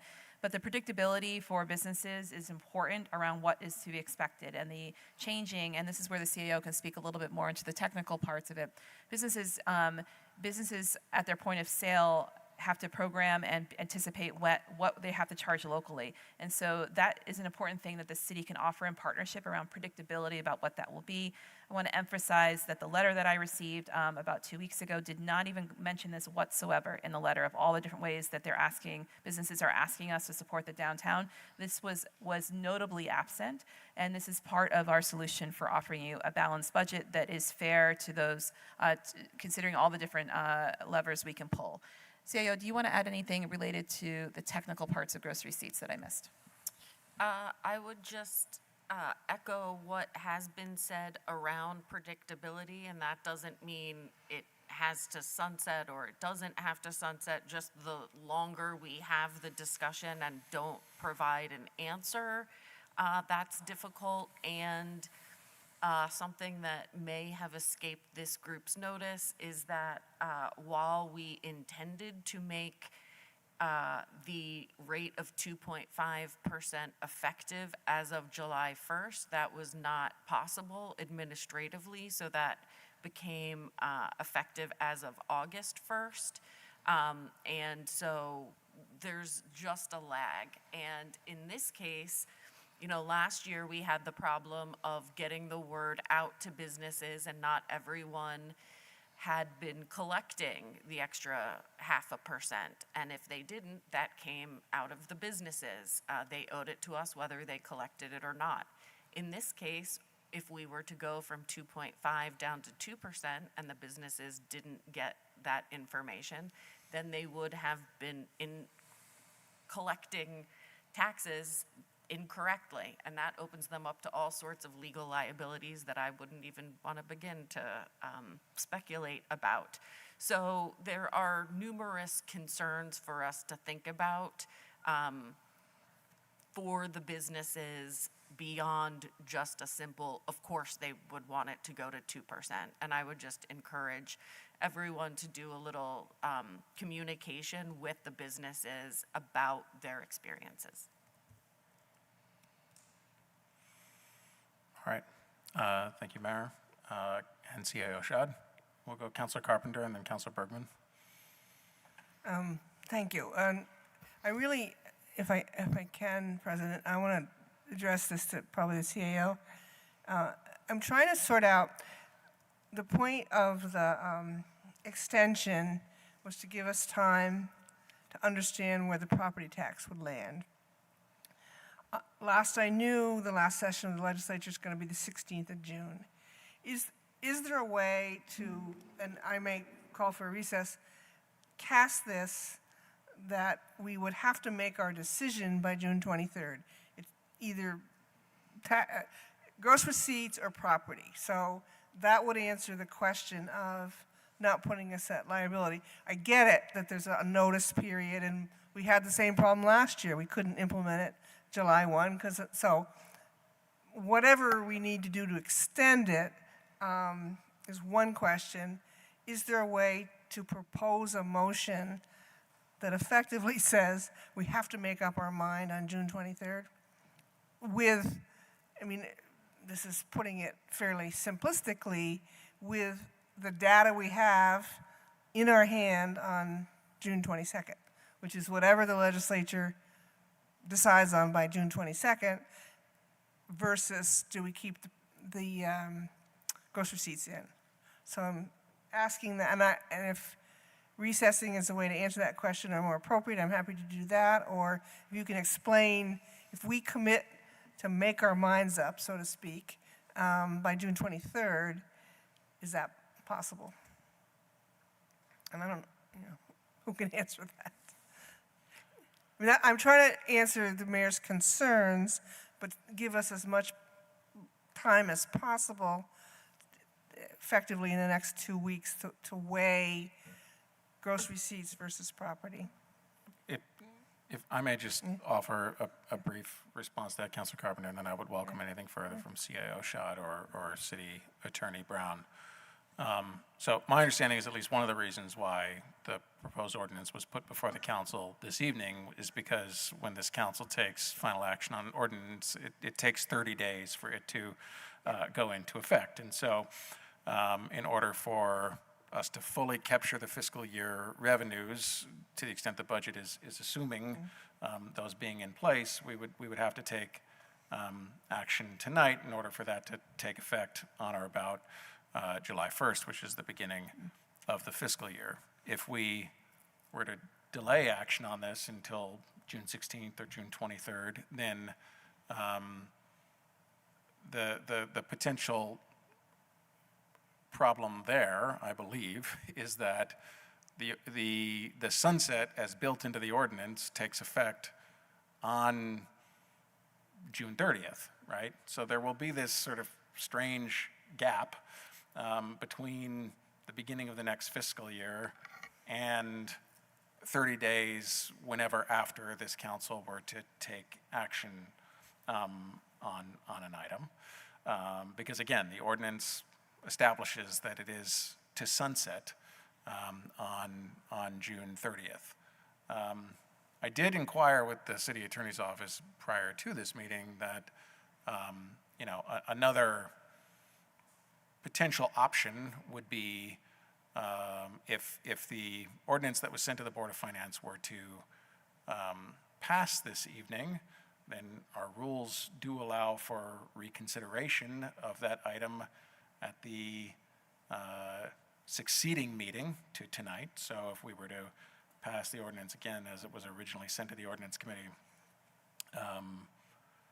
there could be a motion to reconsider and effectively sort of pump the brakes on that, but that would have to be taken at our meeting on June 16th. I'm not sure if that entirely answers the question that you were asking with respect to timing, but those were some options that were discussed. What happens if we don't make the decision until June 23rd? If we were to postpone this item until June 23rd, then our ordinance as written sunsets the 2.5% gross receipts tax effective on June 30th. So as of July 1st, regardless of what we do on June 23rd, the gross receipts tax would revert back to 2%. If we were to eliminate the sunset, effectively keeping the tax at 2.5%, then that would go into effect 30 days after June 23rd, meaning there would be this gap in time where the effective ordinance would sunset it on July 1, and then it would go back up to 2.5% approximately, 17 days later or so. Am I correct in that interpretation, City Attorney Brown? Oh, thank you.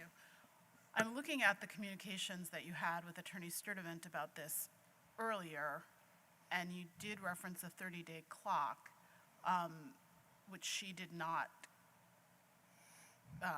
correct, but Attorney Ramakrishnan has been listening online, and he mentioned that he believes it's 20 days. And so I'm just trying to clarify that. Well, if I misspoke with respect to 30 days, 20 days, I think the analysis generally stays the same. Ordinances go into effect on the 21st day after they become enacted, which is when the mayor signs it. So if she were to sign it today, if it were to pass before midnight or tomorrow, if we go that long, then and then it has to be published, and it's the 21st day after publication, which is why today is the essential meeting date for us to act, so that the sunset does not go into effect and all the bad stuff that Right. I think so. Thank you, Councilor Bergman. I think I have 30 days in the back of my head because I do sort of bake in the publishing of it and then the 21 days after and so on and so forth. But I stand corrected. It is the 21 days after publication that it would go, 21st day after publication that it would go into effect. But Councilor Carpenter, I think the general principle of what I outlined before remains the same, which is that if we were to wait until the 23rd to do this, then there's no circumstances under which the ordinance as it currently stands would not then go into effect on June 30th with the sunset. So I think I understand that. Despite that, can this council make a resolution or a motion to fix the FY '26 gross receipts and property tax on the 23rd. So if we adopt your resolution, it's still cooking along here because of the other timeline. But is there a way for us to say on June 23rd, we will set those rates, even though that would require a change in the ordinance to enact that? Well, so this council will be asked to, at its meeting on June 23rd, adopt the budget resolution, which will set municipal tax rates. So we still have additional meetings for us to consider adjustments to the municipal tax rates, But which can could we be set done at the the meeting gross on June receipts rate at the 23rd. same time? The gross receipts is established by ordinance. And so, again, if we make changes to the gross receipts ordinance at our meeting on June 23rd, those changes will not take effect until it's signed by the mayor and then 21 days after publication of the. And I understand that, and maybe I'm not articulating myself. We would have set in motion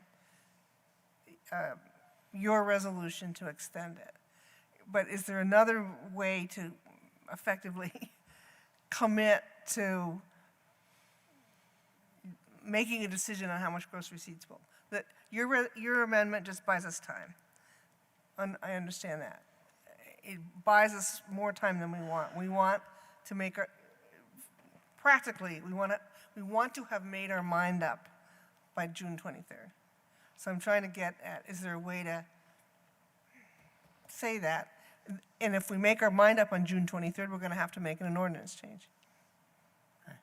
I think I don't want to extend further into debate on the item. I'm trying to provide you informational responses. I think if there needs to be sort of further exploration of this issue, I might suggest a brief recess if you still need some additional clarification on it before we take any votes here.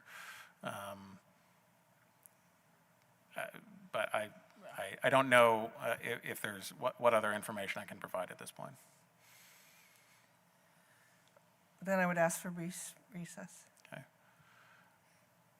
Councilor Carpenter has moved for a recess for how long? I don't know. 10 minutes. Okay.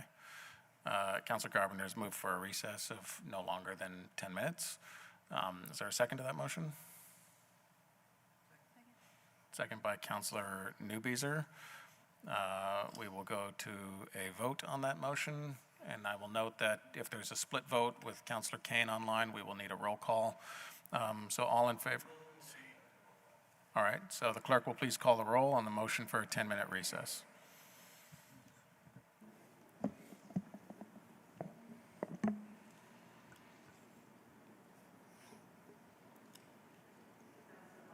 Yes. Yes. Yes. No. Folks need to make sure that their mic is engaged or else the votes are not heard online. Councillor Grant? No. Councillor Kane? Yes. I'm sorry? He said yes. Councillor Litwin? Yes. Councillor McKnight? Yes. Councillor Newbeezer? Yes. Councillor Schachter? Yes. Councillor Singh? Yes. City Council President Travers? Yes. 10 ayes, 2 nays. Okay, so with 10 yeses and 2 nays, the motion carries. The council will stand in recess for no longer than 10 minutes. Thank you.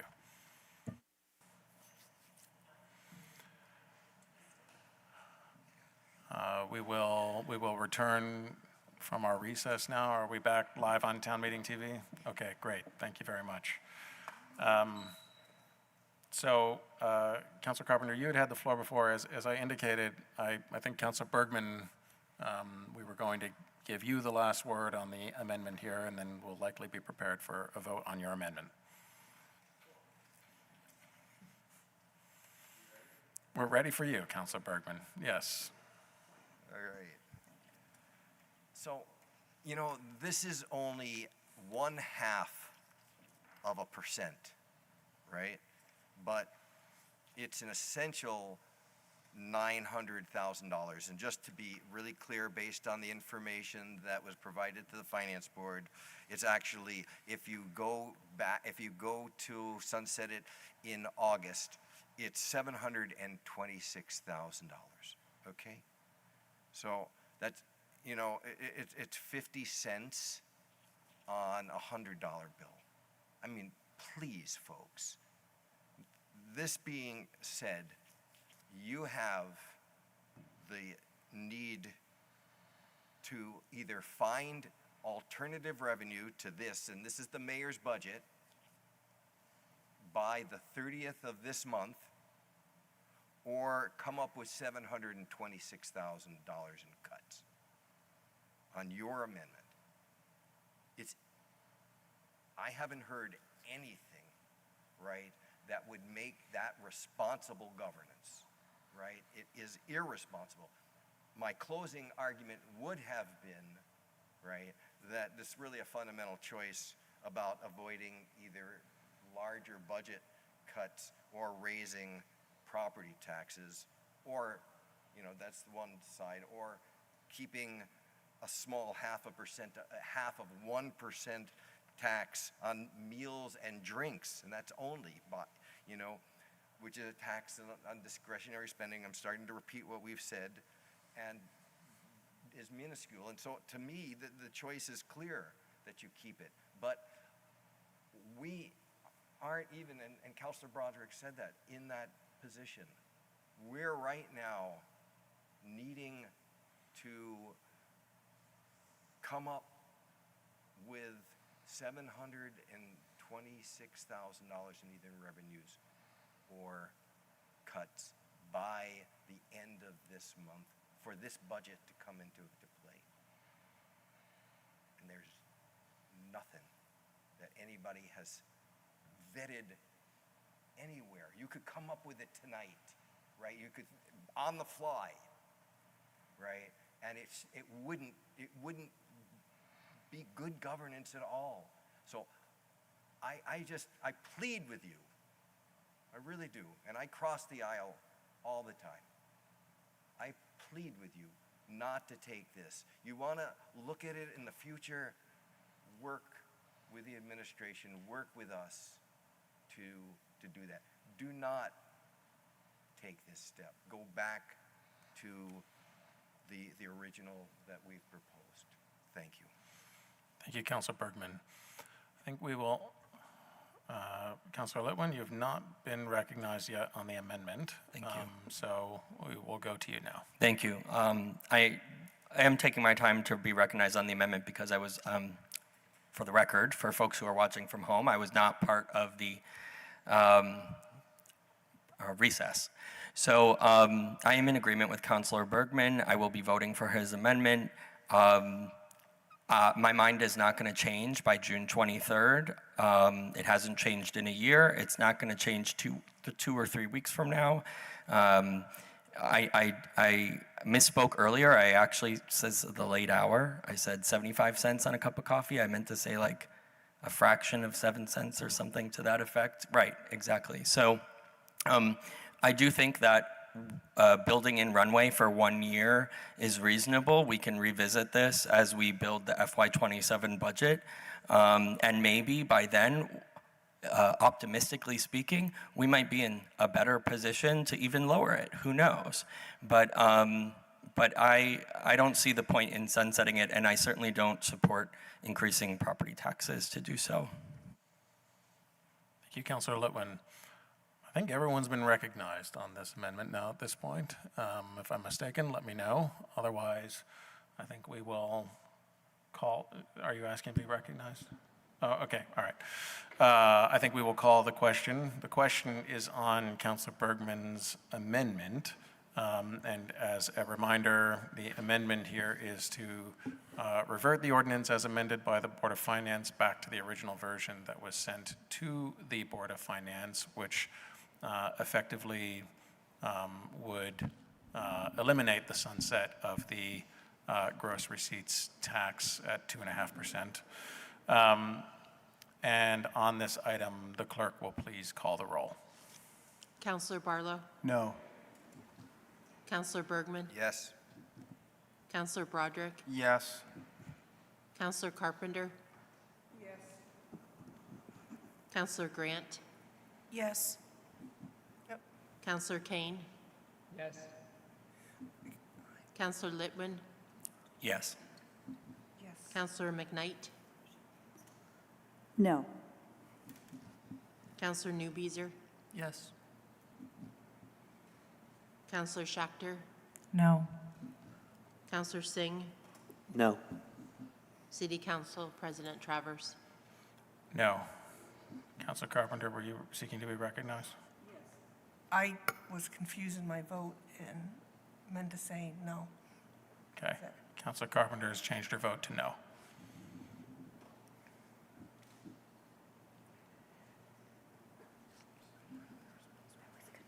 Six ayes, 6 nays. Okay, it was 6 yeses and 6 nos. The motion to amend does not carry. And so we are back now on the underlying ordinance as amended by the Board of Finance. There has been pretty extensive discussion on this item. Is there anyone further who wishes to be recognized? Councilor Carpenter? Thank you. This is very confusing, but I have been convinced that passing this buys us the time we need ordinance-wise and notice-wise, even though it extends into August. But there is, in fact, a path where we can set all our taxes by the 23rd. That's when we set the splinter taxes, the property taxes, the budget as a whole. And we can revisit this conversation on the 23rd as well, if we need, if we want to or we need to, whether we propose it as a future ordinance change. So I will be supporting this amendment. Thank you, Councilor Carpenter. Point of information. Yes, Councilor Graham? Just a clarification, when you say the 23rd of what month? June, the date we vote on the budget. Okay. Okay, thank you, Councilor Carpenter. Councilor Schachter?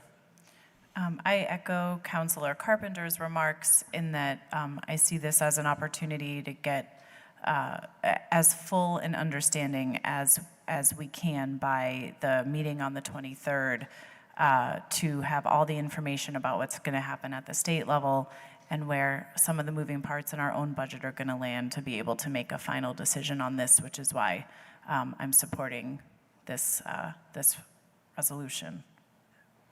Okay, thank you, Councilor Schachter. Councilor Bergman, I will note that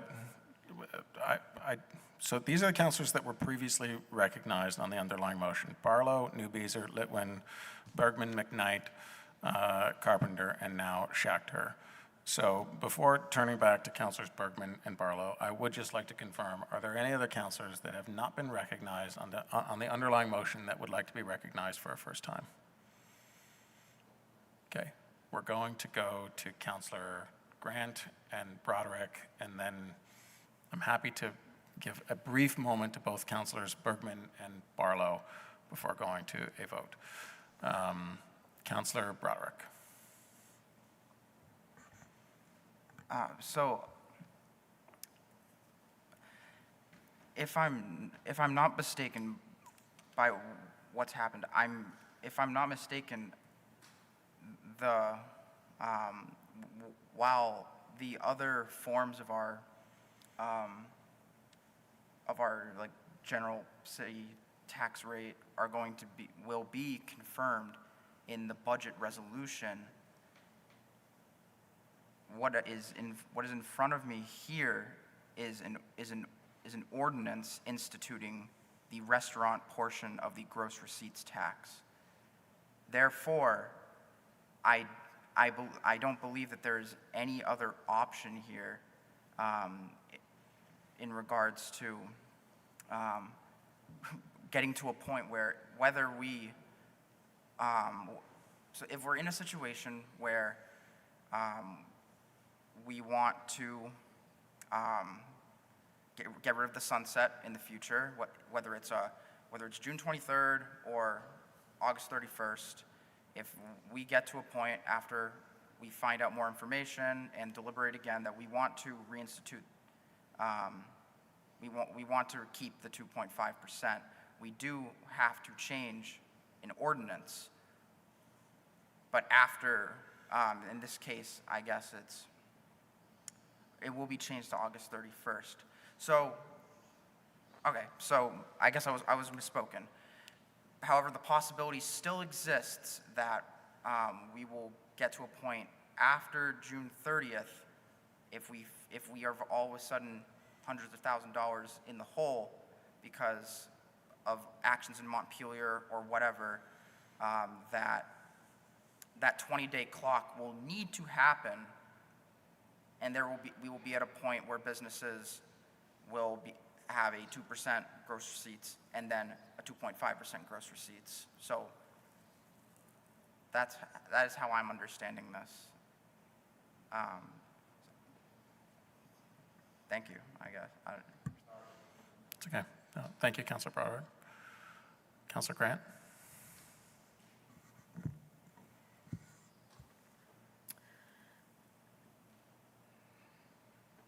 I continue to be concerned about what I feel is kind of legislating on the fly, which has been previously discussed. I think that we need, this is a consumption tax.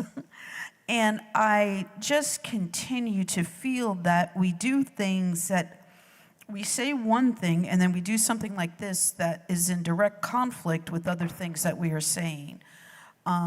We know that how property taxes are hurting our residents, both people who own homes that they live in and people who rent. We know this. We know we're too heavily reliant on it. I understand what's being said about seeing what else happens, but I just don't think this is the best thing to do. I think that if we want some certainty for our businesses in terms of the way they've got to program their point of sale systems, this isn't the best thing to do. I think in terms of not having any idea about where potential cuts would need to come from, because that's a possibility as well. I just really, I just can't see the way through this on a tax that most of it actually ends up going to the state.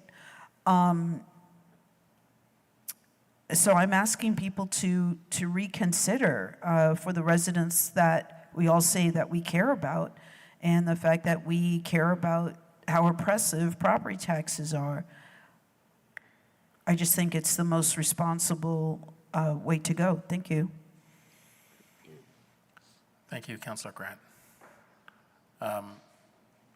I have Councilor Barlow and Councilor Bergman. I think because it is Councilor Barlow's underlying motion here, Councilor Bergman, I think I'll go to you first and then Councilor Barlow last.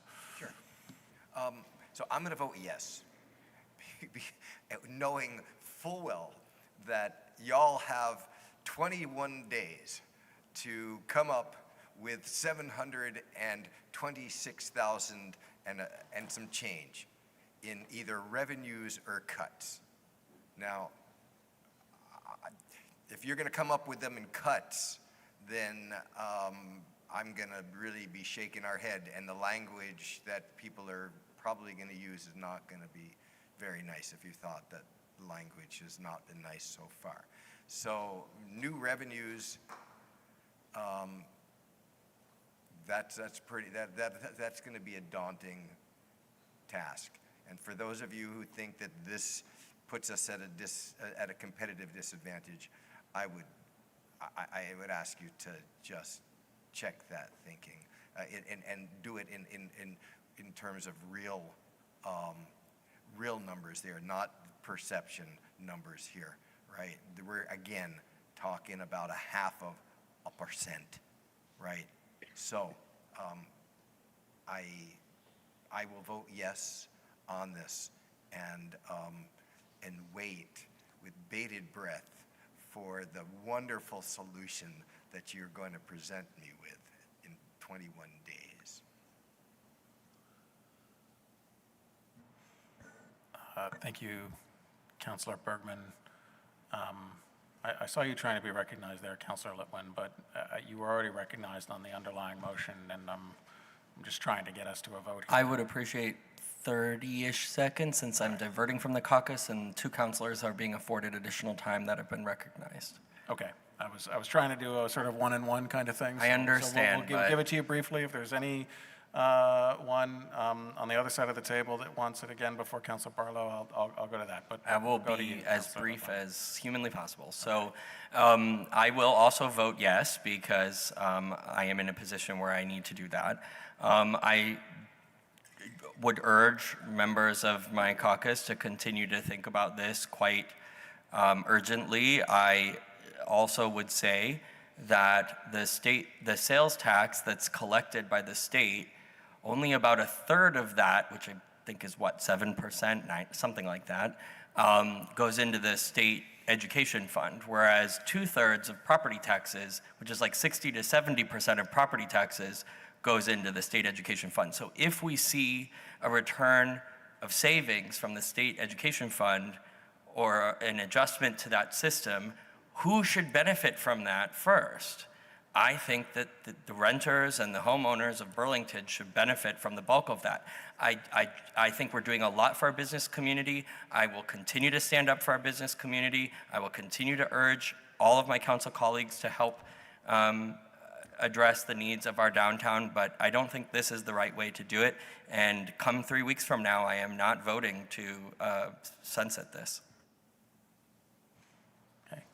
Thank you, Councilor Litwin. Councilor Newbeezer asked to be recognized. I think in fairness, I need to provide him no more than a minute here, and then Councilor Barlow will go to you for the last word. Councilor Newbeezer. My very intelligent colleague, Councilor Broderick, reminded me, because the answer was, how are you going to come up with the $900,000? We're going to increase property taxes. We can't increase the general property tax rate at this point. We don't have voter approval.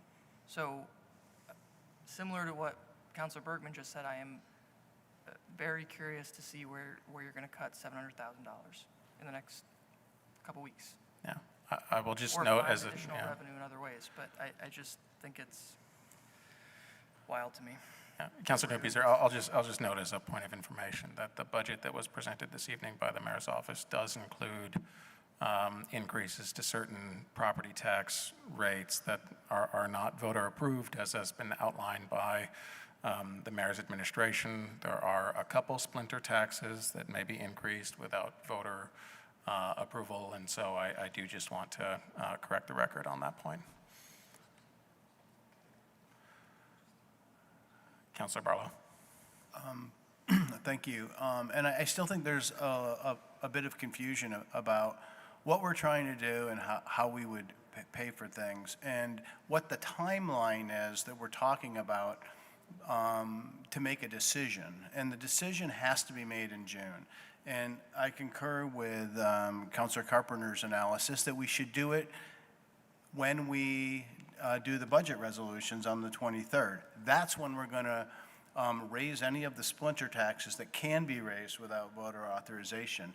That would be the opportunity to raise them further if we decided to replace a half-cent of gross receipts tax with 700 and some odd thousand that would be collected in the gross receipts after August 31st and before June 30th of next year. It would be irresponsible for us not to pay for our budget. And so I don't think anybody at this table intends to leave uncertainty going into July. So if And we may very well not have all the clarity we need, but we might. But if we don't, and we make a decision to use gross receipts for that, if we pass this tonight and we need to find 700 and I think Councilor Bergman said 770,000, we'll say, whatever the remaining 10 months of gross receipts projections are. If we need that, then we should act on the gross receipts ordinance also on June 23rd to make sure we don't have a gap. And the way we could do that would just be to take the ordinance back up and either make it permanent or extend the sunset to next year.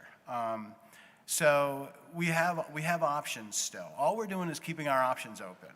No, you know, and that's all we're doing right now tonight. So I just want to be clear about that. And so I'm hoping people will support this, regardless of where you ultimately will end up on what form of revenue is the best revenue for this $900,000 in revenue that we need in order to balance our budget for FY26. Thank you. Thank you, Councilor Barlow. We will now go to a vote on the underlying motion brought by Councilor Barlow. This is with respect to whether or not approve the ordinance as it was amended by the Board of Finance. And on this item, the clerk will please call the roll. Councilor Barlow? Yes. Councilor Bergman? Yes. Yes. Councilor Broderick? Yes. Councilor Carpenter? Yes. Councilor Grant? No. Councilor Kane? No. Councilor Litwin? Yes. Councilor McKnight? Yes. Councilor Newbeezer? No. That was a no. Councilor Schachter? Yes. Councilor Singh? Yes. City Council President Travers? Yes. 9 ayes, 3 nays. With 9 yeses and 3 noes, the motion by Councilor Barlow passes. The last item on our deliberative agenda is item 8.8 regarding impact fees. There are 2 proposed motions on item 8.8. One is with respect to waiving and approving the second reading of the proposed Burlington Code of Ordinance measure on this item. The second is whether to approve a resolution adopting proposed administrative regulations. I will note at this late hour that I am aware of certain time sensitivity for reasons that we just outlined, certainly with respect to the proposed ordinance change. I have heard from other councilors that on the second item that there may be interest in moving to postpone that item where there is not the same time sensitivity pressures around the same ordinance. So I just wanted to flag that as something that I have heard from other councilors. But we'll take one at a time. The first item here is the proposed ordinance amendment itself. And Councilor Bergman, as chair of our ordinance committee, could I turn to you for a motion on item number 1? Yes, so I'd move to waive the reading and adopt the ordinance as amended or brought back by the ordinance committee. Thank you, Councilor Bergman. Is there a second to that motion? Second.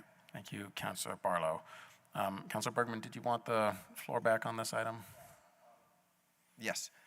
So just to be clear, there was a little glitch in terms of terminology that we fixed after the ordinance committee got it related to the development review board. So I think that there may have been an issue. Was that fixed? I'm having a hard time navigating my civic clerk right now. So.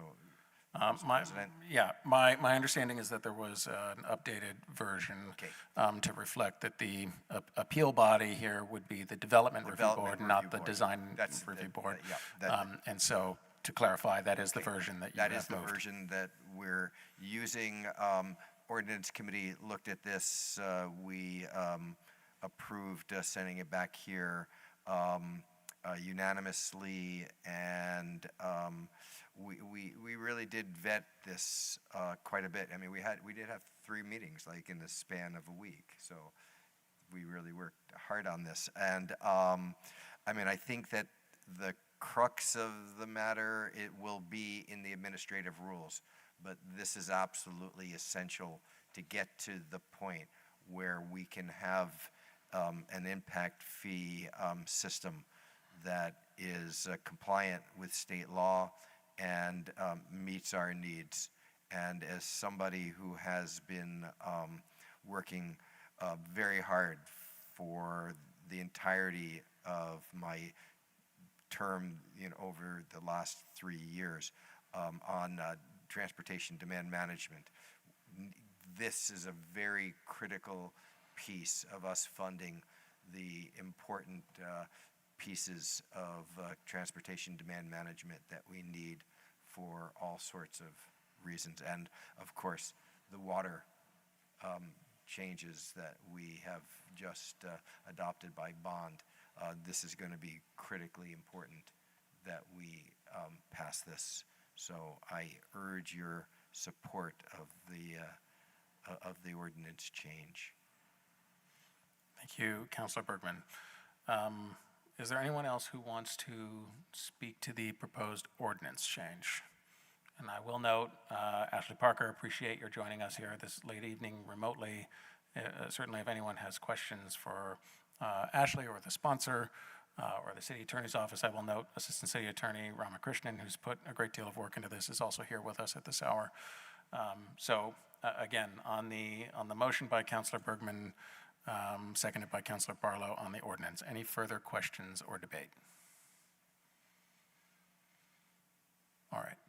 Seeing none, we will then go to a vote. Again, this is a motion on the amended ordinance. All in favor, please say aye.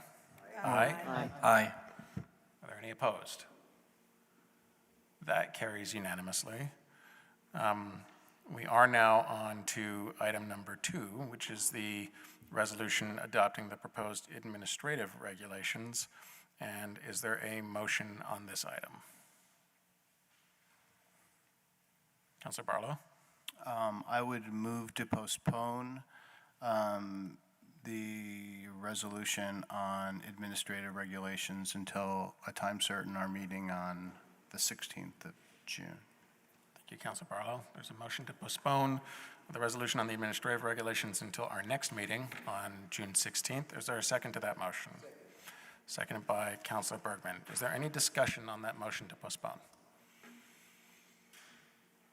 All right, seeing none, we will, yes, Mayor. Thank you. I just want to, first of all, acknowledge Ashley and Eric, who've been online at 11:34 p.m. and have put many hours and many presentations in front of this council, at least when I've been mayor. And a lot of work has been put into this. So I would ask that councilors come prepared on June 16th to really deliberate on this particular item.